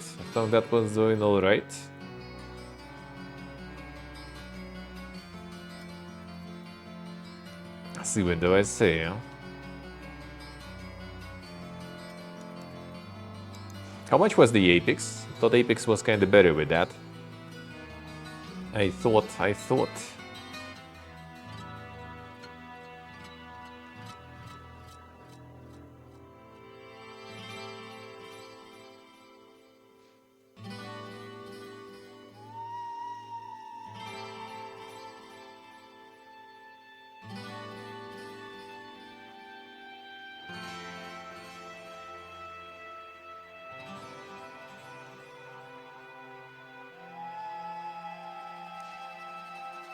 Apex got 20 actually? Wait, really? Huh.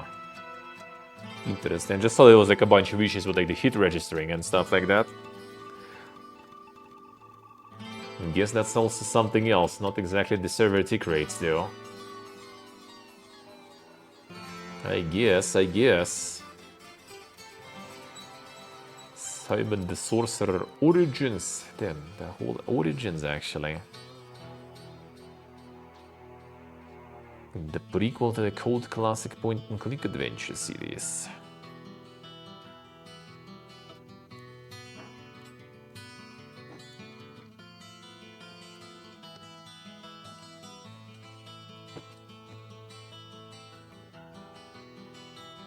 There's more point-and-click and then...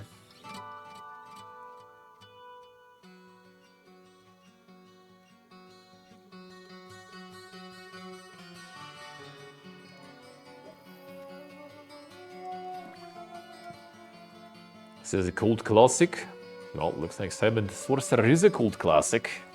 I guess. Not familiar myself personally.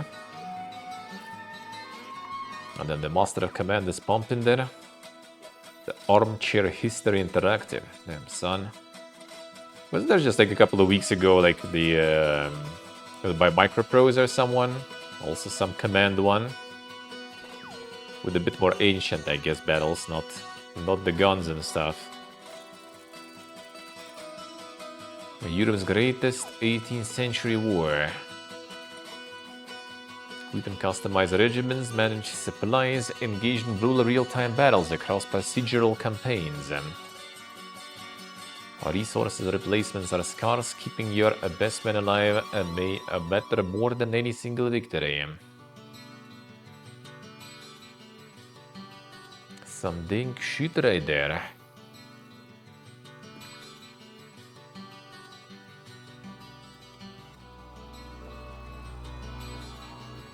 The procedural campaign.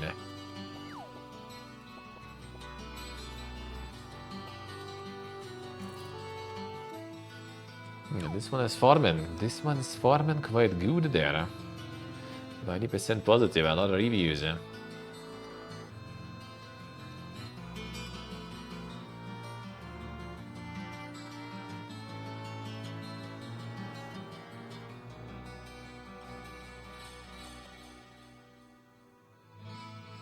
The Escape Simulator too.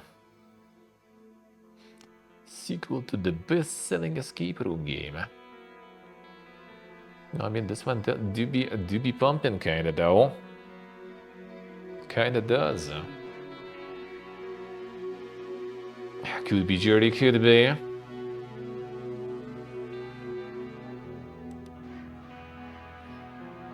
The Coop Slope. Damn, Europa Universal is even in the top. Holy. The Paradox is ready. Ready to farm. Get this to top sellers and then time to start injecting the DLCs in. Yeah, this patch I heard is actually going pretty good there. Yeah, it is. This patch is actually farming. Glorious hello. This patch be farming.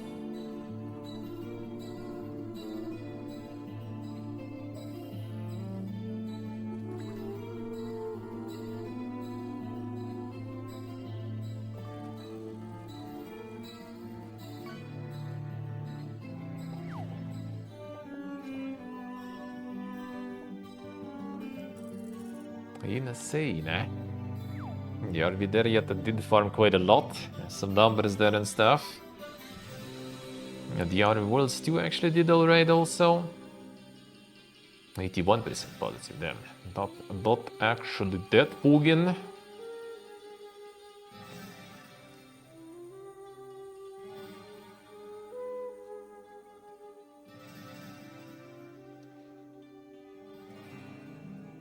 Yeah, Glorious doesn't sound like a very polite thing to do.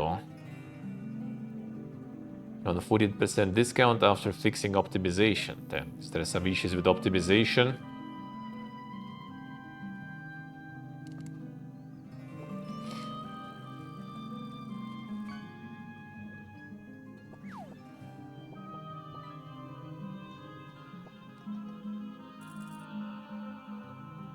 Combat and visuals much improved, eh?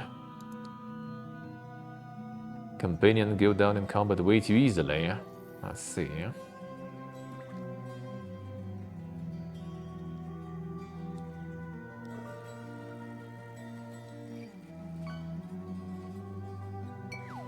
Create the worst healing system requires you to craft more inhaler charges without the game ever telling you that's how to get more. 8.5 hours in, and I soft-locked myself because I had no healing. That companion's dying too fast. I kind of feel a little bit of a skill issue.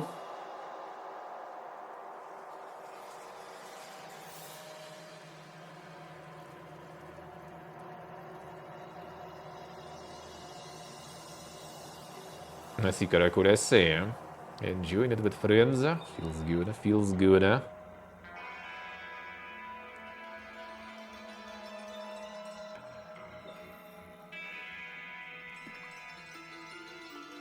Obsidian has RPG formula. Once you have seen it or once or twice notice, older RPGs follow it. Safe, uninspired, and dull. Like a WoW before it is simply forgettable. I mean... Okay, maybe a wild sword, eh? Sword, eh? Everything else, though, not sure, yeah. Isn't it like people actually want Obsidian to do like the games in their formula? That's what they want them to do. You know, you do something outside of the formula, people re. And you do something inside the formula, people re. People always re. Hey, Sork, hello.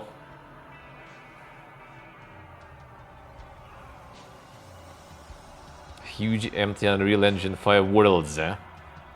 Just fast travel across.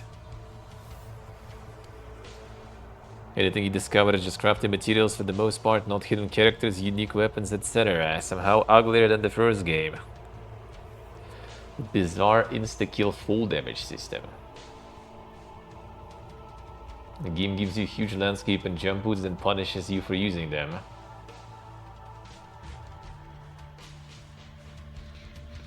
Terrible healing system that both prevents you from healing too often and also requires you to craft refill charges.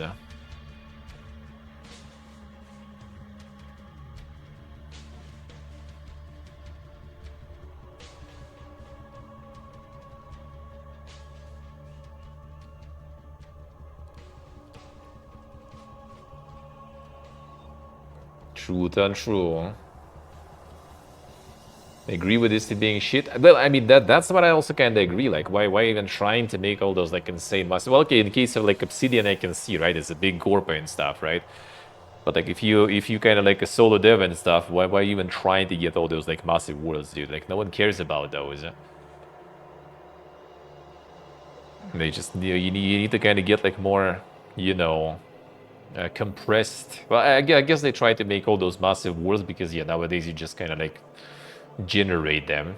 That's it. You don't need to put any effort into like filling them. Just generate them. That's it.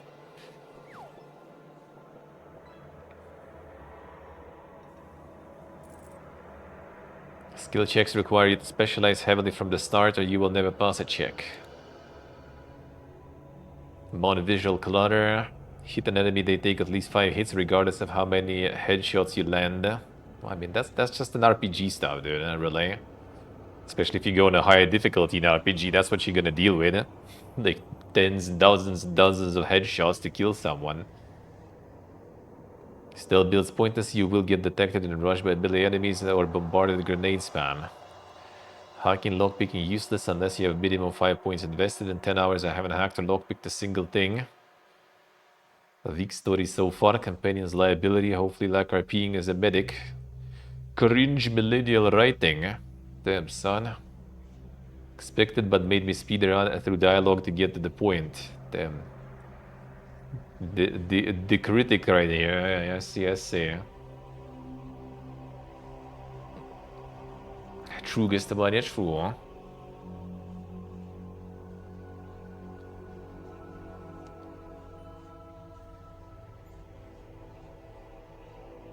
Satisfying action and satisfying RPG elements are hard to find a good balance. True.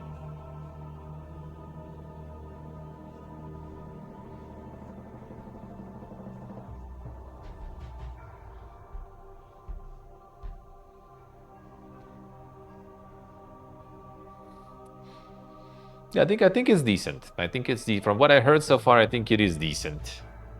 I'll think it is pretty decent. Offensively mediocre first game. Yeah, it wasn't too bad. It wasn't too bad, but it wasn't anything like, you know, the monster. Like, I would probably enjoy that because I enjoyed the first one. And this seems kind of like improvement on the first one, right? But yeah, it wasn't anything crazy. It's kind of the same as like a WoW and everything, right? Like, it wasn't bad. I did have my fun with it. But yeah, would I pay like $70 for any of those? No. But to be honest, I wouldn't pay $70 for anything. Let's be real. Let's be real. There is very, very little things that I would pay $70 for. And I think only things I would is like if my friends would be like, oh, yo, let's buy this game and play together. Then maybe I would consider. Other than that, I don't think there is anything I would spend $70 on. A nice rev, nice. Feels good.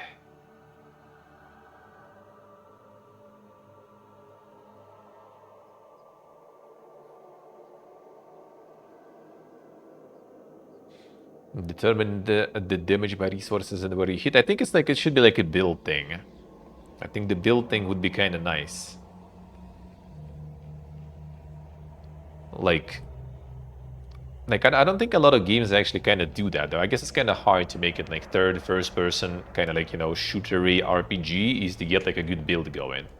Because you can't really do like kind of like they did like in Morrowind and stuff. And like Fallout 3 actually I think kind of had something like that. Like if you don't level up the skill of the weapon usage, then even kind of like, you know, the shooting exactly in the reticle still not really gonna go there.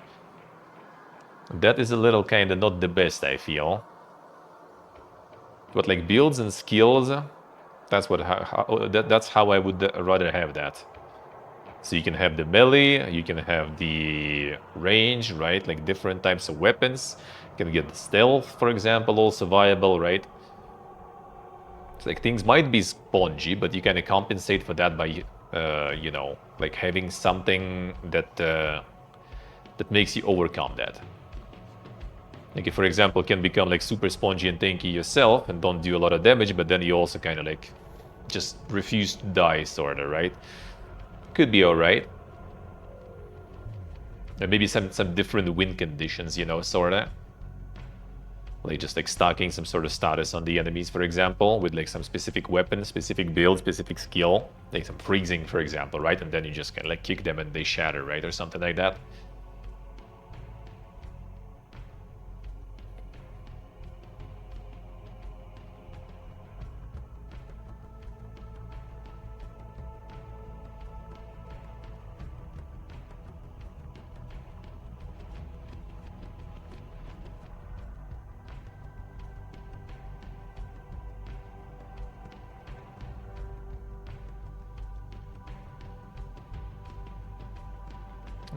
New Vegas was shit gameplay-wise.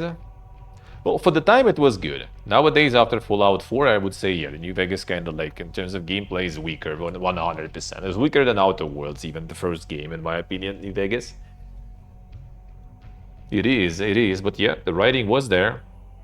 It was the writing and everything. Nothing from Obsidian recently had that. Yeah, the recent stuff I played like Avowed, I guess, only, right? What else was like RPG from Obsidian recent that was actually like, you know, big enough? Don't think there was a lot. Well, actually, I guess since New Vegas we had Pillars. Pillars was good though. Pillars was good. I haven't played the Pillars 2 though, but Pillars 1 was good still in terms of writing and everything. And I think Avowed also probably was kind of better when you are a fan of Pillars. When you kind of know a lot of stuff about Pillars, right, and you get into Avowed, it probably was better. But yeah, it does feel like they kind of like switched a little more towards the gameplay focus rather than like the writing focus. Because Avowed was really good gameplay-wise, it was fun. But yeah, the writing and stuff is not that crazy, Polga.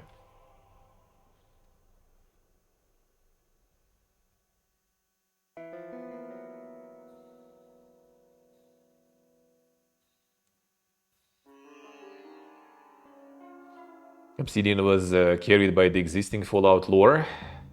I mean, in a way, yeah. I mean, first of all, like pretty much Obsidian made Fallout, right? Well, it was like 50-50, I guess, Obsidian and Troika Games, right? And I think a lot of people from Troika Games are now in Obsidian too. Well, and also a lot of people like out of Obsidian too, so, you know, I guess it kind of balances itself out. So like Obsidian is like 50% Fallout, basically, the classic ones, right?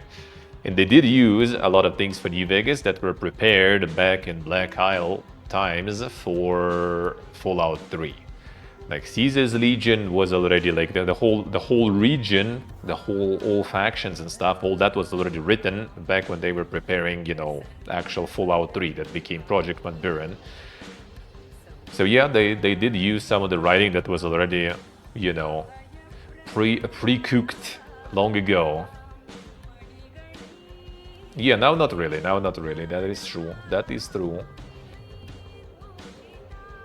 Pillars was a bit too much info dump, 100%, I agree with you absolutely. Like Pillars of Eternity 1, I haven't played the second one still, like if you pass first like 15 hours of getting through all this info dumping, you will love it, most likely. But boy, if I wouldn't be streaming, for example, and committed, I probably wouldn't pass through that. those like 15 or something hours. Like it was like multiple streams when I was just kind of like reading, and then there's all those like, you know, like kind of like the nested you know, this nested pop-outs and everything, right, with different names, factions, areas, gods, and you just kind of like getting into it and like trying to like remember all those like the whole pantheon of gods and stuff. Like it was like playing a book, you know. You're just kind of like getting into the book, but the book is literally just kind of like describing you the whole world and stuff. He was a lot better in that regard, yeah. People didn't like 2 though, that's the thing. Like maybe actually when they were like focusing a lot on this like lore, world building, that's when they were strong, maybe.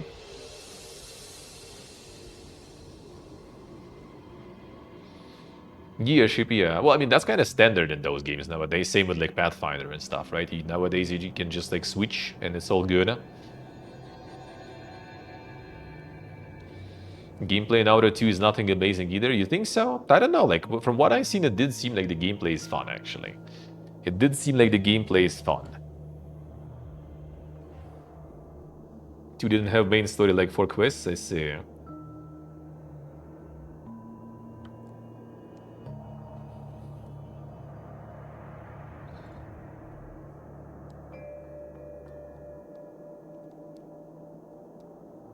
Lots of RPGs have served. Yeah, that I think also is part of the thing. They try to kind of like, you know, fix the problem of RPGs with having kind of possible gameplay, which I do agree is a bit of a... I wouldn't say it's a problem, it's just like something they have. It's kind of standard, I guess, of the industry, right? Possible gameplay in RPGs, that's kind of like, well, it is what it is, dude. They try to fix that, but at the same time, they kind of either move the slider too much, right? Like take from what makes RPG good into fixing the problem that is not actually even a problem with RPG. Or they just like, you know, don't have the resources or something. Like they focus too much, you know, on something that is kind of non-problem.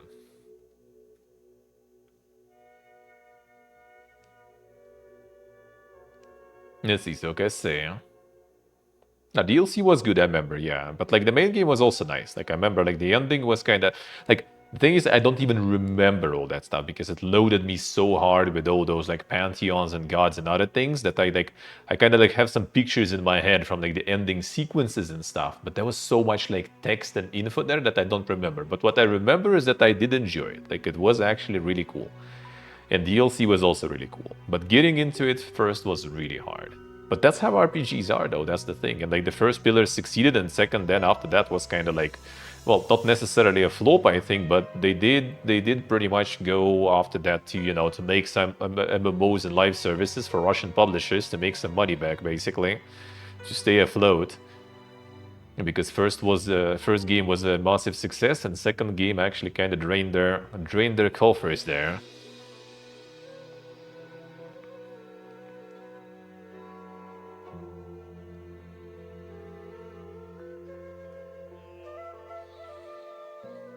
Exploring is actually fun for itself. True. Like what Bethesda I think kind of does good, especially in like the Fallout 4, for example, is like all the legendaries and other things.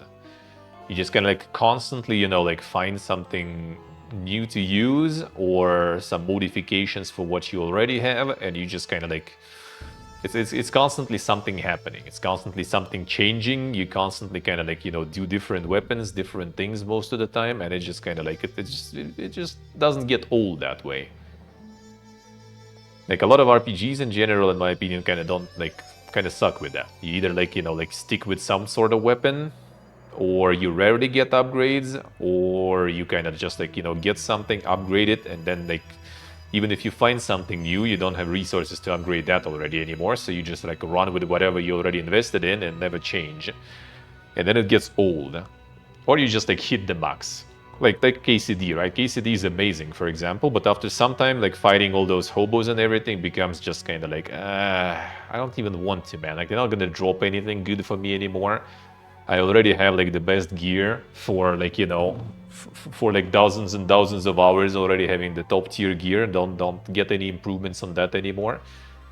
So, you know, you just kind of like lose the motivation to do some of the things because, well, I mean, I'm good, right? At least you kind of still progress like in terms of like stats and the skills, so you still kind of have like half of the carrot, I guess, in front of you dangling, so you kind of still have some motivation. But a lot of like big parts of motivation, they just gone because like all the gear and everything you don't care about.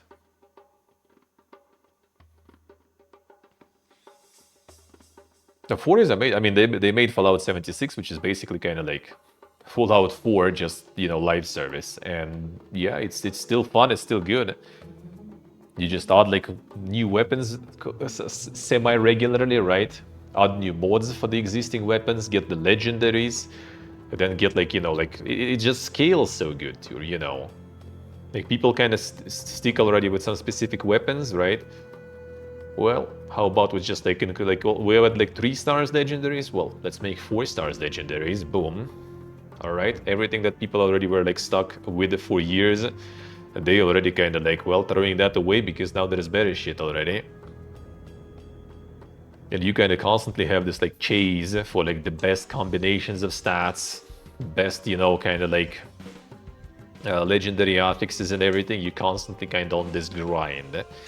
And like getting, well, nowadays they made it actually kind of a bit less grindy because you can craft those, right? With the affixes you kind of want, which I think is kind of fair also because you also can like, you're also still gonna spend a bunch probably grinding that shit. 4 feels a bit smoother than 76. I think it's mostly because 4, like it also has the scaling and everything, but it just kind of like, in 76, it's more kind of like MMO-y, I guess. Like it's like enemies feel more spongy.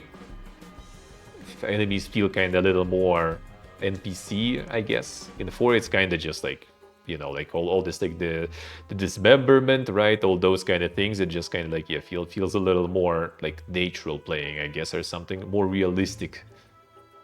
And in 76, it's more kind of, well, that's just like some random trash mobs. I don't care about them. Painkiller Bomb, yeah, we saw that. And I mean, no one's surprised. Like, said that from the very beginning, that like making that into full co-op was just the bad idea overall, I don't know. Like, I feel like there was like this like Twitter discussion recently, right? That like, you know, you should stop making, you know, all those open worlds and stuff like that. Like, you want to succeed, just make co-op slop. Do the friend slop, and you're gonna rake, you know, millions and stuff. And I think like a lot of people just kind of like taking it too hard, too much, I feel. Kind of like, you know, the what was the name? The survivor bias, right? Whatever. Like, they just kind of like see some successful examples of that and think like, maybe we should also like plug it. Maybe we should plug it everywhere now. And then suddenly it doesn't work. It basically made co-op only, yep. Like, there is no single player whatsoever. Like, you go kind of start, you know, go offline mode, they just give you bots in the team. Like, bro, why? In Painkiller game.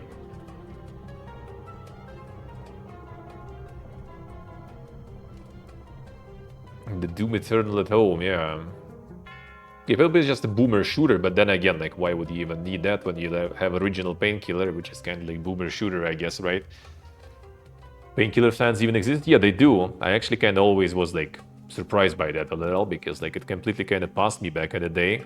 A lot of people were pogging about it super hard, so yeah, they do exist. They do exist. Fuck is this? Bio Goddess. Third-person shooter survival game player assume the role of a female high school student surviving the school struck by a biochemical crisis. Insane.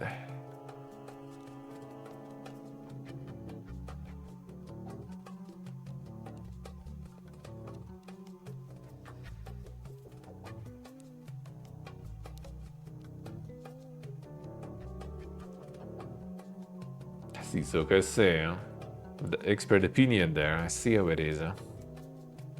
I'll see how it is. The conventions that discuss the hottest slope to copy. I guess.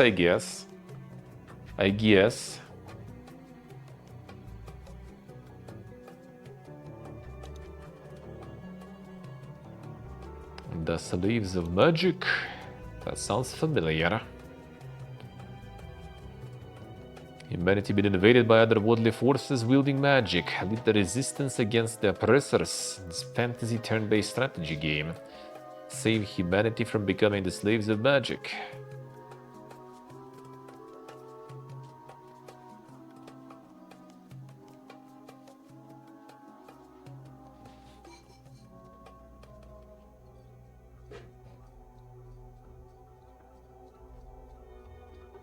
The Slavs of Magic.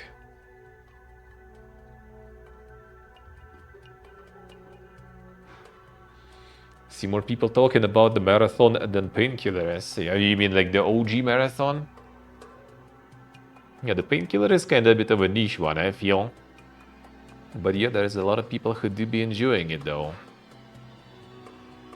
A lot of people. The Mega November? Well, I mean, moving a whole bunch of countries, get a whole lot of shit going on. A Realm of Madness.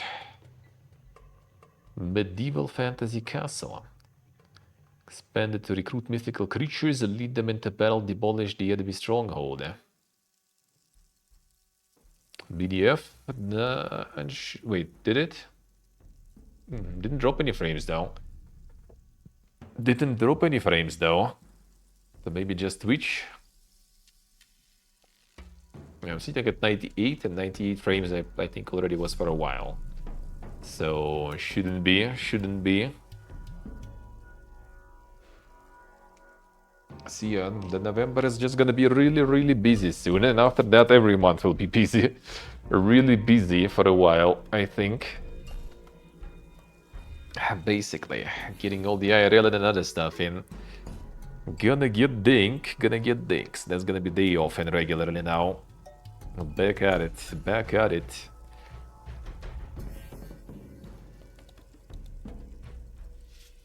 For a while. It's a very promising RTS, I see. The Car Factory Empire. There are more simulators. Car company from scratch. First mechanical carriages to luxurious racing cars. Design cars seldom participate in races, expand your company, lead it to market dominance. Insane simulators.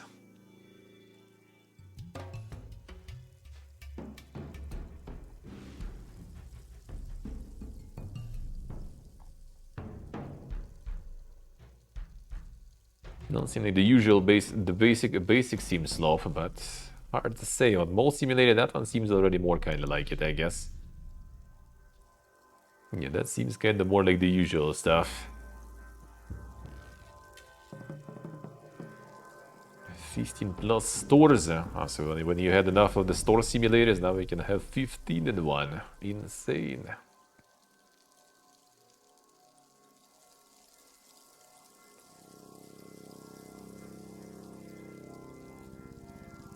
So like one guy who works all the stores in one mall. Don't think that's how it works there, but I guess. The simulator games had true slope, yep. I do think so. Legends of Dragalia Idle Dungeons. They're trying to get like this like Final Fantasy style.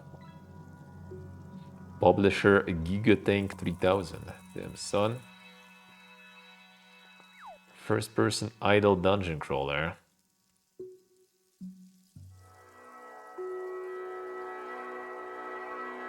So like the dungeon crawls itself. Content full of unique dungeons, classless skill system, extensive guild management system to master as you uncover the secrets of the world of Dragalia.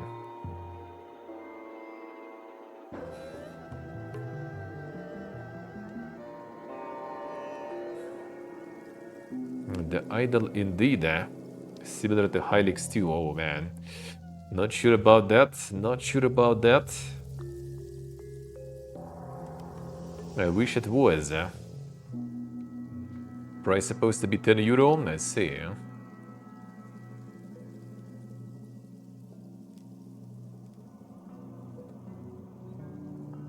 Devil Jum.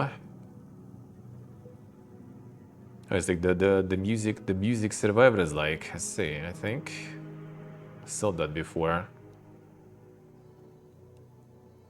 Fulfill your ultimate metal destiny. A roguelite survivors game, I see. But with musicus.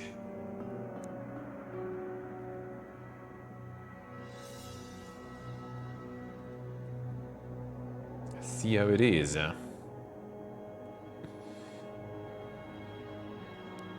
Do your ship do it?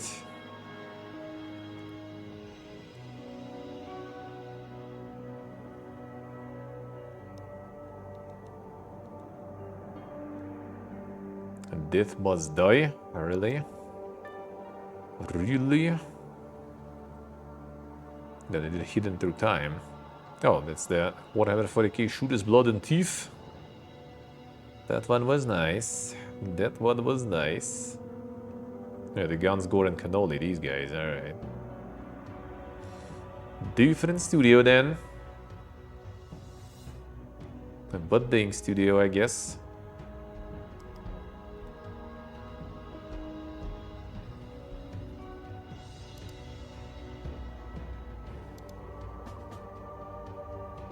Dream Garden. Easy-going simulation game about creating tiny Japanese-inspired garden dioramas. A wide selection of plants, decorations, and tools to build and nurture the Zen garden, a garden retreat of your dreams. Insane. The Vampire Survivor, like, yeah. I mean, I kind of thought at some point I kind of wanted to try, maybe, but then I'm not sure if that's something I would like doing. Not so sure. I feel kind of like I burnt out on the concept there. But yeah, not the worst first project for sure. Could be quite fun. Curse work. Who? Action exploration roguelite. Craft unique spells on your journey through the unknown lands. Each run you'll discover new artifacts, runes, and secrets in this haunted kingdom beyond the edge of the world.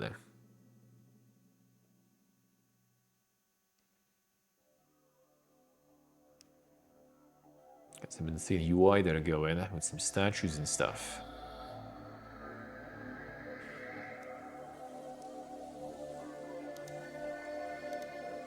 The mega UI.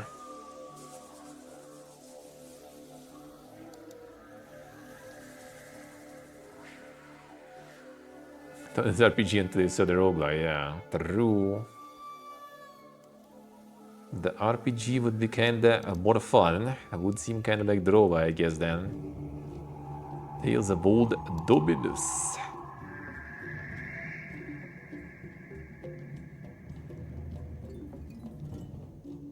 When the bride's lost, the tale of rebellion and vengeance begins. From the ashes forge your dominion, claim settlements, command men, rise a kingdom torn by corruption and civil war. Damn son. I think Ella did stream that one, Sok. Yeah, we were checking it before. Yeah, Survivors like is a nice practice one, yeah. Probably even easier than some platformer. Probably. But yeah, kind of not even like sure what I would be returning to when it's time. Well, we'll see, we'll see. As usual, so many things that would be nice to try and stuff. But then you kind of want to actually finish something at some point.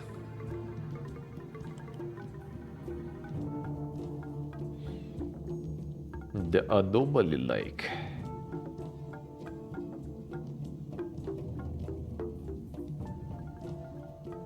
See if I say equals out low.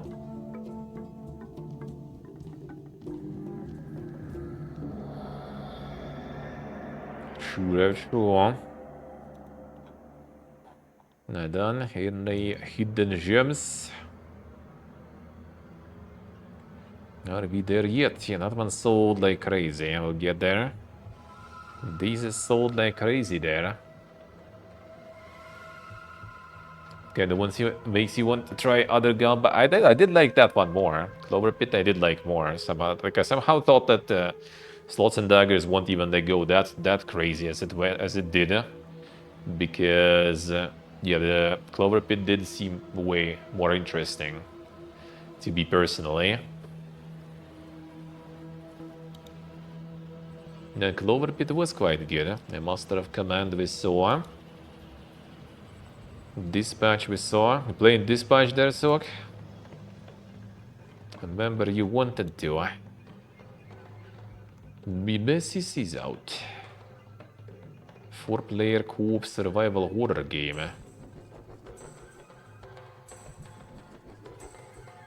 Waiting for all the chapters there, I see.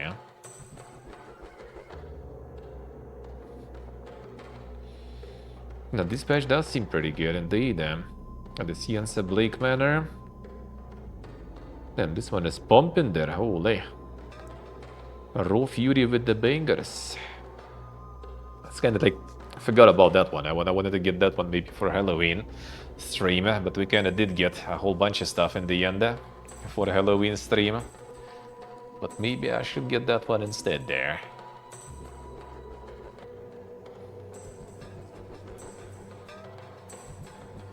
Yes, you Rev, I see, yeah.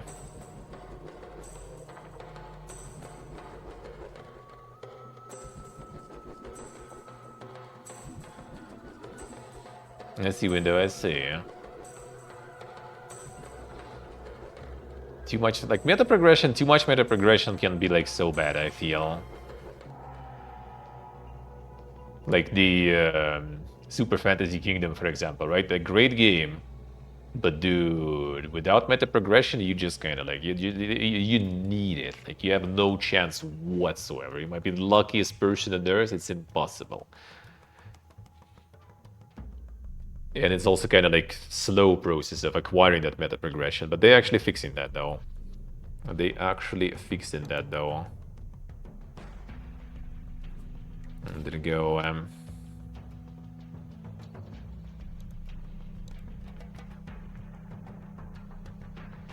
Yeah, they still kind of, even with all that, they still farmed really good reviews, and now they I think kind of actually patching this.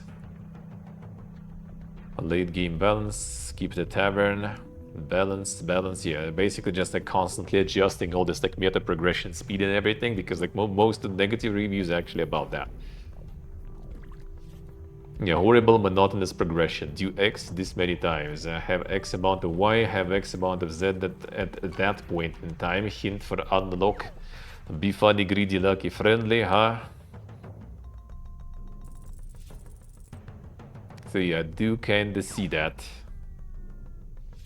That's yeah, a lot of people did like didn't enjoy the demo and stuff, and they were waiting for it. But that form of meta progression, not for everyone. It's like you basically just kind of like failing upwards slowly, you know. You just need to kind of like do those runs, fail, and like again and again and again, and you're getting stronger and stronger. But it's just, and it's fine, kind of, I guess. But like it's too much. You need to do so many of those. And the general.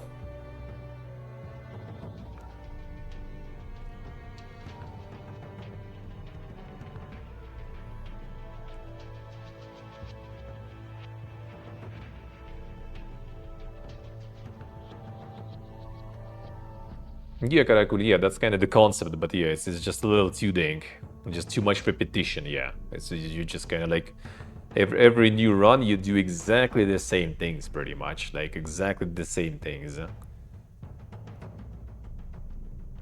Not sure, I'm not sure.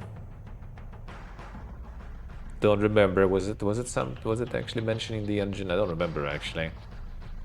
But yeah, basically kind of like, you just do exactly the same things, exactly the same steps. Like, no matter what, that's the problem.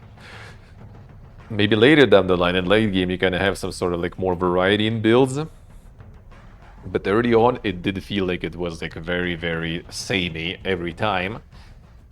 So it's like the same process, same outcome.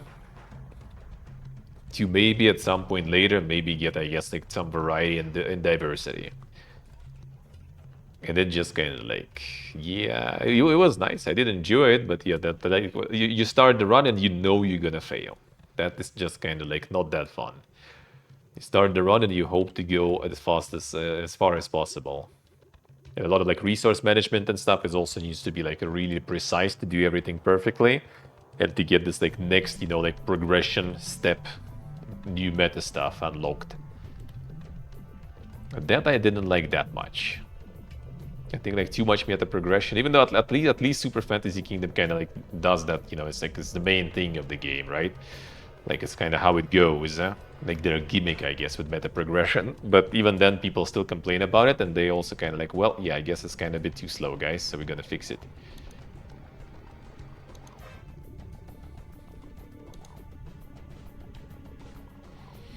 The Dictator. The deck builder that is actually kind of doing all right. I was kind of thinking about that one, but like I kind of don't vibe with the looks though. Just like a little kind of too sort of basic, I guess. Kind of like, you know, the regular magic or something. And that just didn't really get me excited, you know, I guess, for it. Even though apparently looks like it's nice. Just Swords and Daggers, there it is. This one didn't kind of farm.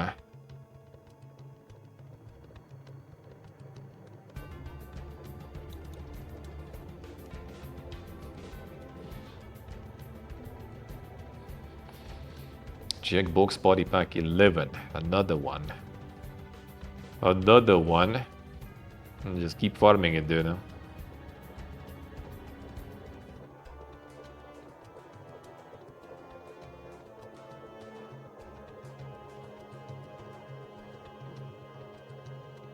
Teenager, I see.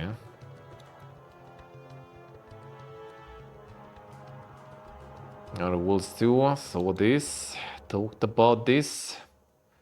The Godbreakers.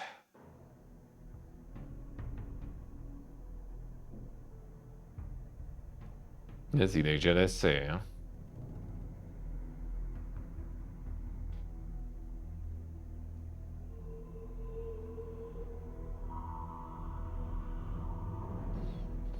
Up to 4-player co-op. Damn, another one. Another one. This one not really farming that hard though.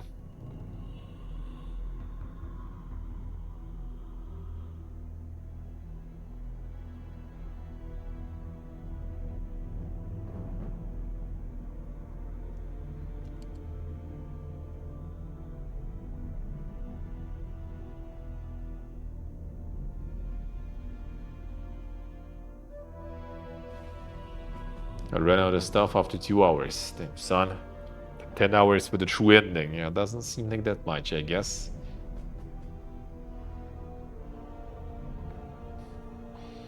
Imagine Friends. Once Upon a Katamari. That one's still farming too. Farming good.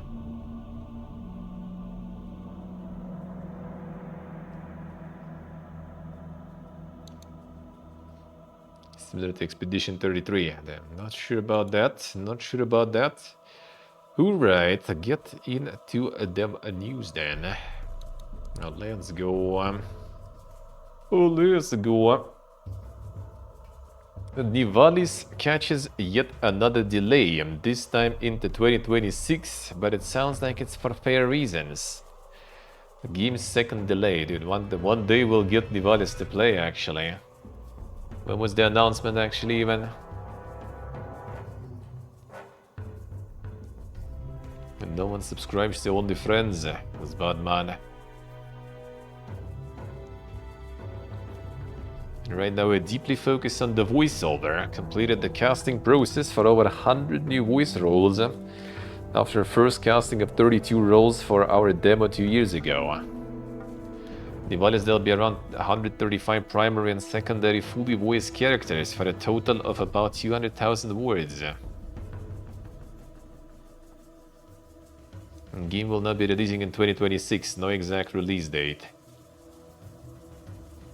I feel like they kind of like pump, like it starts, well, I mean, initially it was already looking kind of like, is this game even real there? That just like looks too good to be true. But now just kind of making it seem even less real there. It's also fully voice acted and stuff on top of that, like dude, there's gonna be a catch there. There's gonna be some catch there. Something's gonna be wrong. But hopefully I am wrong though with that. Hopefully. Blue Points cancelled God of War game revealed by alleged leaked screenshots. Would have had Hades in it, claims source.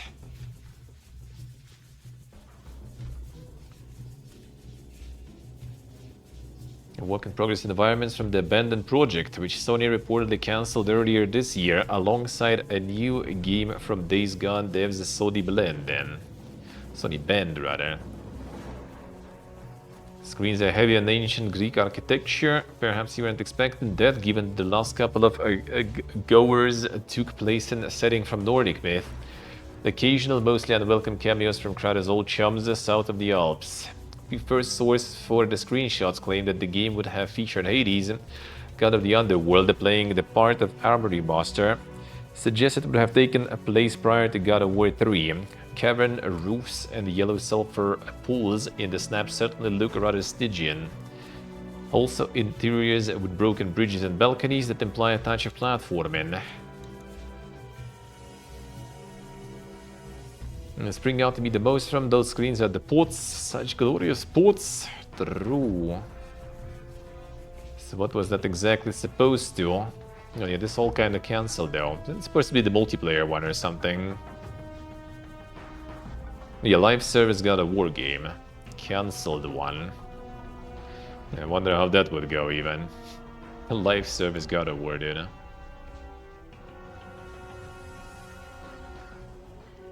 Nearly half the 1.48 million Stop Destroying Video Game signatures have been okayed as campaigners seek expert backing. We must credibly address the tough questions without relying on expensive consulting firms. All the signatures are already good.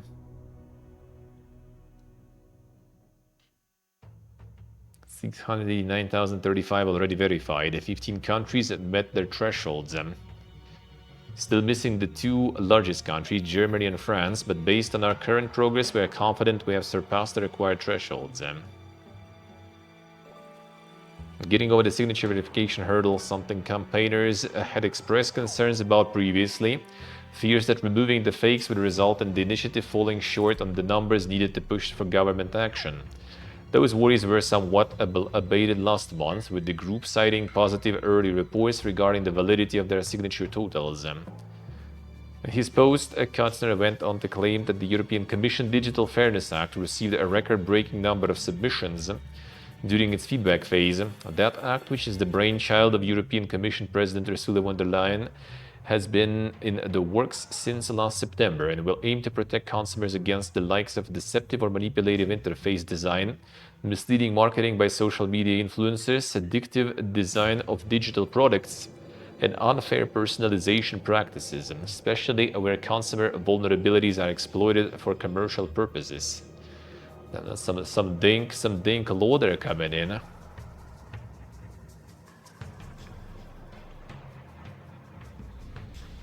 True.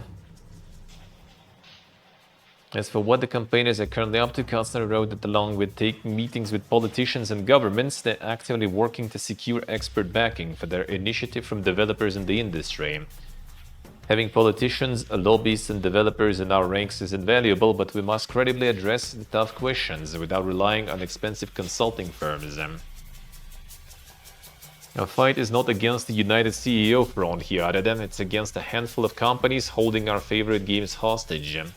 That's why we said enough and why so many of you did too. Let's not just talk about developers, but with them. Big and small who are already resisting these awful practices. We can't undo past damage, but we can stop what's coming. If we allow these few bad actors to dictate the future, we will continue to lose ground on issues that should have never arisen. Isaac Mark, hello. How we doing, man? We'll see, we'll see. Good that they are getting that shit all sorted out there. All the signatures and stuff. Feels good. Civilization 7 will bring back the ability to play as one civ for the whole game, bypassing the divisive age system. Damn, son. People didn't like the main feature there in the end, eh? But First Firaxis are reworking and expanding the naval features. Where's the main civ enjoyer? Where's Sultan? We need his take. We need his take.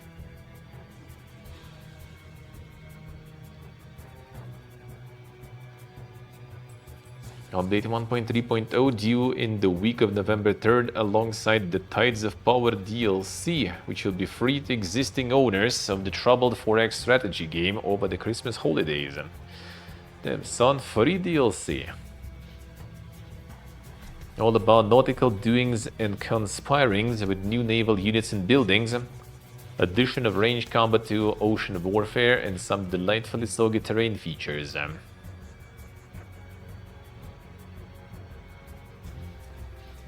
First, we're testing some dramatic changes to the Legacy Pass and victories in Civ 7. Want to open up the game and provide many new paths your empire can follow while achieving greatness and competing for victory. Second, and this one's been one of the most requested features from players, we're internally playtesting ways to play as one civ continuously through the ages, allowing you to choose a civilization from any age and guide them throughout your journey through history. Don went to salt mines. I mean, he never leaves. He never leaves those. Bully Online sees modders have another go at Schoolyard multiplayer mayhem. Arrives in paid early access this year. Huh? Paid mod of Rockstar game? That sounds kind of like it's not gonna go well.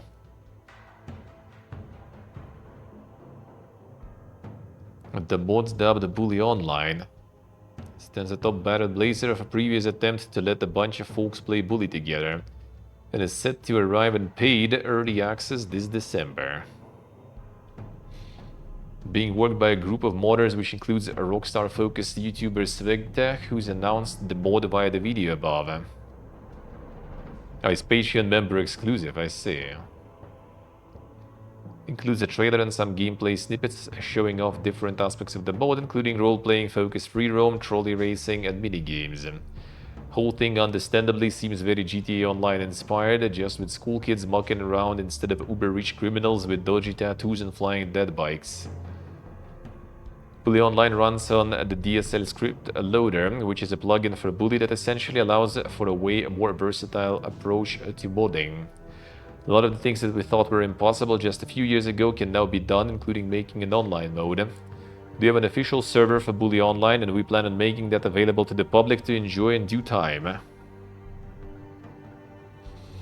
Could be so, could be. Prior to that, team planned to release the mod in paid early access this December, with those who pay $8 to support it on Ko-Fi being let in ahead of the general public, as well as being granted perks like server queue priority. I'll say it's going to be free later then down the line. Okay, I see. In-game camera they can use to save pictures. Supporting us on Ko-Fi means that we can spend more time working on this, and us spending more time working on this means that it's going to be available to the general public sooner. See. Well, I mean, that's not too bad though, at least then. I thought it's kind of like more like they're selling the board, but now I guess it's just kind of like you support, you donate, you get early access. Everyone else gets it later. That's kind of not too bad then.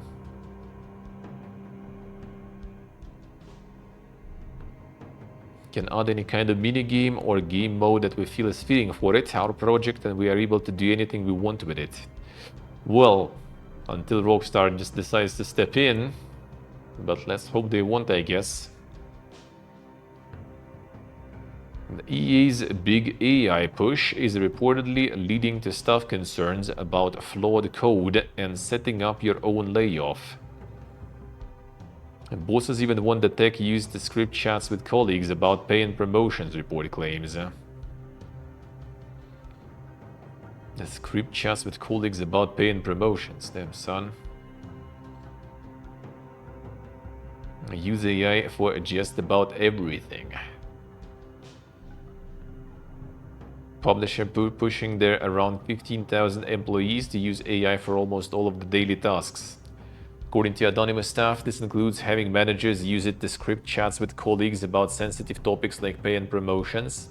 You know, the sort of things that definitely requires and is improved by spending time asking a bot to do words. A report cites prompts advising managers about how to talk to a direct report whose performance is negatively affecting business results but who believes otherwise.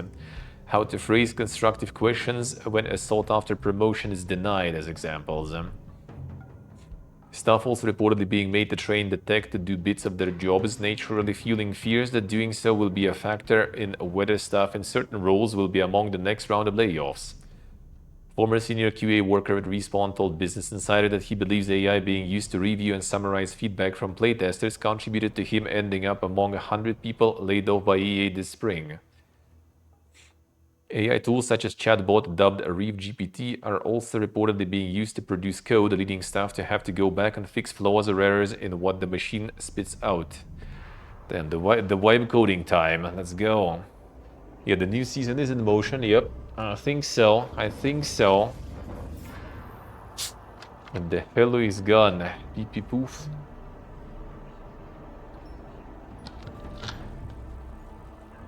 On the appearing in Discord Path of Exile channel of one of the most ancients in the server. One of the most alive ones too, I guess.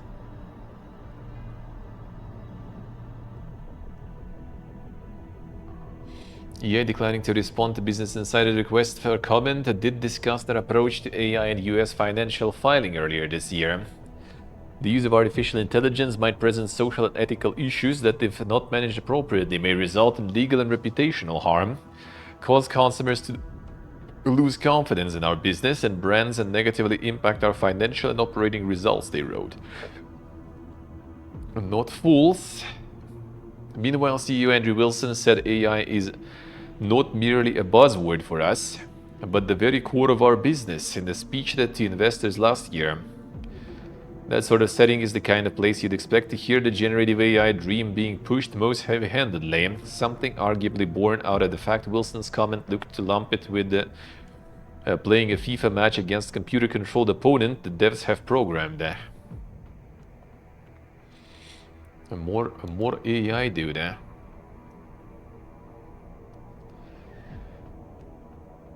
Yeah, there it is. The Pathologic devs are making Darkwood 2, with Acid Wizard's blessing in a frankly outrageous piece of horror synergy. And also, who the whores are publishing it? Feels good, man. Feels good, man. More hooded horse and bangers there.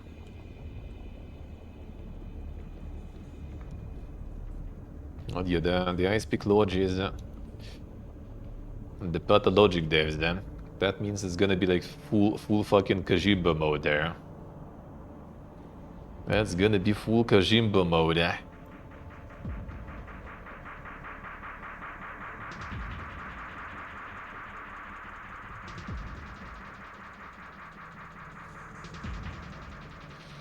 lot of people said like the graphics are kind of worse now too. I think what they needed is to figure the same kind of filter that Darkwood 1 had, I guess. And they can figure that out. That could kind of work. That could kind of work.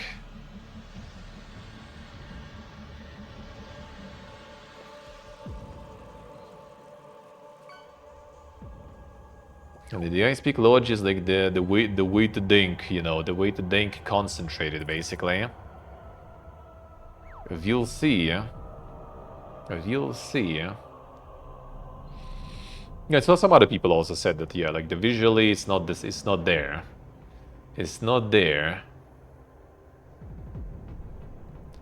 Visually it's different. Well, I mean, it's also just the beginning, right? Like as I said, like I feel like one, you know, decently tuned filter on top of this and it's gonna be fine already. And they're just like one filter away from the first game, I feel, to make it actually nail the look potentially.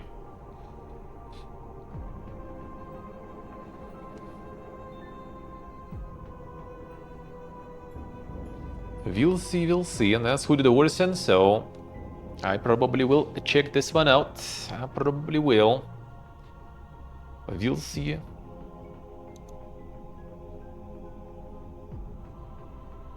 Similar to Misery there, yeah.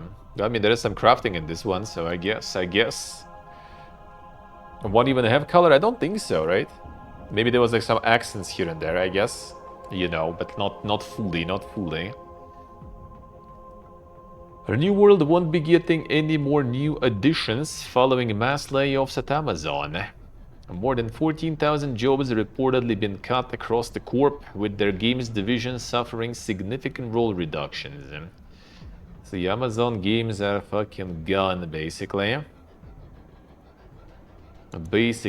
know, we're like yapping about this already a bunch. That is a mega sadgya. I guess like the stuff that's still left of Amazon games is they're gonna be just like keeping, what's the name? Like Lost Ark and what was the recent one? The Throne of Liberty. They're gonna probably keep those alive for a while. I mean, because they're not developing them, they're publishing only, right? So they're just gonna like implement the update that Korea sent them. And that's pretty much all probably Amazon games will be doing, actually. Maybe they will even get like some new games, but they're probably not going to be developing new games themselves, I bet. No one saw this coming? I mean, yeah, actually, not really. Didn't see this coming. Like, the game was doing good. Game still had like a stable, you know, player base. Game did like do some insanely successful launch and stuff. So yeah, I didn't see that. Like there is plenty of games that are like doing way worse than that, and they still around, they still alive and kicking. So yeah, totally didn't see that one coming. Totally didn't. But it's also Amazon. And it's as usual, I guess, with the biggest corpa. It's like, oh, you guys not printing us millions. Well, then we're gonna start closing you. So, yeah, like it's fine. It's successful somewhat, but it's not printing. So, yeah, I guess it's better to close it then. Yeah, millions, not billions. And that's like the sad part. Yeah, it's like all the layoffs and everything, and. Yeah, like they announced and did all this right when people got into the newest update. Like the game, like, dude, I was like happy. If there would be no Next Fest, I would be like all over New World actually. It's just the new season with new update was right when the Next Fest was going. So I just kind of, man, well, the demos are higher priority. Maybe some other time I will try it, and well, I mean, maybe still will. Who knows? I'm kind of hoping they will maybe do like, you know, like some like lost return event, return to Eternum again, you know, just like the Hail Mary, you know, the last one, just at the end of the game's lifetime, like a few months before, and then just kind of like doing some closing event, you know, with everyone being in the game and stuff. That will be kind of cool, I guess. But not sure if they're gonna have enough people around even to arrange that, to be honest, in the studio. So we'll see, but yeah, it was actually like the latest update was good. Like the latest season apparently is really nice.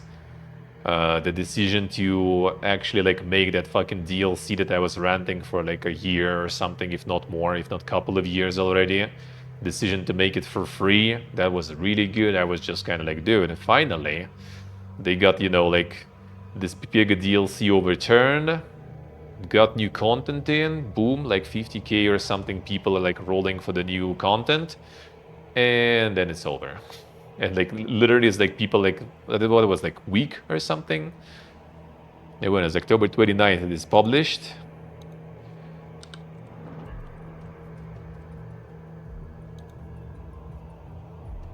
Yeah, people already like reeing hard, looks like. I don't know if it's a good idea to do it this way right now, though. I don't think like developers who like I don't think Amazon here like cares about it. It's just kind of like digging it even deeper at this point. Hey Andorra, how's life? Couldn't even try season 10 because the server queues were so long. Oh man, maybe I kind of dodged the bullet with that one. But yeah, there was a lot of people going in. Okay, so it was, yeah, 29th they announced. And yeah, they made expansion free October 13th, actually. And season started October 13th, yeah. So it's like, it's literally like 2 weeks. For 2 weeks, people were pretty much like playing and enjoying it, right? Getting into it, Pogin, and then like boom. Well, yeah, guys, you kind of enjoying it right now. New content, new update and stuff, but yeah, we're also kind of closing the game, sorta. I mean, it's gonna be alive until at least in 2026. So like until 2027, they're not gonna close it though.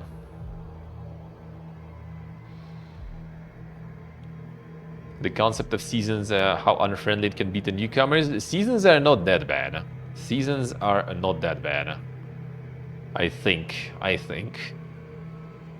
I would say paid expansions like the DLC, like that is not friendly though. Seasons I think are kind of fine.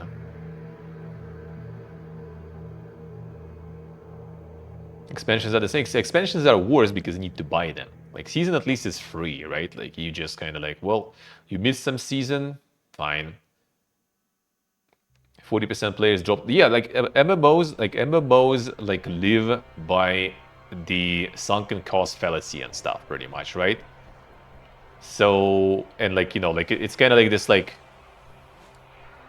you have this like weight to your decisions and everything, right? And you have like multiple MMOs probably that you're playing, or at least, you know, like if you want, like you're always on this, if you're not playing one permanently constantly right now, you're probably on the lookout to find one, right? And if you know that it's gonna be dead and closed, then like no one's gonna fucking play that. They're just like gonna go back to like World of Warcraft or some other MMO where the sunken cost will be, you know, kind of like afloat. Yeah, exactly, Ultan. Yeah, people just not gonna grind something that is gonna die.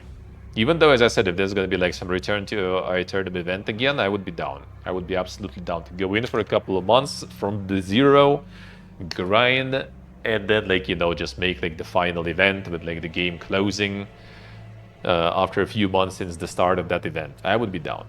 That would be kind of like send off, I guess, in a good way.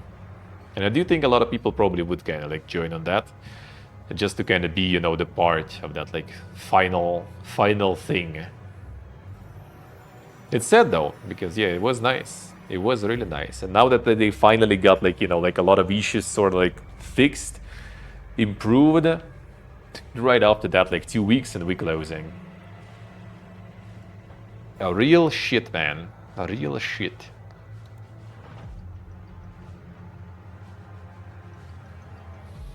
Life is Strange and Lost Records devs don't know that are working on a new Netflix-backed narrative game. Strange things may be afoot. Could be. So I assume they're just gonna be making like their own stuff there. The usual stuff for them, I guess. Solid revenue growth.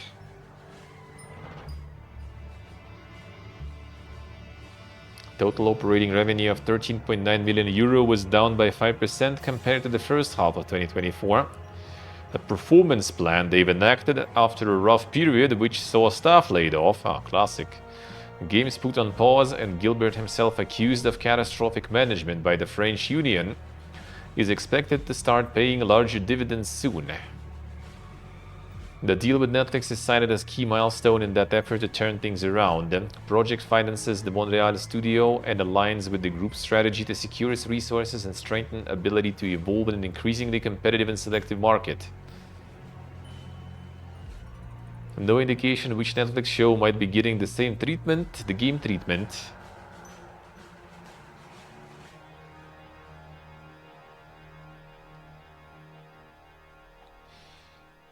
You know, the Stranger Things does sound kind of similar, I guess, to what they made with the last game. So, could be. Steam putting up the warning for New World. Oh, did they actually? Did they actually? Yeah, yeah. No longer releasing content updates. The final update server will remain active through 2026, so the existing content will continue to be playable. There'll be no further content updates released in the game. Feels fucking bad, man.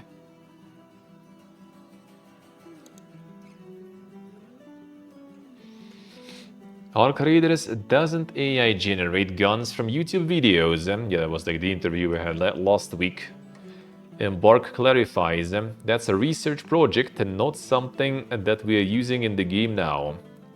Executive producer breaks down the game's use of generative AI. Yes, and they can take a video from YouTube and get a 3D model.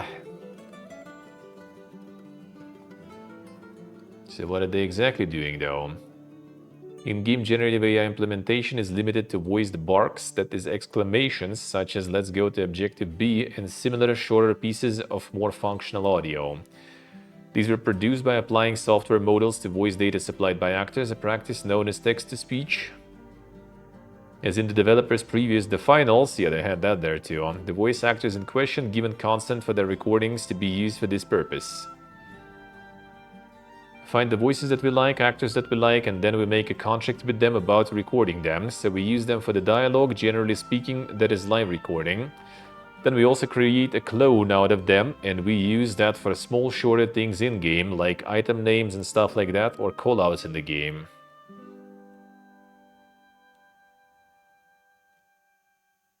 A generation of video game voice work have been a focus in discussion of whether generative AI adoption will lead to job cuts and general erosion of working opportunities, with big budget tools such as Microsoft Copilot often described as a way of magically increasing productivity without raising costs. Yeah, kind of going ham with this one. Like the Finals already had that too. I do think they use a bunch though of that, probably. Probably.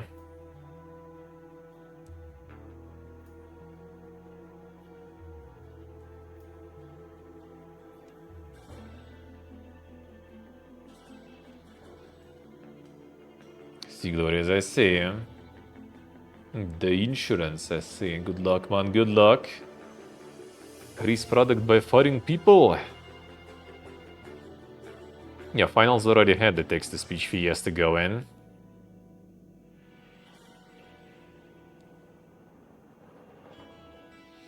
There are new limits on the contracts there on what developers can do with that voice data. Grondal was unable to go into specifics, partly because he didn't have the information to hand. True, of course. Partly for the usual confidentiality reasons, but I followed up over email to ask if Embark can share some of the bro strokes.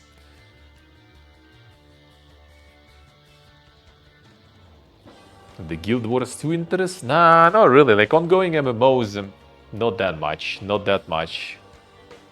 Kinda not that much. New stuff I'm always looking forward to. To be honest. So let's chill alone. And the new stuff I do like.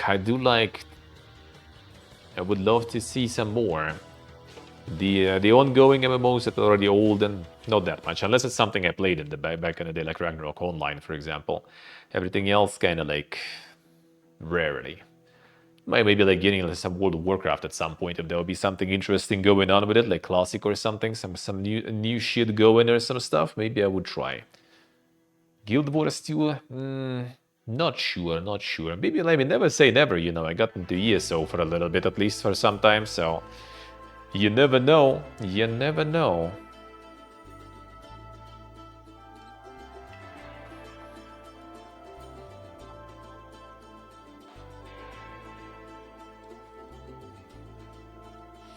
Yeah, we read about like the animations. Yeah, they do have some dank tech for AI. Like for animation, they just make a model and then they like teach that model, you know, to walk and stuff through AI, and that's how the animations are made. That's kind of nice, and I do think they use a bunch of that, honestly, because there will be more about this, but they have like, what, 2 games in the works right now? Not to mention, I think, like, you know, the gap between finals and Arc Raiders wasn't really that crazy big, right, at all. So maybe they do already have some, not maybe, they probably do have already some ways and tools to min-max and optimize to have this output that is, I would say, quite crazy.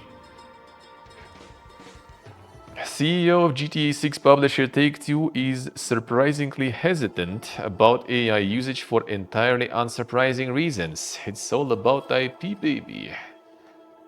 True. Zelnick made an appearance at CNBC's Technology Executive Council Summit on Tuesday. He was asked about his thoughts on the promise of AI in game development. Right off the bat, CEO reminds us that he's still the CEO of a publicly traded company, as he did make it clear he is not a naysayer of AI, but he does actually seem to understand how limited it currently is, and crucially for him and Take-Two, how risky it is for their intellectual property. Have to be really careful not to step on other people's intellectual property. The Mr. Take-Two actually, the most careful of all the corpus there, so far. So far. Surprising. As you know, if you create intellectual property with AI, you can't protect it. We're in the intellectual property business. We care about our rights, we care about other people's rights, and we have to protect what we make. That is where the comments aren't very surprising, as it just seems like Zelnick is the very rare CEO that doesn't want to force AI right this very second because it risks their precious IP that includes giants like GTA and NBA, as well as still very popular series like Borderlands. This is where the surprising element comes in. Zelnick went on to note how, in the event that AI has no constraints, he thinks whatever you'd make wouldn't be very good. Could it push a button tomorrow and create an equivalent to the GTA and the marketing plan, and here it is? The answer is no. A, you can't do that yet, and B, I am of the view that you wouldn't end up with anything very good. You end up with something pretty derivative. Zelnick goes on to say how AI is just big data sets and defines them as backward-looking, as in it's always working off of something else that has already been made rather than looking forward. Perhaps his most surprising line is this one: there is no creativity that can exist by definition in any AI model because it is data-driven. I'd like to be very clear that I really do think Zelnick is currently only hesitant about implementing the use of AI at scale because of this aforementioned concerns over IP. I'm just hoping, yes, a useless thing to do here, that maybe some other CEOs and shareholders might see that GTA guys holding off and think maybe we should too. Can't wait for that not happen. Corpoman is actually smart. Borderlands still popular. I mean, the recent one was like pretty big, so yes, I guess it is. The Corpoman actually smart. No, I think it's actually because of the IP scares. Like derivative. Like the GTA, Red Dead Redemption, like I wouldn't really say that they are nowadays already, you know, like something super unique and like looking forward. I think it's just actually really well made derivative of what they made before and a bunch of other games.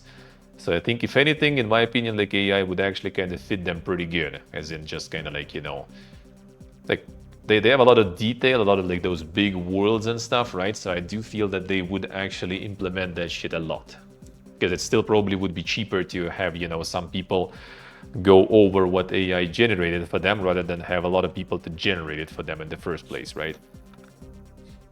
Alrighty, Portable, enjoy your walk. Enjoy, Sora. But yeah, he do be smart. He do be smart.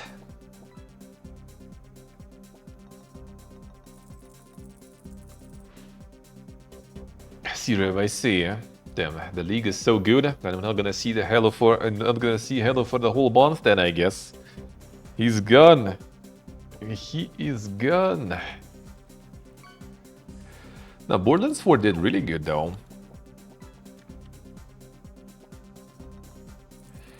That shit did really good, huh? There's still like 21,000 people in game. 26 is the peak. That's like basically, you know, what like some MMOs have, huh?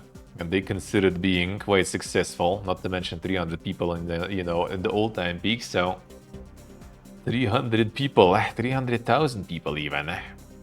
Do be quite big. Do be quite big. Like Arc Raiders is like all the noise now. What do they have? The peak is 328,000, so yeah, no.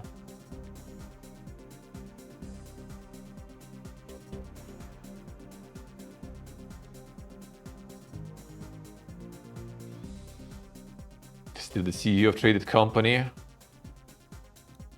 I think that was just basically kind of like said is, you know, like he...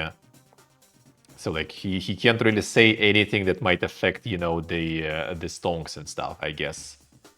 Like I think that was the main thing. Like it's basically just kind of like can't really say completely, you know, strict direct yes or strict direct no, because that might affect like the stonkas and stuff. Following FBC Firebreak flopping, Remedy have a sense of urgency and are banking on hits from other established series. Damn, another one. A new CEO says resources are being moved away from Firebreak, but its roadmap will be respected. No, Firebreak is also like now joining the New World, or the New World is joining Firebreak. But in case of Firebreak, I can see why, because that's fucking dead. In case of New World, it's not. Return it. Yeah, what is this shit, dude? Like Omega dead there. That's when they got like some new patch going. Damn, 259. Insane. They like started with 2,000 people even. The fuck? Yeah, Revia.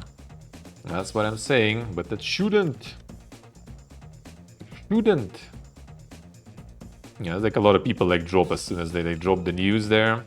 Yep, that's what they did. Yeah, no new content updates announcement. Ooh, dead. Come on, dude. Yeah, this is like new update. DLC. Yeah, DLC is now free. Fucking Pog, dude. Everyone's going in. And then like, well guys, we're fucking closing. And it's over, dude. Fucking A, man. Who did this shit? Bye. So yeah, Remedy is now also farming.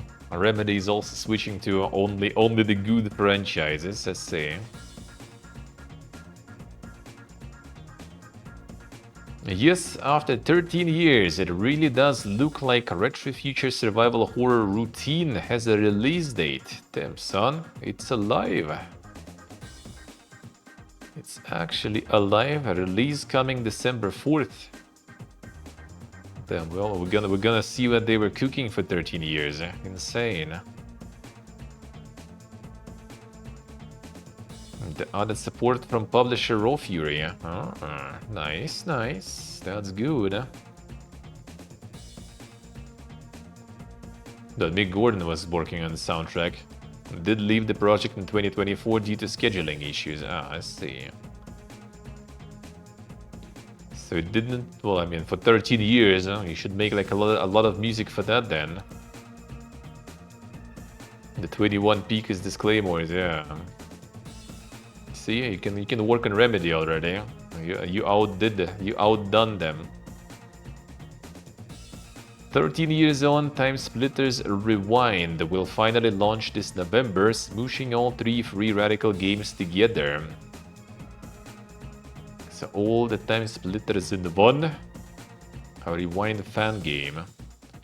Fan revival project that stirs together modes, maps, and story material from all 3 original Time Splitters games.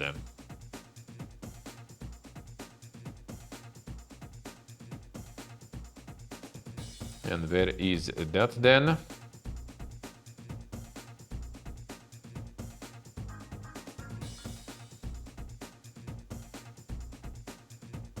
Where we can get that?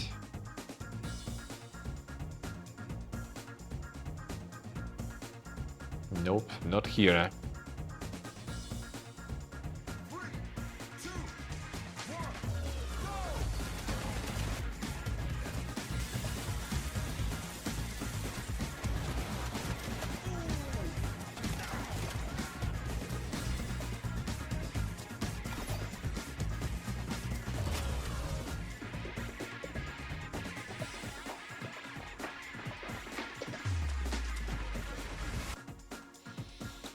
Now you'll be able to relive those memories. I have the website and stuff there. Alright, see. See. November 23rd. There it is. Descent of Lunaris. Investigate a signal emanating from deep within the moon. Find through a dark reflection of human nature. Been tested and punished for the actions of humanity. Descent of Lunaris is a classic dungeon crawling turn-based RPG inspired by wizardry and Shin Megami Tensei. The dungeon crawling.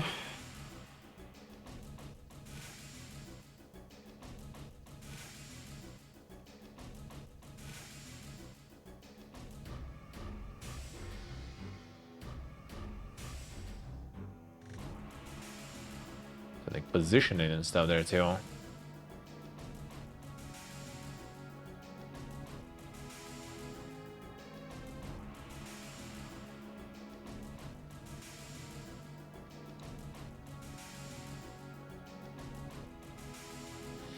The crawling part looks kinda nice. The fight not so sure though. The combat not so sure.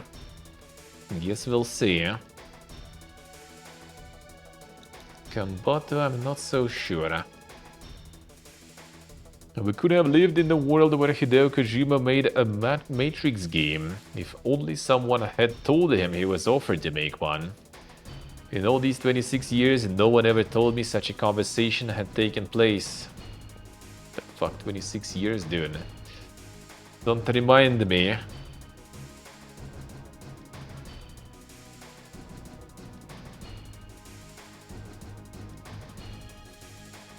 Former vice president of licensing at Konami Digital Entertainment recently spoke with Time Extension about this apparent pitch, explaining that Wachowskis were big fans of Kojima.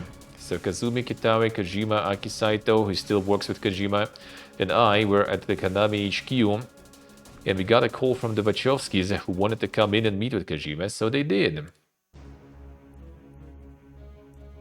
I'm surprised to see on social media Wachowski sisters had offered me a Matrix game project back in 1999. In all these 26 years, no one ever told me such a conversation had taken place. At the time, we were mutual fans and exchanged emails.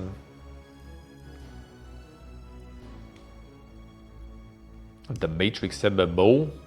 Which one was that? I don't remember that. I played Enter the Matrix though. I did play Enter the Matrix. I don't remember Matrix MMO. Wait, what? There was like only one Matrix game in general though, wasn't it? Just Enter the Matrix, and that one kind of flopped completely.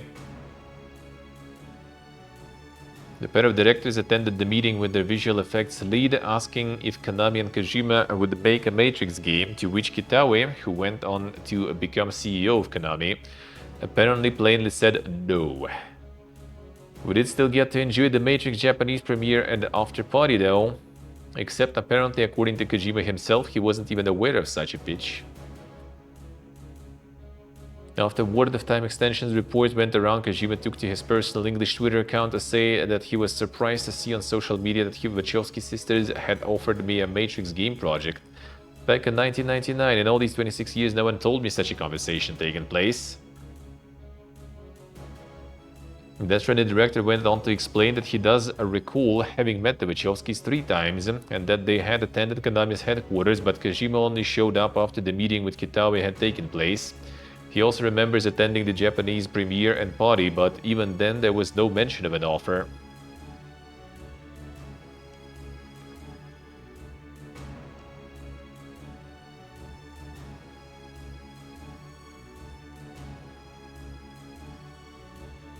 The Matrix is a bit too straightforward for what he usually does. The thing is, like, it's like it was 1999, right? I just wonder if they already got a kind of like humbled, I guess, right, by Warner Brothers about the future movies.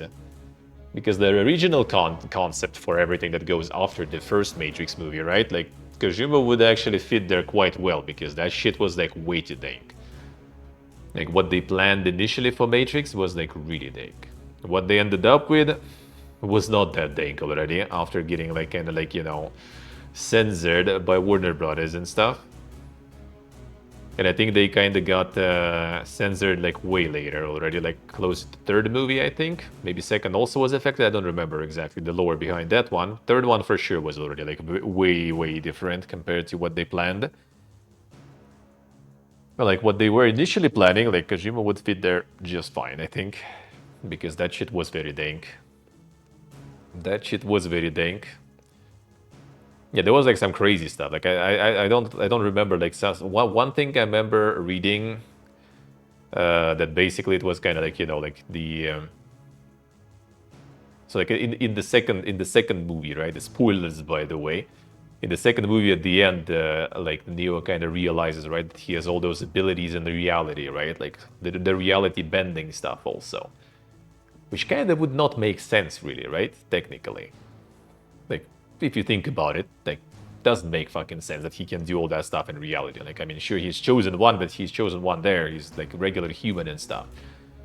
So like the main twist was like in the end that this like the reality, right, with Zion and stuff was basically some sort of like the subsystem of Matrix that was taking all those like rebellious, you know, individuals in the simulation of Matrix and putting them into this kind of like another sort of Matrix layer.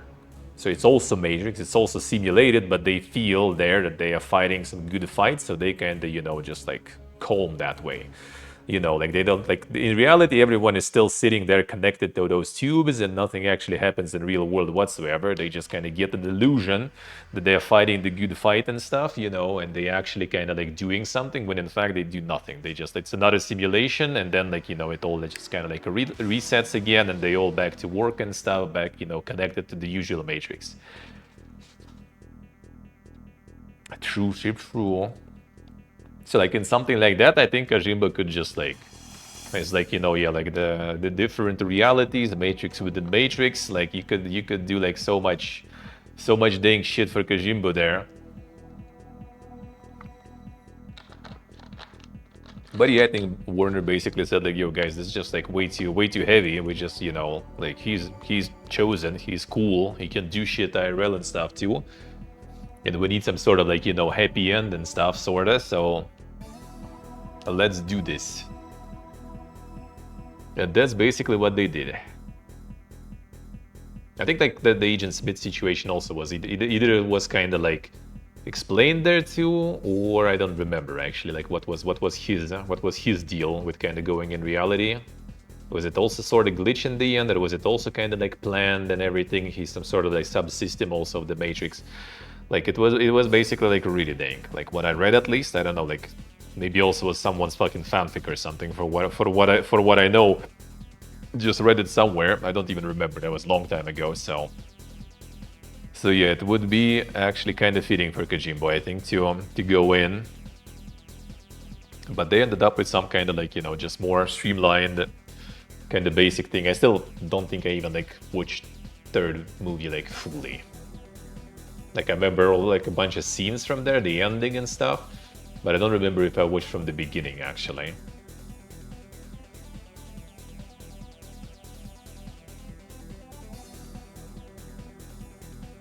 Yeah, the rain fight, yeah, we just kind of like, you know, it was just like, we need some cool, you know, like visuals, we need some cool stuff, we don't want here some deep, you know, shit and message, we just want like boogie woogie shit. And then it ended up being, yeah, like the main things you remember from like the third Matrix and stuff is like, yeah, the fight in the rain, right? All those effects and everything, like all those Agent Smiths and stuff there. That's basically kind of it.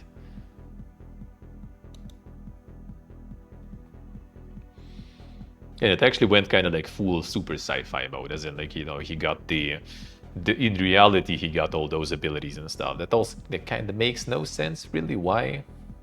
And the way they did it, it all kind of is explained.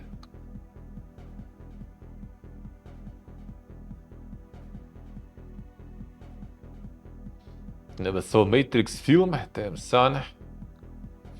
Matrix is nice. You know, rewatching Matrix 1 with Ella, I remember. After DreamHack, I remember while eating some Indian food. That was good. Those were good times, man. Those were good times, huh? Amazon have reportedly cancelled their Lords of the Rings MMO again. Y'all would have loved it, says a former developer.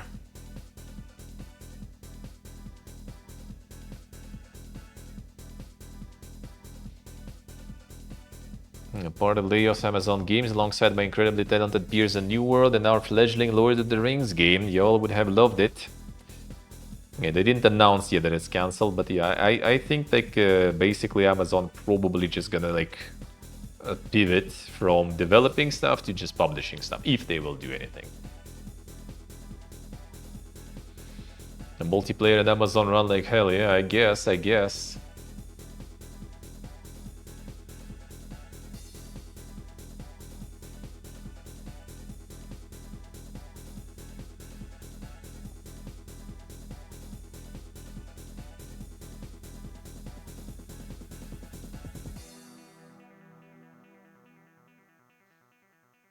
Glazing New World back then. I mean, New World is good.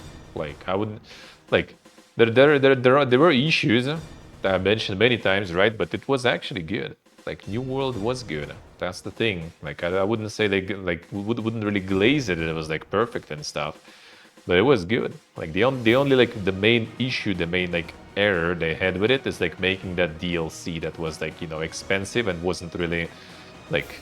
It wasn't adding enough for like the super fans to justify the price, but in the same time it also was kind of limiting players who just bought the game and no DLC from enjoying the game, because like you just like you can't compete with people.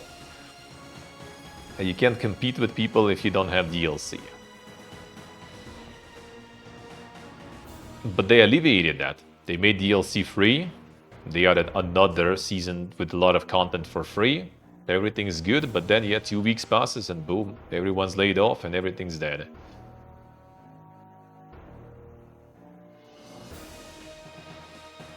Some bugs at the start and stuff. Well, I mean, yeah, like pretty much like any live service MMO, they did have a bunch of shit. Yeah, they had like some duping fiesta happening, I think, at some point that they needed to like do a bunch of like, you know, interventions for. Yeah, like that did happen. That did happen, like with many other MMOs usually, actually. They did need to fix a whole lot of things. And on release, it did have some issues, like even like content-wise, they didn't have some issues on release. Which later down the line with the Return to Aeternum, with like all this like the Sandy area addition, they actually kind of did get the game in a pretty good spot, which people enjoyed for a while. We enjoyed for a while, and then like after that event kind of hype died out, the next step on the hype, you know, increase was supposed to be that DLC expansion thingy, but it ended up being just like fucking shit completely, because it didn't really add anything good, but in the same time it also kind of like limited the gameplay opportunities for people who didn't pay for that DLC. So it basically kind of like fractured, you know, the audience that is already wasn't exactly super crazy huge, right? And pretty much just kind of like made everyone who didn't buy the DLC kind of like not really enjoy the full experience. So first, at some point, they added the DLC into some sort of like new combined edition, the Aeternum edition or whatever it was called, that went to consoles actually. So that was like at least one step in the right direction. But those who already bought the game earlier, they didn't get that shit for free though. And that's why I never returned to it, and now they made it all free. And I wanted to return, but Nextfest kind of stopped me from it. Now, well, now I learned after like 2 weeks since they fixed all those things, we learned that, you know, it's also kind of dead now. So it's sad. It is very sad. So yeah, I just think they're just gonna pivot completely to publishing. So just getting Lost Ark, Throne and Liberty, like, you know, a bunch of like Korean MMOs. They have like, I guess, experience, they have contacts, they have teams for that, for translations and all that stuff. And they're just gonna be probably like localizing and adapting it for the global Western release. That's it. Probably. Unless they're gonna ditch even that. Wouldn't be surprised, but I'm pretty sure that, like, you know, amount of income and amount of effort you need to put into it is kind of like probably good for Amazon, I guess. So we'll see, I guess. We'll see.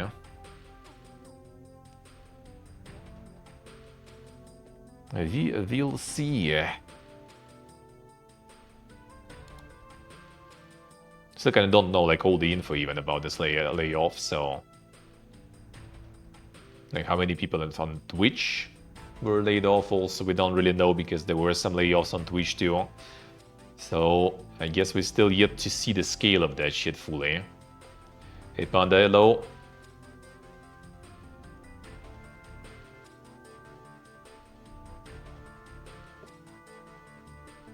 Let's see Panda, I see. I do kind of hope that they will still maybe like have enough people around just to make some sort of like return, like the last event, you know, just like a few months, people to go like on some servers, you know, completely, you know, completely from the beginning, from scratch, like, you know, get all those, like some people already did this, like, you know, the memorial event, I guess, for the closing game, which is not closing yet, it's still gonna be around for like over a year.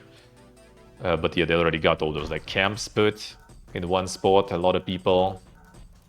It would be nice to get back to it again, like, you know, like the fully new server and all those camps again next to like the early starting areas. That was kind of cool. And just like you go outside of town and there's just like a field, you know, of those campfires, you know, just like burning there. Like when it gets dark, you just like go next to the city and there's just like light all over the place, you know, like mega light. Like you can't find a spot where to put your campfire because you need for the quest kinda. And it's just like a shitload of them all over the place. That was so good. And like all the zergs people running and stuff. The only downside was like finding some resources was really hard because there was so many people in the same early areas that like farming resources there was impossible. Every spawn of resources was like basically demolished instantly. But then later down the line, everyone kind of like distributes around and everything becomes kind of fine in terms of resource farming. So I kind of wouldn't mind if that will happen again because that was good. Like, I mean, we did it on release for 2 months, we were grinding. And then like when the Return to Eternum event happened, we again like went on the new Return server. And from the very beginning went ham. Don't have instance resources. Well, I mean, it's not resources for the quests and stuff. It's resources for like crafting and stuff. Yeah, it doesn't have like World of Warcraft. I think and stuff also doesn't, right? You just kind of like have some node spawn, and someone farms it. That's pretty much it here too. You don't need it for quest or something. It's just for the crafting, and the crafting like is kind of important in the game though. So eventually you will kind of want to probably level that up, but you know, I guess. Not something that is gonna like, you know, completely like stop your progressing or something. Bottom Blade 2 Bannerlords War Sales Naval Warfare expansion takes to the high seas in the late November. Grab an oar and get ready for war. November 26th is gonna be out. Alright, that one was delayed before. The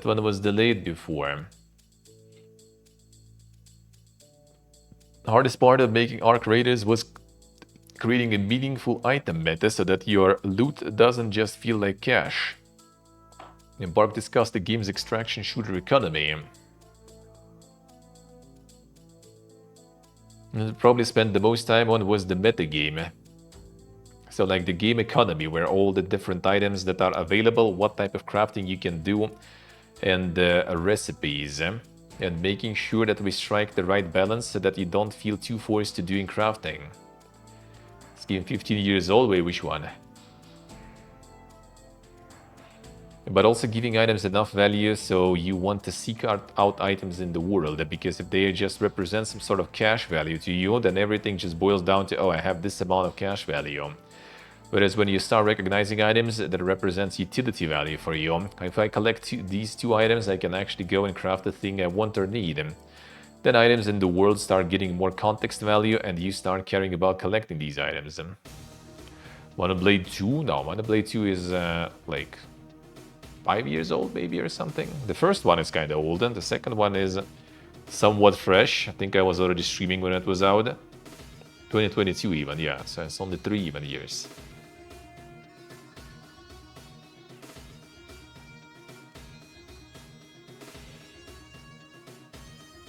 Base game, yeah, base game. I mean, DLC is not even out. So it was 5 years, alright, I guess. I guessed it right then. Striking the right balance between feeling overly punishing and getting it right where every item has a purpose, and if you choose to, you can use that purpose over time. That was probably the thing we spent the absolute longest on.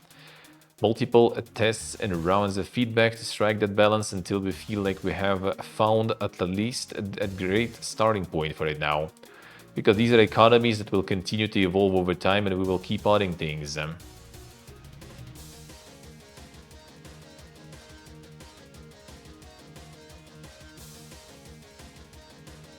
Don't please feel it, at least that's the feedback we're hearing so far, that it changes and every item becomes interesting in its own way. Doesn't mean that you have to collect every single type of item, that's not the purpose, but at least you can be more deliberate about what items you choose to hunt for. Well, depending what you want to craft, I guess. First roadmap and Arc Raiders promises lots of goodies like a new map, quests and more before the end of the year. But no PvE mode, I think, wasn't it?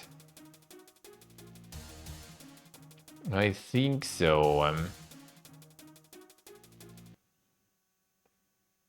Expansion of the Rust build, 5th map, arrives November, community events, special team community events November, December.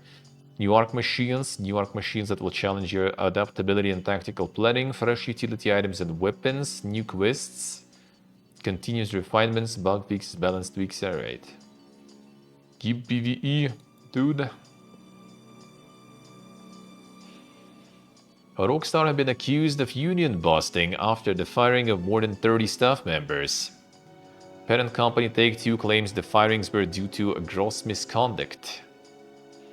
Another one. Not only making history in terms of profits, but in enacting the most brazen act of union busting the games industry has ever seen.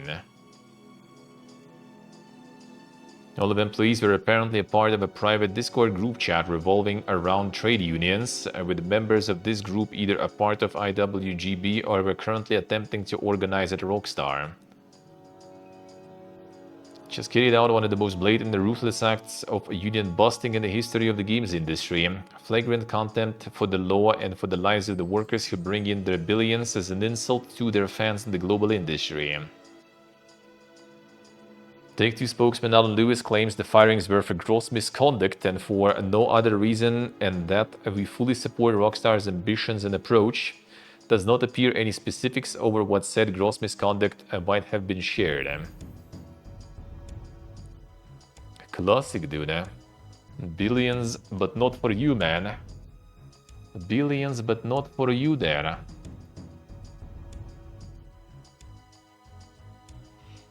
PUBG creators' oddly named open-world survival roguelike Prologue Go Way Back gets an early access release date. November 20 is there. Yeah, so it's like still kind of some sort of like prologue for some other massive thing that they are making and stuff. I'm kind of like lost in all this, like, you know, naming and the pricing and everything. So I guess we'll see, yeah? Guess we'll see the fuck is that.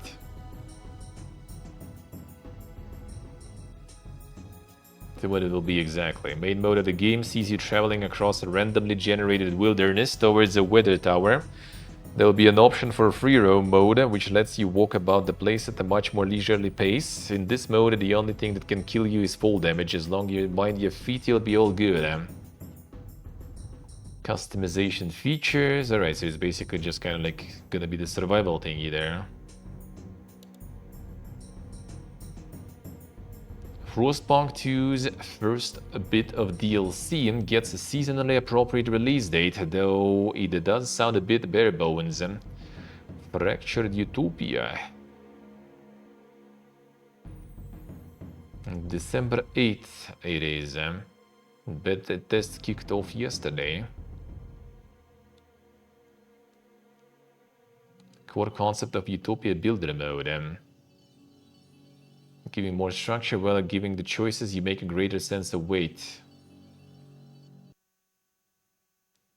The faction in the game will be able to build towards its own idea of what a utopia is, complete with new systems, tools, and even new endgame. And 12 unique unlocks like laws, hubs, and abilities per faction. 8 new faction hubs in total. 8 new faction-specific variants of the Housing District, over 100 new narrative events, couple premium tales, and to top it all off, new map. Insane. No one is fixing all the problems until January. I'm not gonna be getting it on release then. I'll see how it is. Wait, you close a little too many, no? No, we're good. Halo campaign evolved, coming to PS5, Xbox, and PC. Remakes Halo 1 story with new content. Yeah, it's kind of more like last week, but yeah, kind of for some reason there wasn't that much talking about it last week yet in all the websites, but yeah, there it is. During the sprint, I already saw like, you know, people molding. And Zoomer's gonna zoom through the game now, not gonna appreciate, you know, the insane game direction and everything. The whole discourse on Twitter about that too. People not gonna be able to appreciate the game if they can run through it so fast. Let's see, like I say. Free-to-play Battle Royale Vampire the Masquerade Blood Hunt is shutting down next April. This one was already like in the maintenance mode for like a couple of years at least. 2022.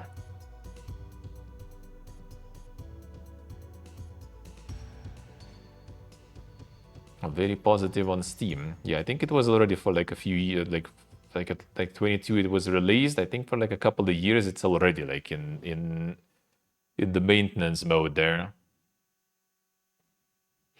Sponsorship killed another game. Wait, when was that one? That was probably in 22 then, I guess.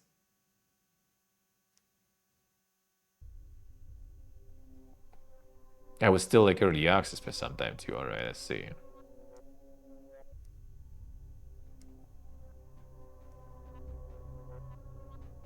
Years back, yeah. Well, I mean, to be honest, that's actually kind of like a good example of how, you know, like even something that was like super boogie-woogie and a lot of content creators were on board can die. And I think I was actually talking about it last time when they announced that the game goes in the maintenance mode. I mean, it's strange that they're not really mentioning that. And the game will render unplayable, but I think there is no content and stuff for this one already for like a couple of years. Because it kind of like went out, everyone was spoken about it. I think Shroud was playing, you know, like a bunch of streamers were playing this one, not just like sponsors, but like, you know, even for free after that for some time.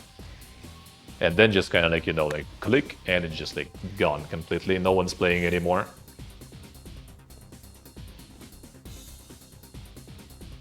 It was kind of like a little following it a little because one of the people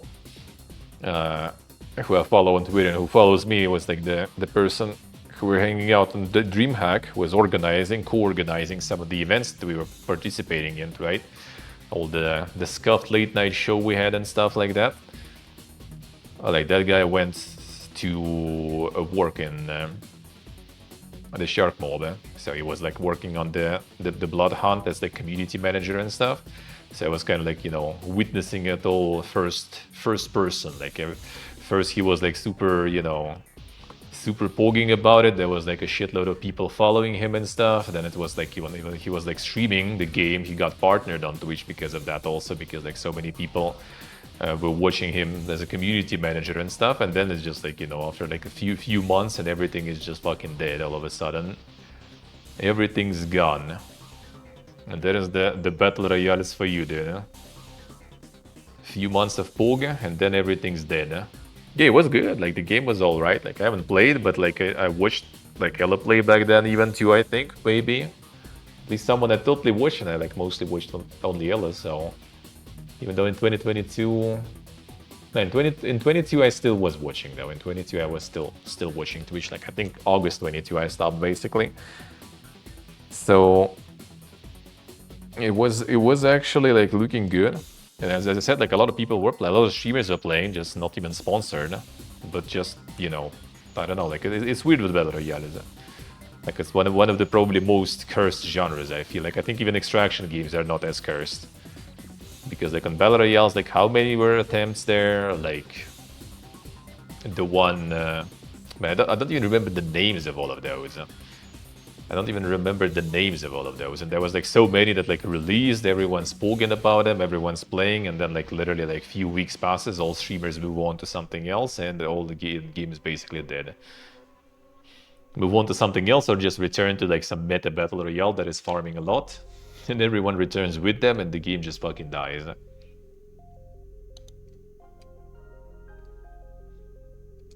Vampire Survivors Balatro update is out today alongside more Castlevania content and online co-op. Damn, the insane crossover is there. The Antechamber. Extra-dimensional analog of Balatro's user interface. There it is. The Outer Saboteur. It's a little sidekick that steals your coins and throws them at enemies. There it is.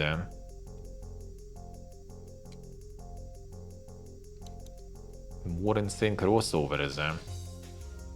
Heart Machine is laying off employees a second time this month, weeks before its next game. The Hyperlight guys. They already kicked a bunch of people before, which we also covered not long ago. Now there is even more people.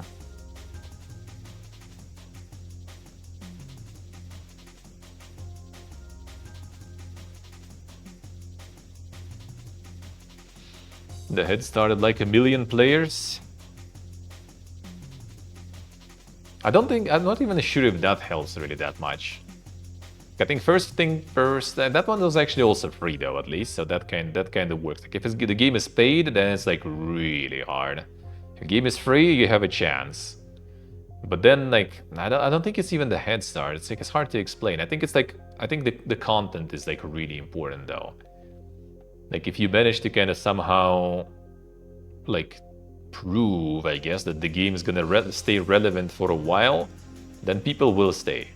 I think it's the same with MMOs and like any live service too. Like people just don't want to like move from their own live services, battle royales, whatever, to play something else unless they're sure that it's gonna be, you know, supported and alive and pumping for a while and relevant. Like if they see that, you know, like, oh, updates are kind of slow and stuff, kind of Dune, for example, right? Like Dune Awakening got like super good start, you know. Twitch still buffers. Yeah, I'm still at 98 dropped frames for like a few hours already. Nothing changed, so I don't know what's going on there. Like Dune released like to like really good reviews. Dune was like very good. I mean, I did enjoy it. I still have it. I still actually need to remember to go and like charge my fuel there and everything.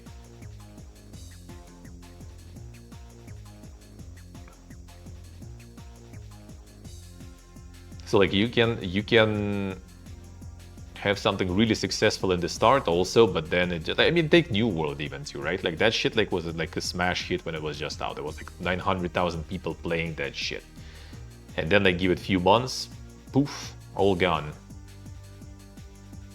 Yeah, people just kind of like hit, you know, some sort of like spot where they are not sure, right? They kind of like grind and they're like, all right, like I kind of invested some. I'm not sure if I see, you know, if it was worth investing. And then there is like someone else also like in like on YouTube, you know, like Reddit, Twitter and stuff, just yelling all the time, all those months since release that the game is actually trash. Everything's trash, and they just see that and they constantly start doubting, you know, they're like as soon as there is not enough what's the name? Like the confirmation, right? As soon as they don't feel like some validation from some like, you know, like the masses around the gaming sphere, right? As soon as they don't see the validation from content creators, everyone is just kind of like, oh shit, yeah, like, you know, like all these streamers kind of like stopped playing it. Oh man, then maybe it's bad, maybe it's dying, maybe I should also move, you know. Or like on Twitter, there's like no more like glazing. It's like more like, you know, people criticizing stuff. Oh shit, yeah, maybe it's bad. Maybe I should also move. And then everyone just moves to some other games, and then they also go back and start shitting on it because, you know, like they want people also to kind of like stay in the one game that they actually like I don't know, let's say like World of Warcraft, right? So they want people to kind of shit on everything else, so people kind of like be like, you know, more afraid of like going and trying something else and stay playing their game, so their MMO is still alive because they invested so much time into it.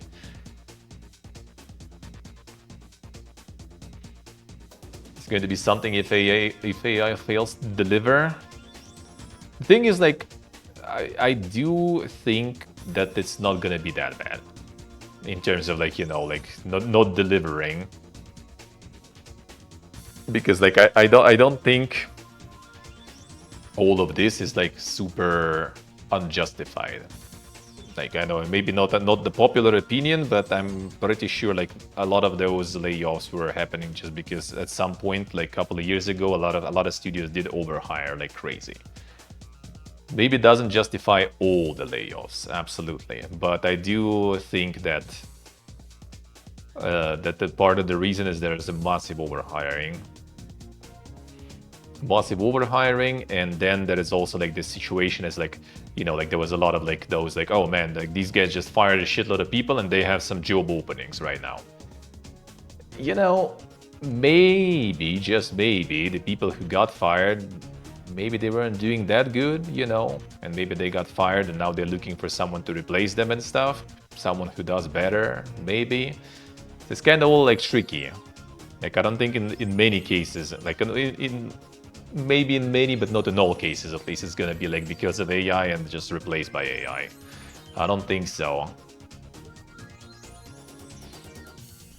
So we'll see. We'll see.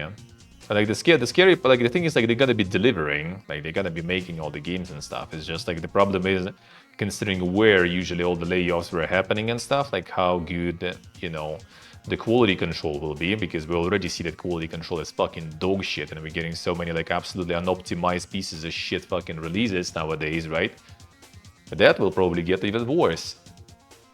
That might get even worse if we're not gonna get a lot of control over it, and I don't think AI are gonna replace any of that. I don't think so.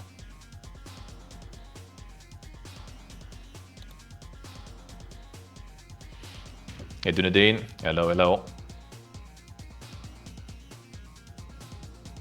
I see. Yeah, I do think so. Like a lot of it was. I don't know how, like, was it all like all these like insane massive layoffs? Like, were all of those overhires? Not so sure. But there probably was a lot. And then I guess, you know, when they started, you know, kicking people, they were just also, you know, maybe we can do even more, you know, that actually was kind of good. We didn't even do anything, just fired a bunch of people and, you know, line goes up already. Maybe we should do some more. Maybe we can actually like optimize things a little, you know, better. Try to do more with less and stuff.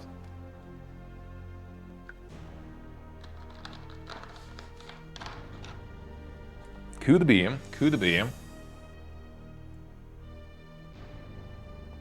Yeah, surprise, Steam Co-op hit Are We There Yet sells 1.3 million copies.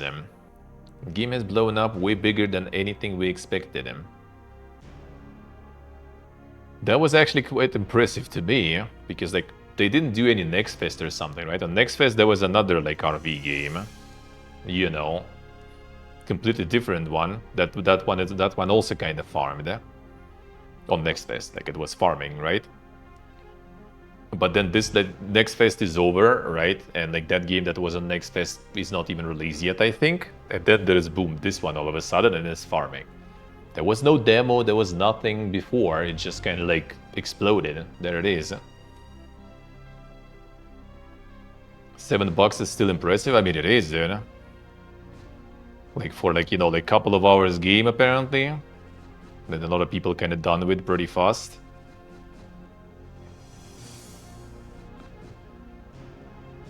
And they sold already like that much for that amount of price. You know, £6 discounted, so yeah, like $7 and stuff. That's a lot, dude. That's a shitload. Doesn't mention like how big the studio is. I'm the community manager and stuff, but yeah, still. Studio also working a first-person farming game, Among the Wild. This probably was like some sort of like side project for a very small team, very short game. Boom, farmed. Seems good.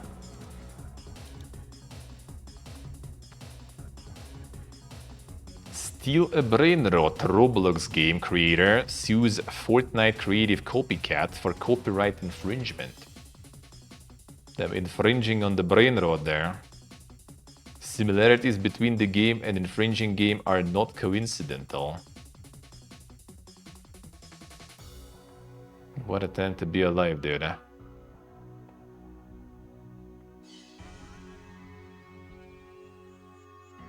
Similarities are not merely the result of the games existing in the same genre or dictated by function. Defendant made conscious decision to copy creative choices and unique designs that were implemented in the game. Similarities between the game and the infringing game are not coincidental. The result of willful infringement, you just repeat this again, by defendant in an effort to steal the market for plaintiff's game. Spider Games claiming damages both actual and punitive, attorney fees and permanent injunction against Van der Woert. Damn son.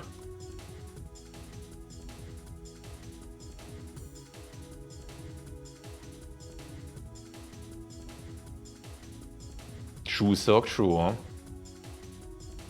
67 being a word of the year. Yep, I actually also did. I did not get that shit there.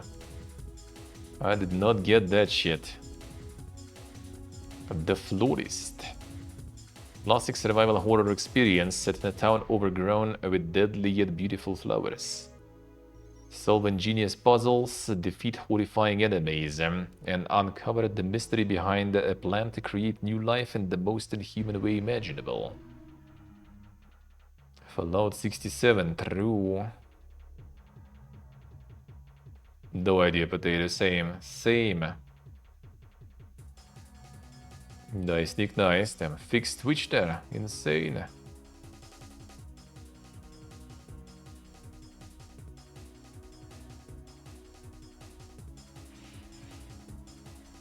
It ain't even much of a trailer yet, I guess, but we'll see. Unclear games, descriptive.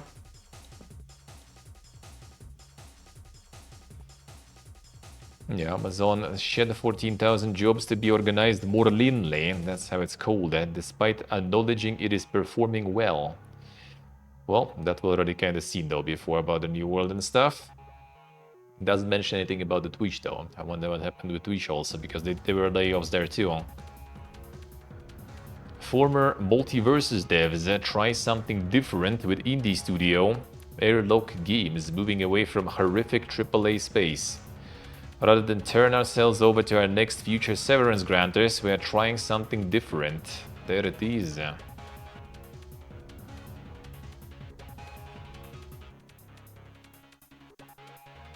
These guys all got laid off after the Multiversus, yeah. That's the shutdown.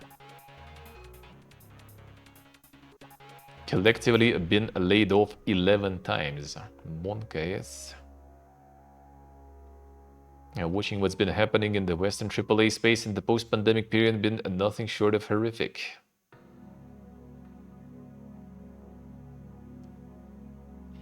True, so true, huh? Yeah, maybe laying off some servers there. A bunch of legacy companies respond to emerging market challenges by laying off tens of thousands of our peers and us to prop up quarterly numbers, watching them announce strategies that are entirely dependent on a dwindling list of overused IP. Sugar-coated with trite expressions like surprise and delight our fans, watching them run away from innovation like it was the plague, and watching them continue to fail and continue to double down. So rather than turning ourselves over to our next corporate overlords, future severance granters, and saying thank you sir, maybe have another, we decided to try something a little different. The team's first solo venture, What the Stars Forgot, will launch in early access on Steam in December. Kickstarter campaign is currently underway. Launch in December. Kickstarter campaign. Huh? Kickstarter is like month long. It's like after Kickstarter, we're just gonna release already. Yes. This is Dog. Can we open? Thank you.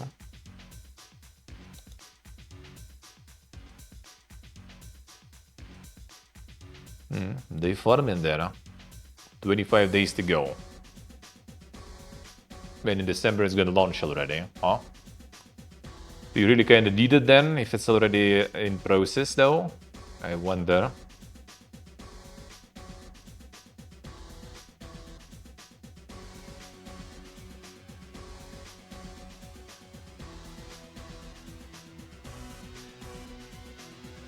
see the data say.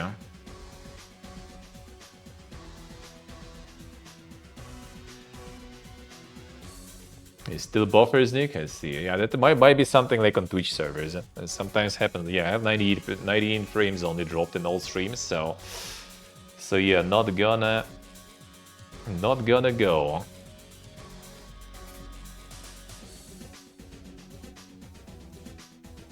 Don't steal tons message. Monka is. The chat is also going PPG there. Twitch, what's going on?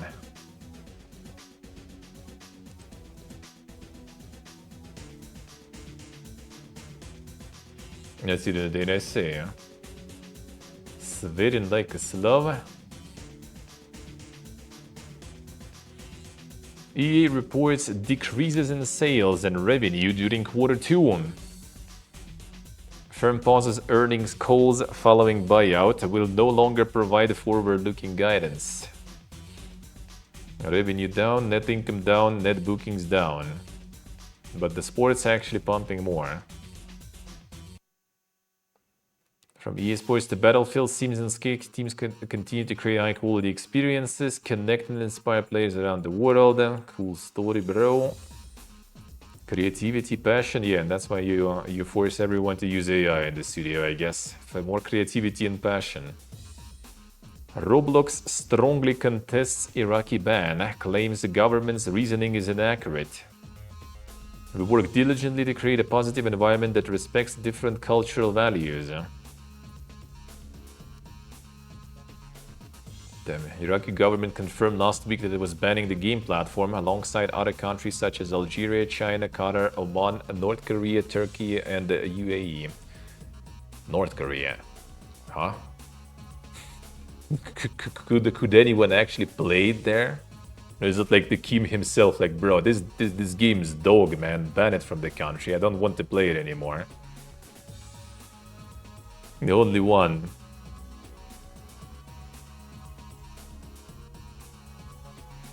Proactive step temporarily suspend certain communication features such as in-game chat. This applies to all users in Arabic-speaking countries in the Middle East region, including Iraq, where this feature is not available. Claims that it is somehow being misused are therefore inaccurate. Oh, that's quite a solution, man. You can misuse something that doesn't even work, you know. You just turn it off, that's it. Call of Duty Black Ops 7 trails far behind Battlefield 6 on Steam pre-orders, but the bigger picture is far more complex. I mean, I would be surprised, really. Ranked number 173 for Steam wishlists, Battlefield 6 peaked at number 3.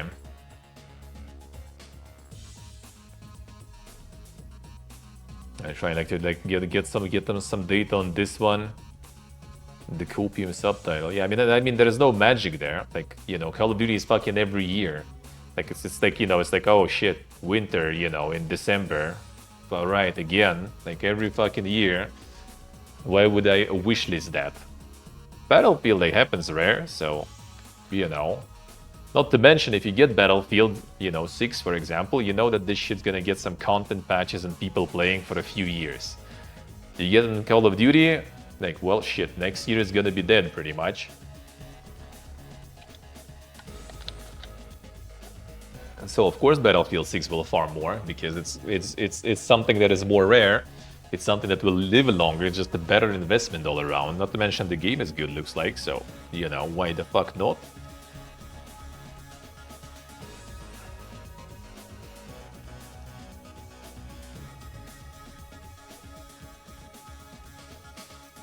Yeah, I think that's also part of the corporate problems in general. There is way too much, you know, like, people who have no idea how things work on the ground.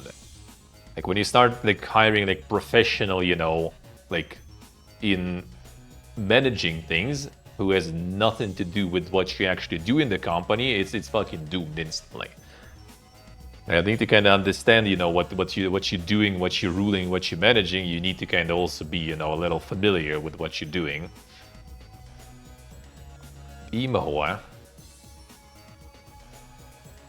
Neon doctrine to merge into Raw Fury. Publishers, co-founders Ian Gardner and Vlad Soplyak announced departure.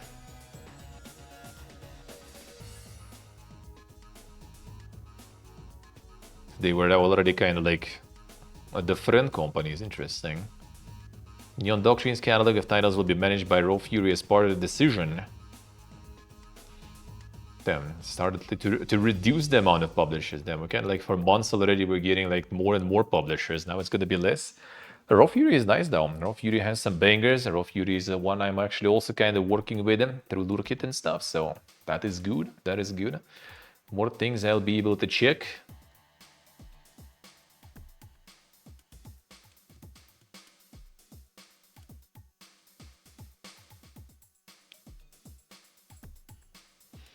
Yeah, the units have AI. You done for, old Todd. How dare you? Capcom first half 2025 sales and profits up year on year thanks to a Monster Hunter Wilds and anticipation for Resident Evil Requiem. Now does anticipation sell out? People buying Village and stuff? I see. Then what the fuck? The 6 months ended September. Oh yeah, I guess it's like just Monster Hunter farming. 43% sales up, 89% profit up. Operating profit, ordinary profit 76.5% up. Net income 80% up. Holy shit. Yeah, Wild's bad performance and stuff. They don't give a fuck about this shit. That stuff still sells, dude. That stuff still prints them. Xbox Q1 hardware sales down 29%, while third-party content experiences better than expected performance. Overall gaming revenue falls 2%, offset by a 1% growth in Xbox content and services.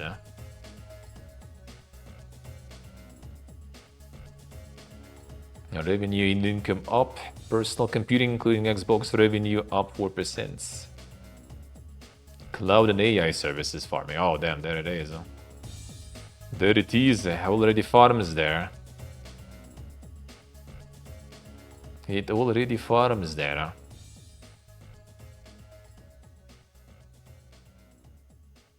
Cloud and AI services.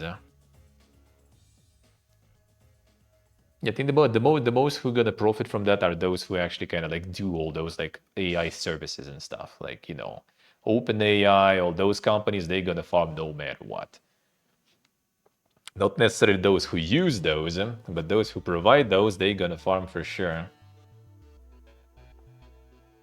Pokemon TCG Pocket reaches $1.3 billion in first year, says AppMagic.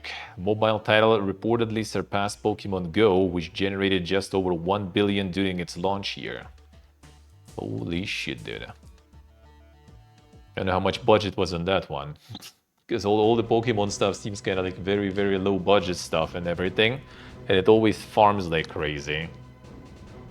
You know, these guys like just like found their, you know, golden mine there. For years, for decades at this point. They just don't stop farming, man. They don't even plan to change anything. I feel like they even make it worse, you know, like the budgets go even lower, I feel, instead of increasing.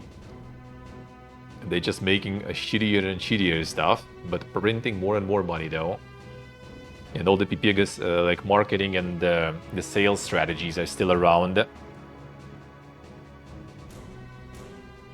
Fall Guys veterans launch new studio Panic Stations to make multiplayer co-op games. Ah, there we go. The Friend Slope Wave Riders there.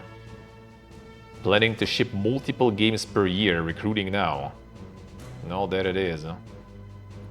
New developer focused on fun, silly, slapstick, co-op multiplayer games. So yeah, we're gonna get like some like, you know, period in time right now when everyone will be trying to get their own peak, their own RV there yet, you know, all that stuff. There's gonna be a lot of it. So like the co-op enjoyers, the friend haver is gonna be eating good, dude. The friend haver is gonna be eating all the content. The problem is I don't know if there is gonna be, you know, enough for all the makers of that content to farm. I guess we'll see.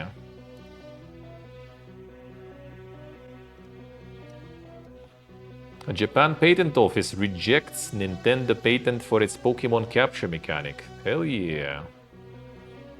third-party claims games like Ark, Monster Hunter 4, Craftopia, and Pokemon Go already use the feature. Well, I mean, Pokemon Go was kinda also Pokemon, right? But I guess it's a different studio making it, so... That's why they all try to, I guess, to keep all the brands, all the IPs in-house instead of giving it to someone else. So they can't get, you know, fucked by this kind of stuff. Not yet final suggests GPO may reject Nintendo's patent application given claims the ability to catch creatures existed before Japanese company filed the patent. Hopium, man, hopium. I hope there's not gonna be all those dumb fucking patents, man. Ever. Please, please. Roblox records better than expected Q3 results. Revenue up 48% to 1.35 billion. Bookings jumped 70% to 1.92 billion. Well, that shit is also farming, man. Through fucking steal a brain rot and stuff like this, like, holy shit, man. What a time to be alive, huh? Sonic the Hedgehog 4 might be renamed to Sonic CD. Then Sonic became a predator there and got cancelled or something. What happened there? Reference the classic game of the same name. Right, about the movie also, man. Oh, who cares? Movies, kick. Xbox reportedly has a partner preview event scheduled for November. I have some shows to watch. Some shows to watch.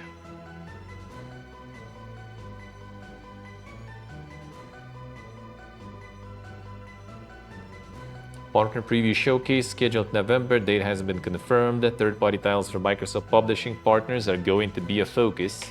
Feature almost entirely, if not actually entirely, Xbox Play Anywhere titles. Yeah, they already had it at Xbox.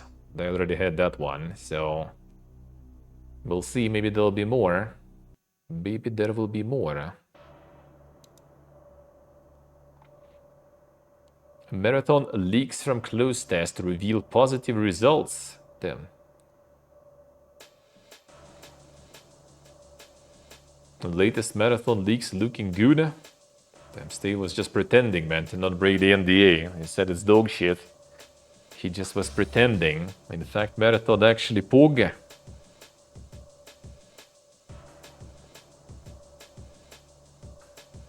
Praised work done in factions and quests, and now bagged on some weird mechanics, paying credits to remove attachments from your weapons. A limited stash space, poor audio, continued existence of bullet magnetism.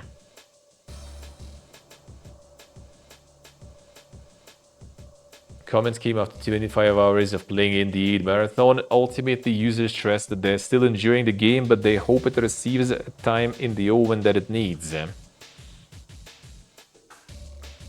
Friend says he had zero expectations but has not been able to put the game down since the playtest began. Said a solo experience is a borderline horror experience. Game a significant improvement, while some pointed out that basic minor things are still being overlooked. Yeah, 3 more years. I mean, they might as well just kind of wait a bit longer because of like everyone's farming Arc Raiders now.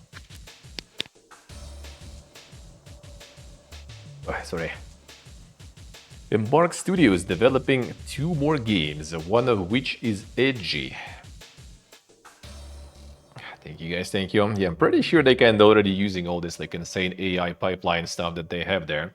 Because like, you know, the finals, what, 2 years, not even 2 years past, Arc Raiders, now 2 more games in the works already. Like for the studio with like what, 300 people, I think? That does seem kind of like quite a good productivity there, dude, huh? Just integrating our DNA doesn't mean that they are online games the same way the finals are Arc Raiders. And one of the concepts we have, I would say, has a lot more edge to it than the finals or Arc Raiders does. The other one maybe is a little bit more conventional. So I guess they're making like another one kind of more to farm the meta, and one is going to be a little more kind of experimental, I guess. Well, I mean, like Arc Raiders, like what I have to say, it's like it's smooth as shit. It runs good, it looks good, plays good. So like, I mean, sure, if you make something good that is also like, you know, not gonna be PvP-ness, you know, explicitly, then I'm down. I mean, even Arc Raiders, if it get PvE, I would be down to play more of that too. Not gonna lie. Battlefield 6 skins being adjusted after community backlash. Oh yeah, we had it last week. Nice Reddit embed there. System override skin gets a do-over.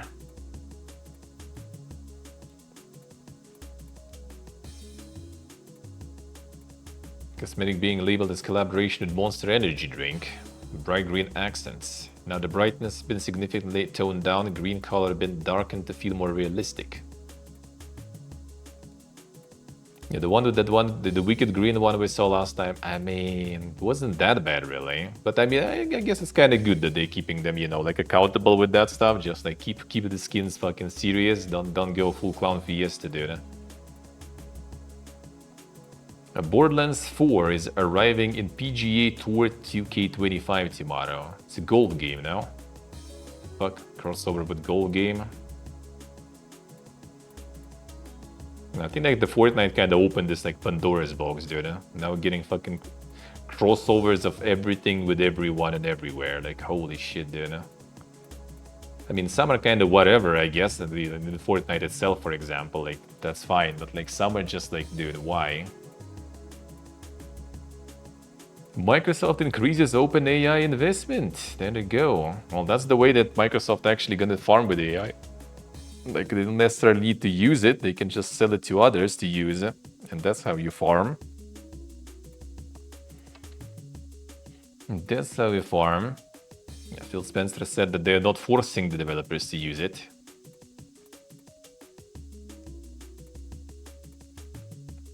AI uses left individual teams, and that he's found that creative teams will use tools that make their job easier when it makes their job easier. And then any top-down mandate that thou must use a certain tool is not really a path to success.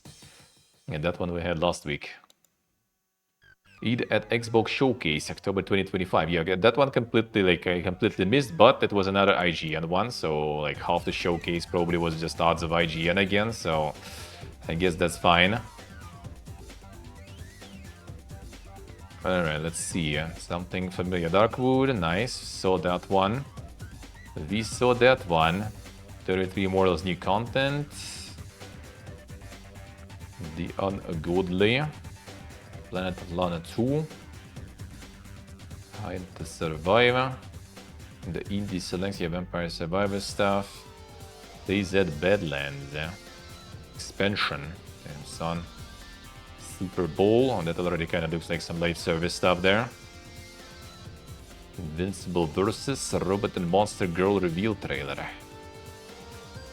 Sledding game. Got the frog-likes there. Raw Fury Sizzle Reel. Monsters are coming rock and road. That will be good. That will be good. Yeah, routine is theirs actually. That actually might mean I might check that out. We'll see. Might check that one out. Oh yeah, Over the Hill was kind of cool actually. Potentially, damn, TCG Card Shop Simulator. Even like in Xbox, in Xbox Showcase already, they're gonna be pumping the simulator likes, I say. Battlefield RedSec 30Hz servers beats most of the competition, says lead producer. Well, apparently Apex had 20, right? So I guess 30Hz server in Battle Royale 2025 definitely a decision. 60Hz for the final fight if you make it there. Also, I'd argue 30 beats most of the competition baselines too. Call of Duty Warzone servers run at a tick rate of 2024. Apex 20 with 60 players, Fortnite at 30 with 100 players, PUBG at 60 with 100 players and more. Now we know that Battlefield RedSec runs at 30 with 100, so basically only PUBG is better. 30 stable, 60 possible endgame.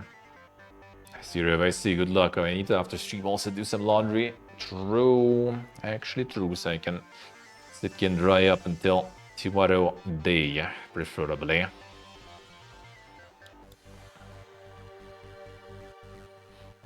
Tencent responds to Sony Horizon clone lawsuit. Fame does not create trademark. And the exchange continues, dude. And there's like a whole, like, literally a lot of shit basically to follow. Sony fails to sufficiently identify its purported trademark and the alleged use of the Aloy character in commerce. Gamers recognize Aloy as a character inside the game, but Sony failed to identify Aloy's appearance as a trademark outside of the game. Characters have been characterized by their attire, accessories, and facial markings, but generalized descriptions are not enough to identify a trademark. Fame does not create a trademark. To qualify as a trademark, mark must serve as a source identifier for a particular good of service or service. Documents state that Sony doesn't adequately allege that Aloy's character is used as a distinct source identifier in commerce. Aloy is a playable character in the game, which is why the character will naturally feature in Horizon's content. Doesn't make Aloy a source identifier for the game any more than any other features of the game, such as large robotic animals or post-apocalyptic world, both of which also appear in Horizon promotional materials.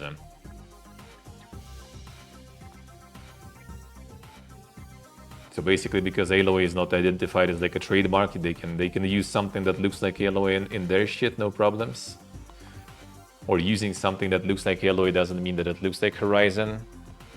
Man, I think the Megacorp mumbo jumbo there. Lawyered up also. Lawyered up Corp mumbo jumbo is even worse than the regular Corp mumbo jumbo. Half-Life 3 trailer rumored to be in production. Again, dude. Half-Life 3's announcement and launch will be very close to each other, it is claimed. Hey, Louis. No shame, yeah. Work on the trailer is occurring. Valve's approach to trailer is very different from publicly owned AAA studios' approach. And there's gonna be the shadow dropped of Half-Life 3. Insane. Hey, Toastalo. Yeah, like recently there's a lot of rumors about that. I don't know if it's just kind of like because some rumors appeared and started farming and now everyone is posting their own rumors. Or are we actually gonna get something? Anything's possible, I guess. I just like, I don't know, I mean, maybe. Well, Valve actually can do something with it. It's Valve after all, right? They don't give a shit. Arc Raiders is the latest game to turn its back on Call of Duty skins. So they also, no ridiculous skin packs for Arc Raiders. Alright. So not gonna get the Pepega costumes there. That is nice. Until some crossovers go in, probably, but we'll see. I wouldn't put it past them, yeah. A GTA actor thinks GTA 6 warrants $100 price tag. Damn, son. GTA 5 was so heavy on the mocap, I assume GTA 6 will be the same way. These games take so long to make. Years and years and years. It's not like they've just been hanging out, chilling, and then just started doing the work last year. I finished GTA 5 and then started GTA 6 more or less immediately thereafter. Kinda doubt, dude. Shit takes forever, and as we saw with GTA 5, game will come out and there will be other versions. There'll be downloadable content, it'll be online. You are almost buying multiple games when you buy the one. I would also like to see it made more accessible to more fans, so I get that side of the argument too, to make it affordable for folks. That's cool too, but there's like a way to split the difference, but I share the sentiment that this game warrants that price tag. Yeah, I get that. Spend more time on it so it should cost more. Yeah, that is indeed quite the argument there. True, true. Well, I mean, if anything, like GTA can pull that stuff. Like they can pull it and they can get away with that. Like they can.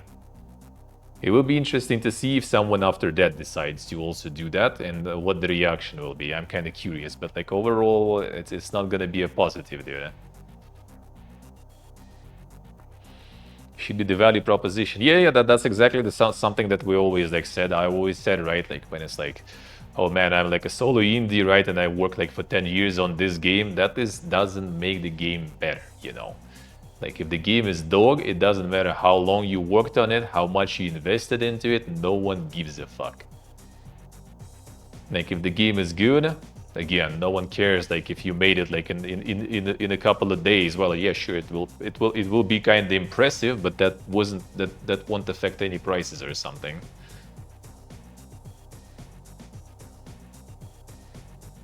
Yeah, like overall for GTA, I'd say it's kind of like I played Red Dead Redemption 2, right? Like, and that one like was one of the first games that back in the day, like regional price back in the day in Russia was like 2,000 rubles for any AAA basically on release. Red Dead Redemption 2 was 2,500, and I was kind of like, all right.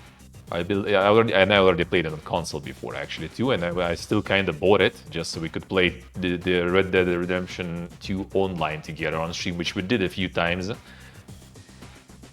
Until it suddenly kind of became, you know, a little dead game. But I had no problems like paying that amount for Red Dead because, yeah, that one at least does have content worth of it. Would I do it now though? Probably not. Same with GTA.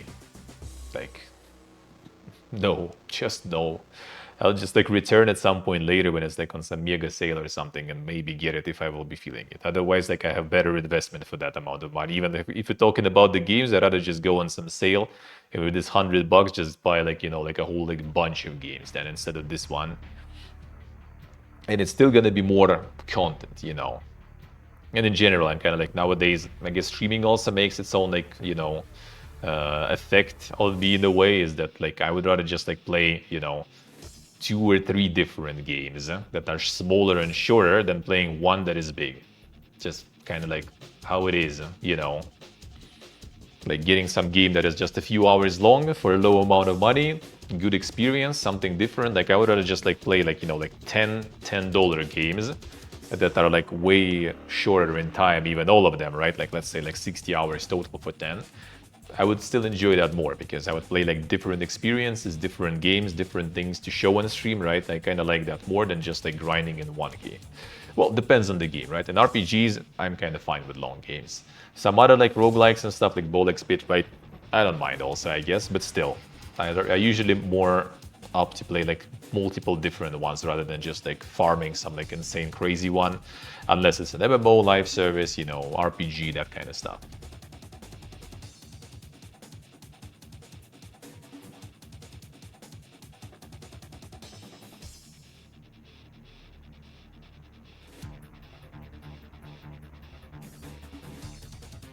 Let's see, Sheep, I see. Yeah, I was kind of fine with 5. Was kind of alright with 5. And online was also kind of initially, at least, like we played like OG online, I guess, before they started adding a shitload of stuff in there. Like some heists and stuff there, and online were actually kind of fun to play together with friends, so... GTA 5 I was actually kind of fine with it. Still think 4 is my most favorite one though, probably. Like 4 San Andreas would be kind of close, then like Vice City, and then 5, and then probably like 3 and 2. Like 3 I kind of like didn't connect with, you know, story-wise. I think partially because I didn't really know English that well back then, and I had the English version, so I kind of like couldn't really get into like the story stuff, and it felt like there was like almost no story to me because I couldn't translate shit anyway. And same was kind of with 2 actually. But I did like 5 though. I did like 5 still. Sultan, I see.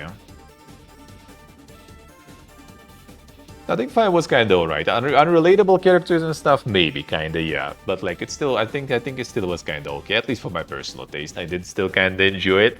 Like, I don't know, like maybe like Trevor felt like a little kind of like, you know, just made up stuff just to add this kind of character, you know, for some crazy shit. Did feel kind of a bit maybe out of it, but it also was kind of fun still, I guess. So whatever, some crazy shit in GTA is always the thing.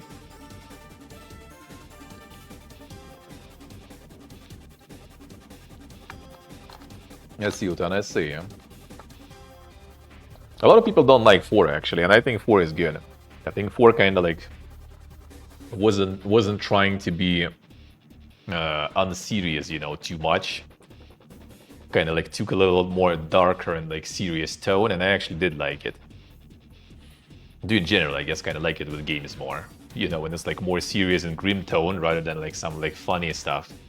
That's why like modern Fallouts, for example, I don't like compared to the older ones, because like humor was there in old ones. Actually, not really in the first one, more in the second one, but it was kind of more subtle. And when it became all kind of like, you know, like we're gonna have all this like radio with music playing, you know, all the time you game. We're gonna have all these like memes all over the place and humor and stuff. That kind of wasn't my favorite part.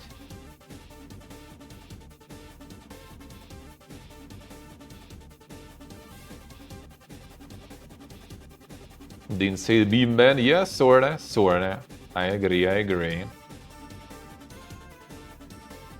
Call of Duty developers think the Game Pass price hike is a positive. Well, I mean, of course, for them it is.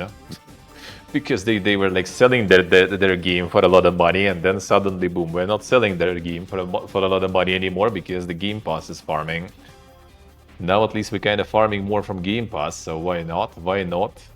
Financially, this will be a win for them, as in the, well, actually... Oh, it's some leaker even posting. Okay, yeah. Nice leaks, bro. Nice leaks. RF Online will officially go extinct as its last server, the Taiwan server, will sunset in December. Oh, bro. Is there like some RF Online Neo or some shit? RF Online Next there is, yeah. Oh, it's mobile and PC. Okay, I see. That's a yikes. RF Online, oh dude, RF Online is like 2006, 7, sorta. At least in Russia, they started servers in like around that time. Yeah, it is the actual name. Yeah, it was like literally just RF Online. I don't know how actually was that. Was it like Rising Force or something? I don't remember, but I think it was called RF Online everywhere, pretty much. Like it was pretty much like one of the Korean, you know, like grindy MMOs. But like the gimmick was pretty much you have like 3 different factions. But they have like Bellato, Krechia, and Korra, I think, right? It was. So you have kind of like elves with magic. You have some like Nazi robots. They literally had like the Elon salute there until they, at least from Russian version, they removed that, I think, after some point. And you had Bellato were just kind of like sort of humies that using massive fucking mechs that they pilot. And you have like all these just like the warfare with 3 factions. So you have like the war for control, where all the server basically goes in some area and everyone just like fighting for controlling over like the resource farm, basically like on timer, like every like once a day or something. I don't remember actually already detailed. You just go in and participate in the massive, you know, like faction versus faction versus faction combat, and who wins pretty much like controls the resource farm. That's kind of nice. It was kind of nice. Like, they promoted that, printing the ads for this game on the boss passes, like monthly student boss pass. You could like get the student boss passes with like really big discount. It was like just a couple of bucks basically for per month. And they had like there was like the cards kind of like out of like a carton. Like the cardboard sorta, the paper basically, with the magnet line, kind of the old ones that we had like those like scanners and stuff for, that you go in on like on regular ones it was printing the date and stuff when you scanned it. If it's like the monthly pass, it wasn't printing everything, so the part where it used to print the things, they just kind of like, you know, like made the full prints of like RF Online. And it was literally, I was just like off my, you know, Ragnarok Online addiction for years. It was 2007. Like in 2004 I started Ragnarok. In 2007, after 3 years, I kind of like already was like bored. I was like was the dating girl from Ragnarok Online, and we kind of broke up. And I was like, you know, like why even play now? You know, like this, she's playing this server also still. You know, like fuck that shit. Enough of this game. I'm out. I like left my account to my friend, and then I'm just like getting my boss pass for the month and like RF Online. Guess that's gonna be the next one to try. And I went in for some time. Not really that much though, just like try different things. Just a few months of grind, which in Korean MMO is like nothing basically. It's kind of fun though. It's kind of fun. It was kind of fun. But yeah, now looks like it's all gone except for, yeah, they have like some sort of like remake now for mobile and PC also. PC version appears to be only for Korea. Western fans can play on Android and iOS, and if they choose to. Yep, I guess I won't choose that. I guess I'm not gonna choose that though. Final Fantasy XIV collabs with Japanese makeup brand for themed cosmetic products. Then, where's our like endurers? Modkip and Raijin. Time to get some lipstick, boys. There it is. They got your Final Fantasy stuff. Guided by friendly boogles, answer Mother Crystal's call and search for limited edition crystal shimmers and glazed textures. Level up your beauty gear, form a party with fellow beauty adventurers, and discover looks worthy of a hero. Damn son, the copy there, the copy.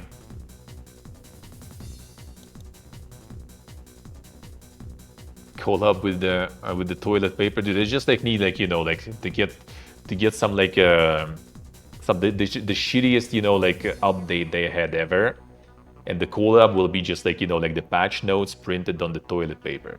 Like, I'm like, I need to share, you know, for this idea. Whoever picks that. Bungie founder announced a co-op and competitive endless dungeon runner in Fortnite. What the fuck? One original of co-founders of Bungie make a game in Fortnite. The game is called Dungeonauts, cooperative and competitive roguelike RPG. Lets team of players delve a procedurally generated endless dungeon to fight waves of enemies, battle powerful bosses and collect gobs of loot. The game offers 3 different classes and a progression system tied to unlocking higher and harder ranks of dungeons, along with a gold mine activity, additional quests, a 4-person PvP arena, and 6 different mission types. That's the next step, man. Just make the games inside Fortnite. Nice portable, nice. Them noodles. A rumor: Microsoft's next Xbox console will allow for full PC gaming, including World of Warcraft.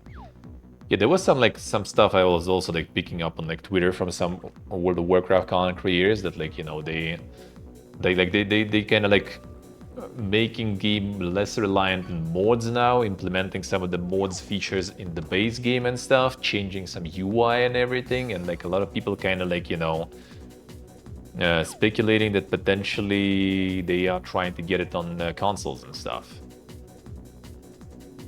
Be able to run PlayStation's PC titles like God of War, Ghost of Tsushima, Spider-Man on the next Xbox, purchased by Steam or Epic Games.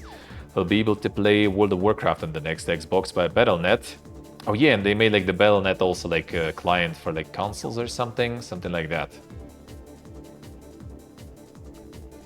Be able to play World of Warcraft next Xbox via Battle.net. You'll also be able to install practically any game that runs on Windows, giving you access to decades upon decades of content all on a single device. I mean, makes sense.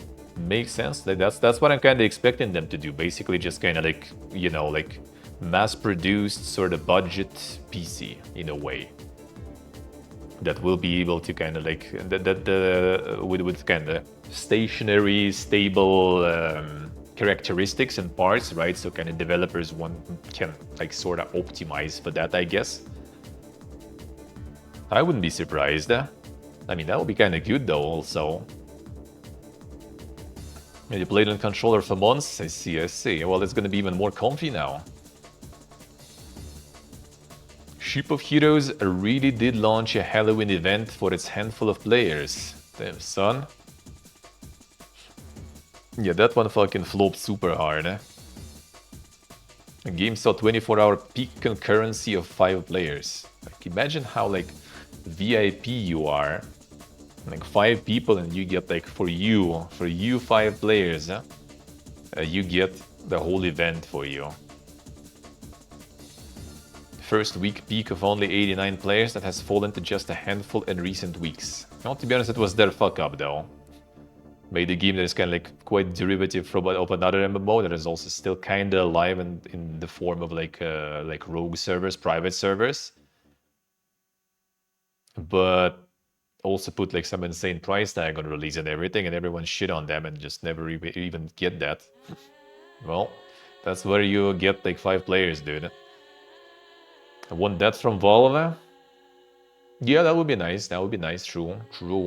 Like I would love to have like you know, like a small fucking box that would be like a PC, you know, like full-fledged with like actual GPU, not just like you can get an UC, right? But like the GPU is gonna be on board with the CPU, right? That's not exactly that. 59 for that. Yep, exactly. So obviously everyone just shit on them for that. And now they have 5 players, getting some VIP treatment there. Final Fantasy XIV prepares for $260 fan festival ticket sales and its next live letter. So it's like convention, fan festival, okay. Trip out to Anaheim, California for the North American installment. 260 per ticket, what the fuck? And I'm kind of like complaining about the TwitchCon prices, dude. People paying 260 for this shit.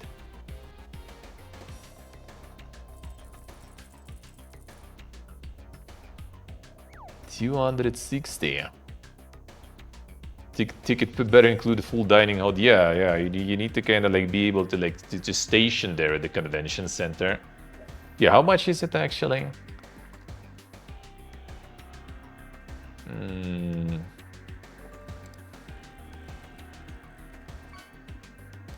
Okay, no script. Enable scripts. Shit. Okay.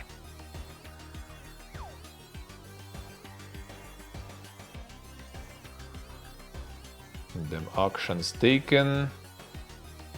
Game codes. Release.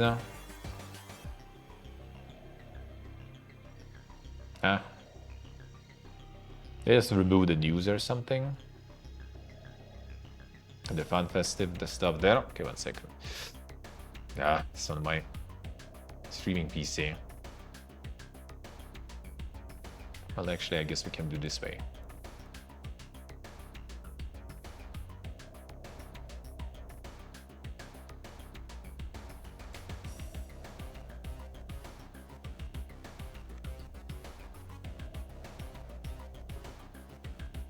We can do this way. Okay, no script. Allow. Blocked. That can stay blocked down. All your scripts. No. We prefer safety. Berlin, Germany they have even. July, holy. Actually April also. Yeah, 2 days very much. So for 2 days you pay $240, dude.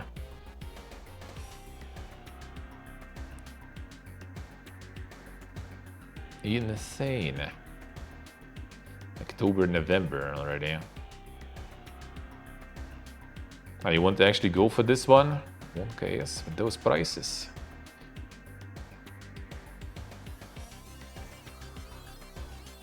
The Berlin Mess. Is this the one that where the TwitchCon was actually? FanFest are actually massive. Dude, but the price though. Like they're cool, I know, but like that amount of money, 260 even, not 40. Like, bro, what the fuck? Like 130 per day. Like, no matter how cool that shit is, that's a lot of money, dude. That's a lot of money. Like, it should be like a bunch of like gifts you get with that, you know. I don't know, like some fucking bag and stuff, backpack maybe even, you know, like the t-shirts and that kind of stuff. Like, it should be like something good, you know.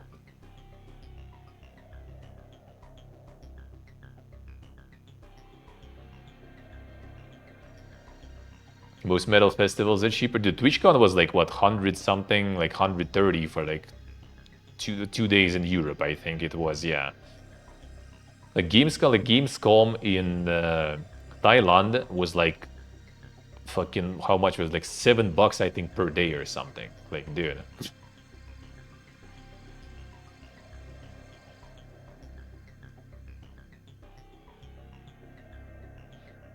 The next expansion, I mean, probably, but yeah, like it should be something like massive you get for that amount of money, dude. Honestly. Honestly. The MMORPG genre laments New World's doom as players pin their hopes on petitions. And people started the petitions and stuff. Yeah, that was like the gathering with all the campfires and stuff people got. You should be getting that expansion, like, you know, right there. For your account for free, basically.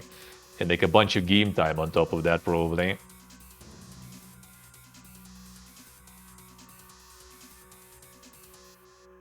The Amazon Prime boycott. Yeah, boycott probably not gonna go anywhere. 9,000 signatures petition.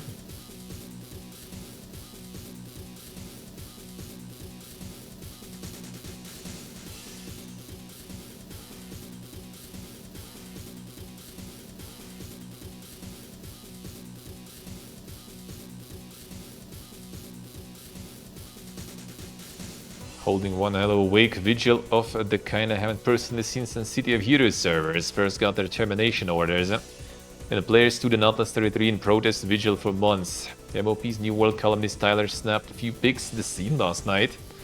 Of course, you had to know there were going to be 1,000 camps strewn around the landscape. The game has officially come full circle. Yeah, in the beginning there was thousands of camps. That's you did, I see. Yeah. Imagine getting your worth from spending. Yeah, I was like, dude, like 150, 200 for like something like TwitchCon or something was already like feeling to me like a lot. Because they used to give like partners, you know, discounts and stuff. They don't have anymore. Like it used to be like 50% for partners, you know, and you like pay like, okay, fine, I paid like, I don't know, $50, let's say, right? And I go there. And at least like as a partner also you get like, well, actually regular visitors also get some like goodie bag, but like at least partners were getting, like, I mean, I got the backpack in 2019 that I'm still fucking using and traveling with, that perfectly like fits the laptop and stuff and really good quality.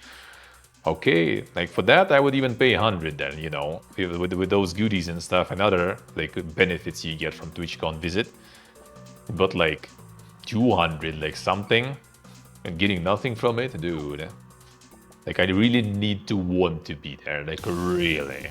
And I don't know what it is, even, that I would really want to be there.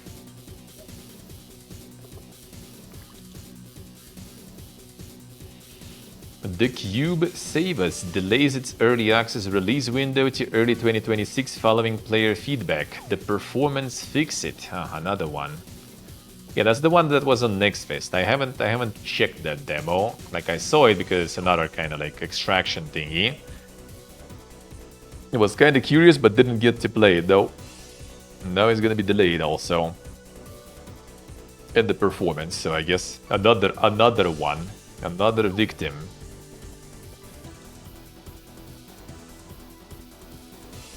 NCSoft confirms Aion 2 global launch in 2026, releases a new trailer from GeForce Gamer First Festival.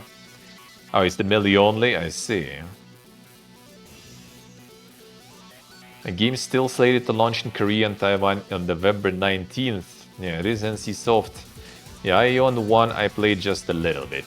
Just a little bit back in the day. It was the typical NCSoft stuff, yeah, but apparently it's still kinda alive, even though I think like in Russia they're closing.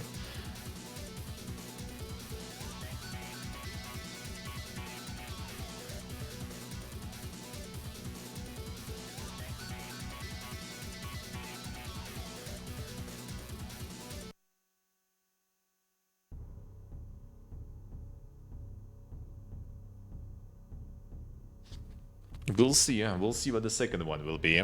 I would be down, I guess, to try, maybe? Maybe? Alright, 1 second to put it to charge. Real quick. This one should be done.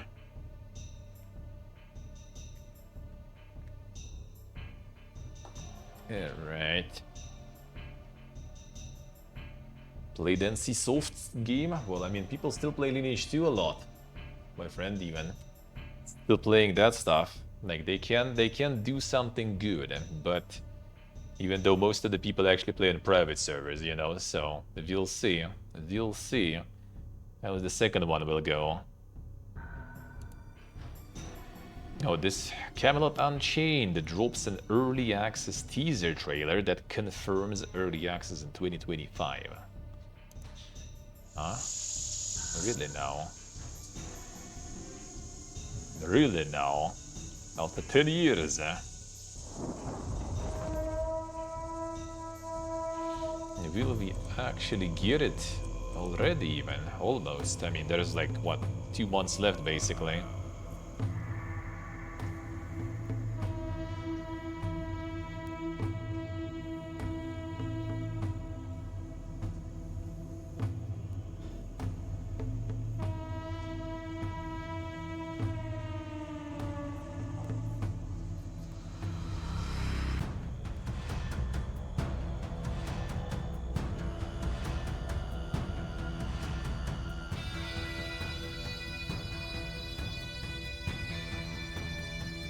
Zodiac. Hello again.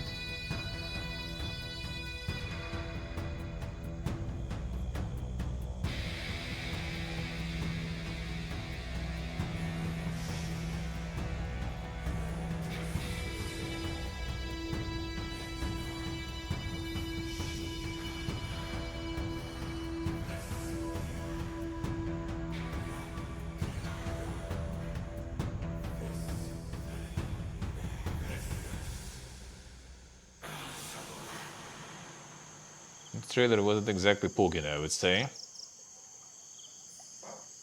Early access in 2025 still. Yeah, that's 2 months left then. I don't know when you're planning to do it. I would be kind of curious because yeah, that's the one I was actually excited to see back in the day because it's from the devs of Dark Age of Camelot and Warhammer Online Age of Reckoning. Well, it's Camelot Unchained also partially, right? But this one is like farmed the Kickstarter, quite good. And then just PP-poof for 10 years. Well, not PP-poof, they were still posting updates. There was some like closed, like alphas, betas sometimes. Then they made like some side game using the engine that failed completely. And now they actually kind of saying that it's actually gonna be out there. But yeah, the trailer didn't look like the game is also supposed to be like the mainly like, you know, like the realm versus realm focus, right? It's kind of like massive PvP. It should be massive sieges and stuff, kind of like Warhammer Online, right? And where? Just like someone running, you know, over empty hills, some castle. All right, where's the crowds? Where's the PvP? Where's the siege? We'll see, but yeah, kinda don't even have any expectations left already, I guess. Dune Awakening planning character transfers and server merges in near future, plus Chapter 3 in Q1 2026. That's about time, because yeah, servers, there was a lot on release, and now they need to actually merge that stuff down. So excited for Warhammer Online. I mean, I did enjoy it. I did play a bunch of Warhammer Online. Like I did beta test, then that was like the first actually MMO for me, the subscription MMO that I actually, you know, like was like buying and playing. Like before I was only playing like free-to-play stuff pretty much. And I loved it. It was good. Even though I was kind of getting like tired of it after like, you know, 3 months or something session, 3 months subscription, you buy, you play, and by the end of it, you already kind of like, all right, time for a break. And then after some time, you return and play some more. And I loved it. But then they closed it. The Warhammer MMO, well, it not even was, it still is. It just now it's called Warhammer Online Return of Reckoning, or To Reckoning, I don't remember. But it exists now. It's the private server though, but it's actually completely fine by Electronic Arts, and that they run it as long as they don't profit from it, sort of. I think they even had Twitch drops for that one, and they still last I checked there was still kind of like almost 1,000 people playing that, so like, you know, at the moment online on the server. So yeah, I would say it's still quite alive. And I did even play that one, but the problem is the private server, like there's tiers, right? There's like you start at the tier 1 areas, then there's tier 2, tier 3, and tier 4 is the end game. And like the best part for me always was tier 2 and tier 3, because you already get sieges, you already get like keeps, fortresses, right? But you don't have like you don't have the tryhards yet, like, because all the tryhards are leveling up and getting into tier 4, and that's where the end game goes, and that's where, like, you know, people in guilds with voice comms, with all the like the grinded gear and stuff, that's where the tryharding is. But like tier 2 and tier 3 is just kind of like possible tiers where everyone's just like playing and enjoying without, like, I mean, you can't, right? You start like grinding and leveling, you're just gonna end up in tier 4, because it's basically tier 2 like level, was it 12, I think, right? Level 12 to level like 21, tier 3 22 level to 31 basically, I think, and past 31 you're already in the end game. So like you level, you just pass in the next tier. So like people were just like passing through those tiers without tryharding, and that was the best part, because like, you know, everyone is more or less equal. There is still a lot of people. Game was at the peak, sorta, right? Still a lot of people, like full groups, full war bands running around, sieging and stuff. Like, dude, it was so good. I love that shit. Tier 1 didn't have... Tier 1 was also cool. Tier 1 was free also. You could get free trial and endlessly play in Tier 1 with all the PvP there. But it didn't have no keeps, no sieges. It's just PvP on the ground. It still was kind of fun, but you get tired of it really fast. Sieges were like at least less tiring. Like sieges were more fun. But still, like after like few months, usually I was kind of getting tired and like not renewing the subscription. Then like returning after a break when I feel like it again and having a blast again. Riot Games' Mark Merrill opens the door for former New World devs to work on the League of Legends MMO. That's nice of them. Always on the lookout for S-tier talent who want to take on some of the hardest challenges and solve problems on behalf of the most dedicated players. Who are the star devs on the teams? That's nice of them. The MMO was dead? Well, oh, you mean the Warhammer? Yeah, they closed it, but there's a private server that is like allowed by Electronic Arts and stuff, and it exists, it actually works, had Twitch drops and stuff even, and, you know, doing fine. They even made their own content there, I think, started. And they got like a new raid or something down there. So it's good. It's good. It's just, yeah, the fact that you kind of like, on the private server, tier 2, tier 3, they don't exist. You just kind of like level to 11, I think, from tier 1, and you instantly get propelled into the end game for tier 4. And I don't know, I just kind of wasn't a huge fan of it. Maybe at some point I will try, but it was just like way too try hard back then. It's like when you get like, you know, already like some really well coordinated one group of well geared people can just like hold a whole like, you know, like war band of people who are not, you know, together, who are not like the super geared and stuff. They just can like solo them basically, one group. So, you know, it kind of was becoming a little more try hard pretty much. You can just like go in on the chill, you know, and just kind of have like equal exchange, unless you have like, you know, pre-mates there, pre-mates here, and you just kind of this like, you know, the cannon fodder, you know, between them sorta.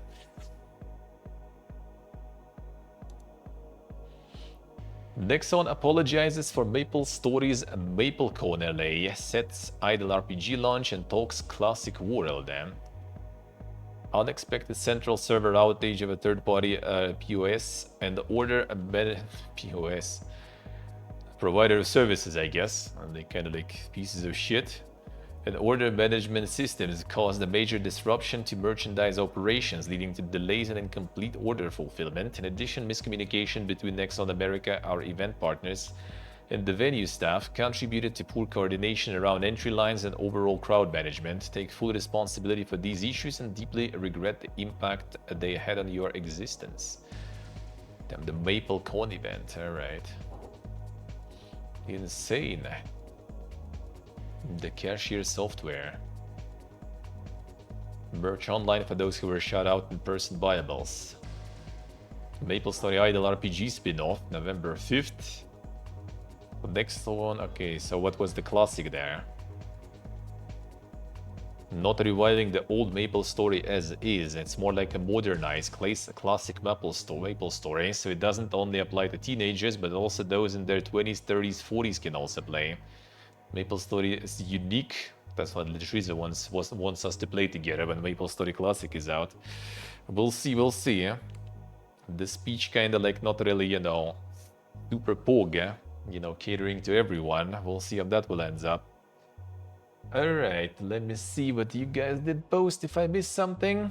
And if not, then we gonna go. Alright. Okay, this we saw. This we saw. This we saw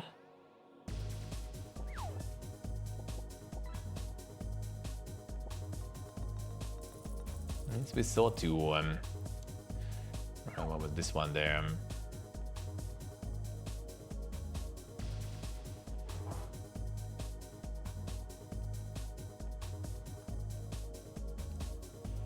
Outer Worlds 2 pokes fun at people who bought the premium edition with consumerism flaw.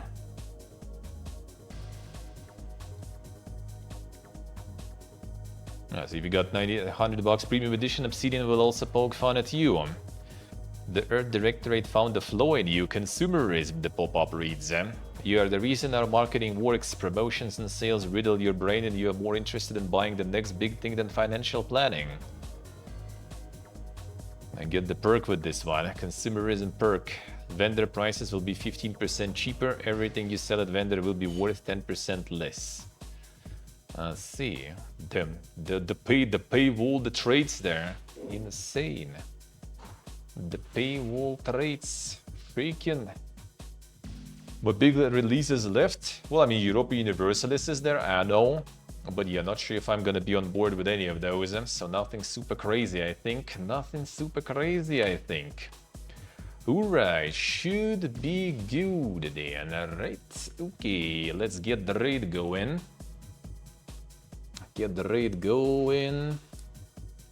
Okay, one sec. One moment, be right back.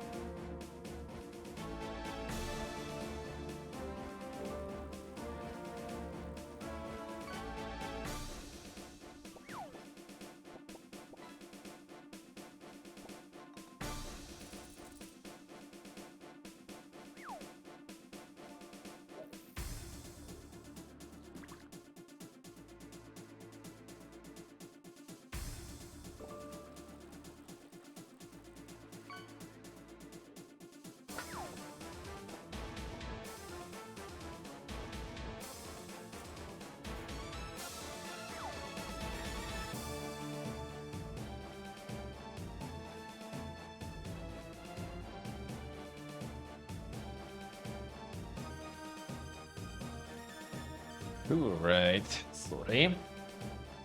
Okay, I wanted to raid and go, but needed to go already. Could not wait.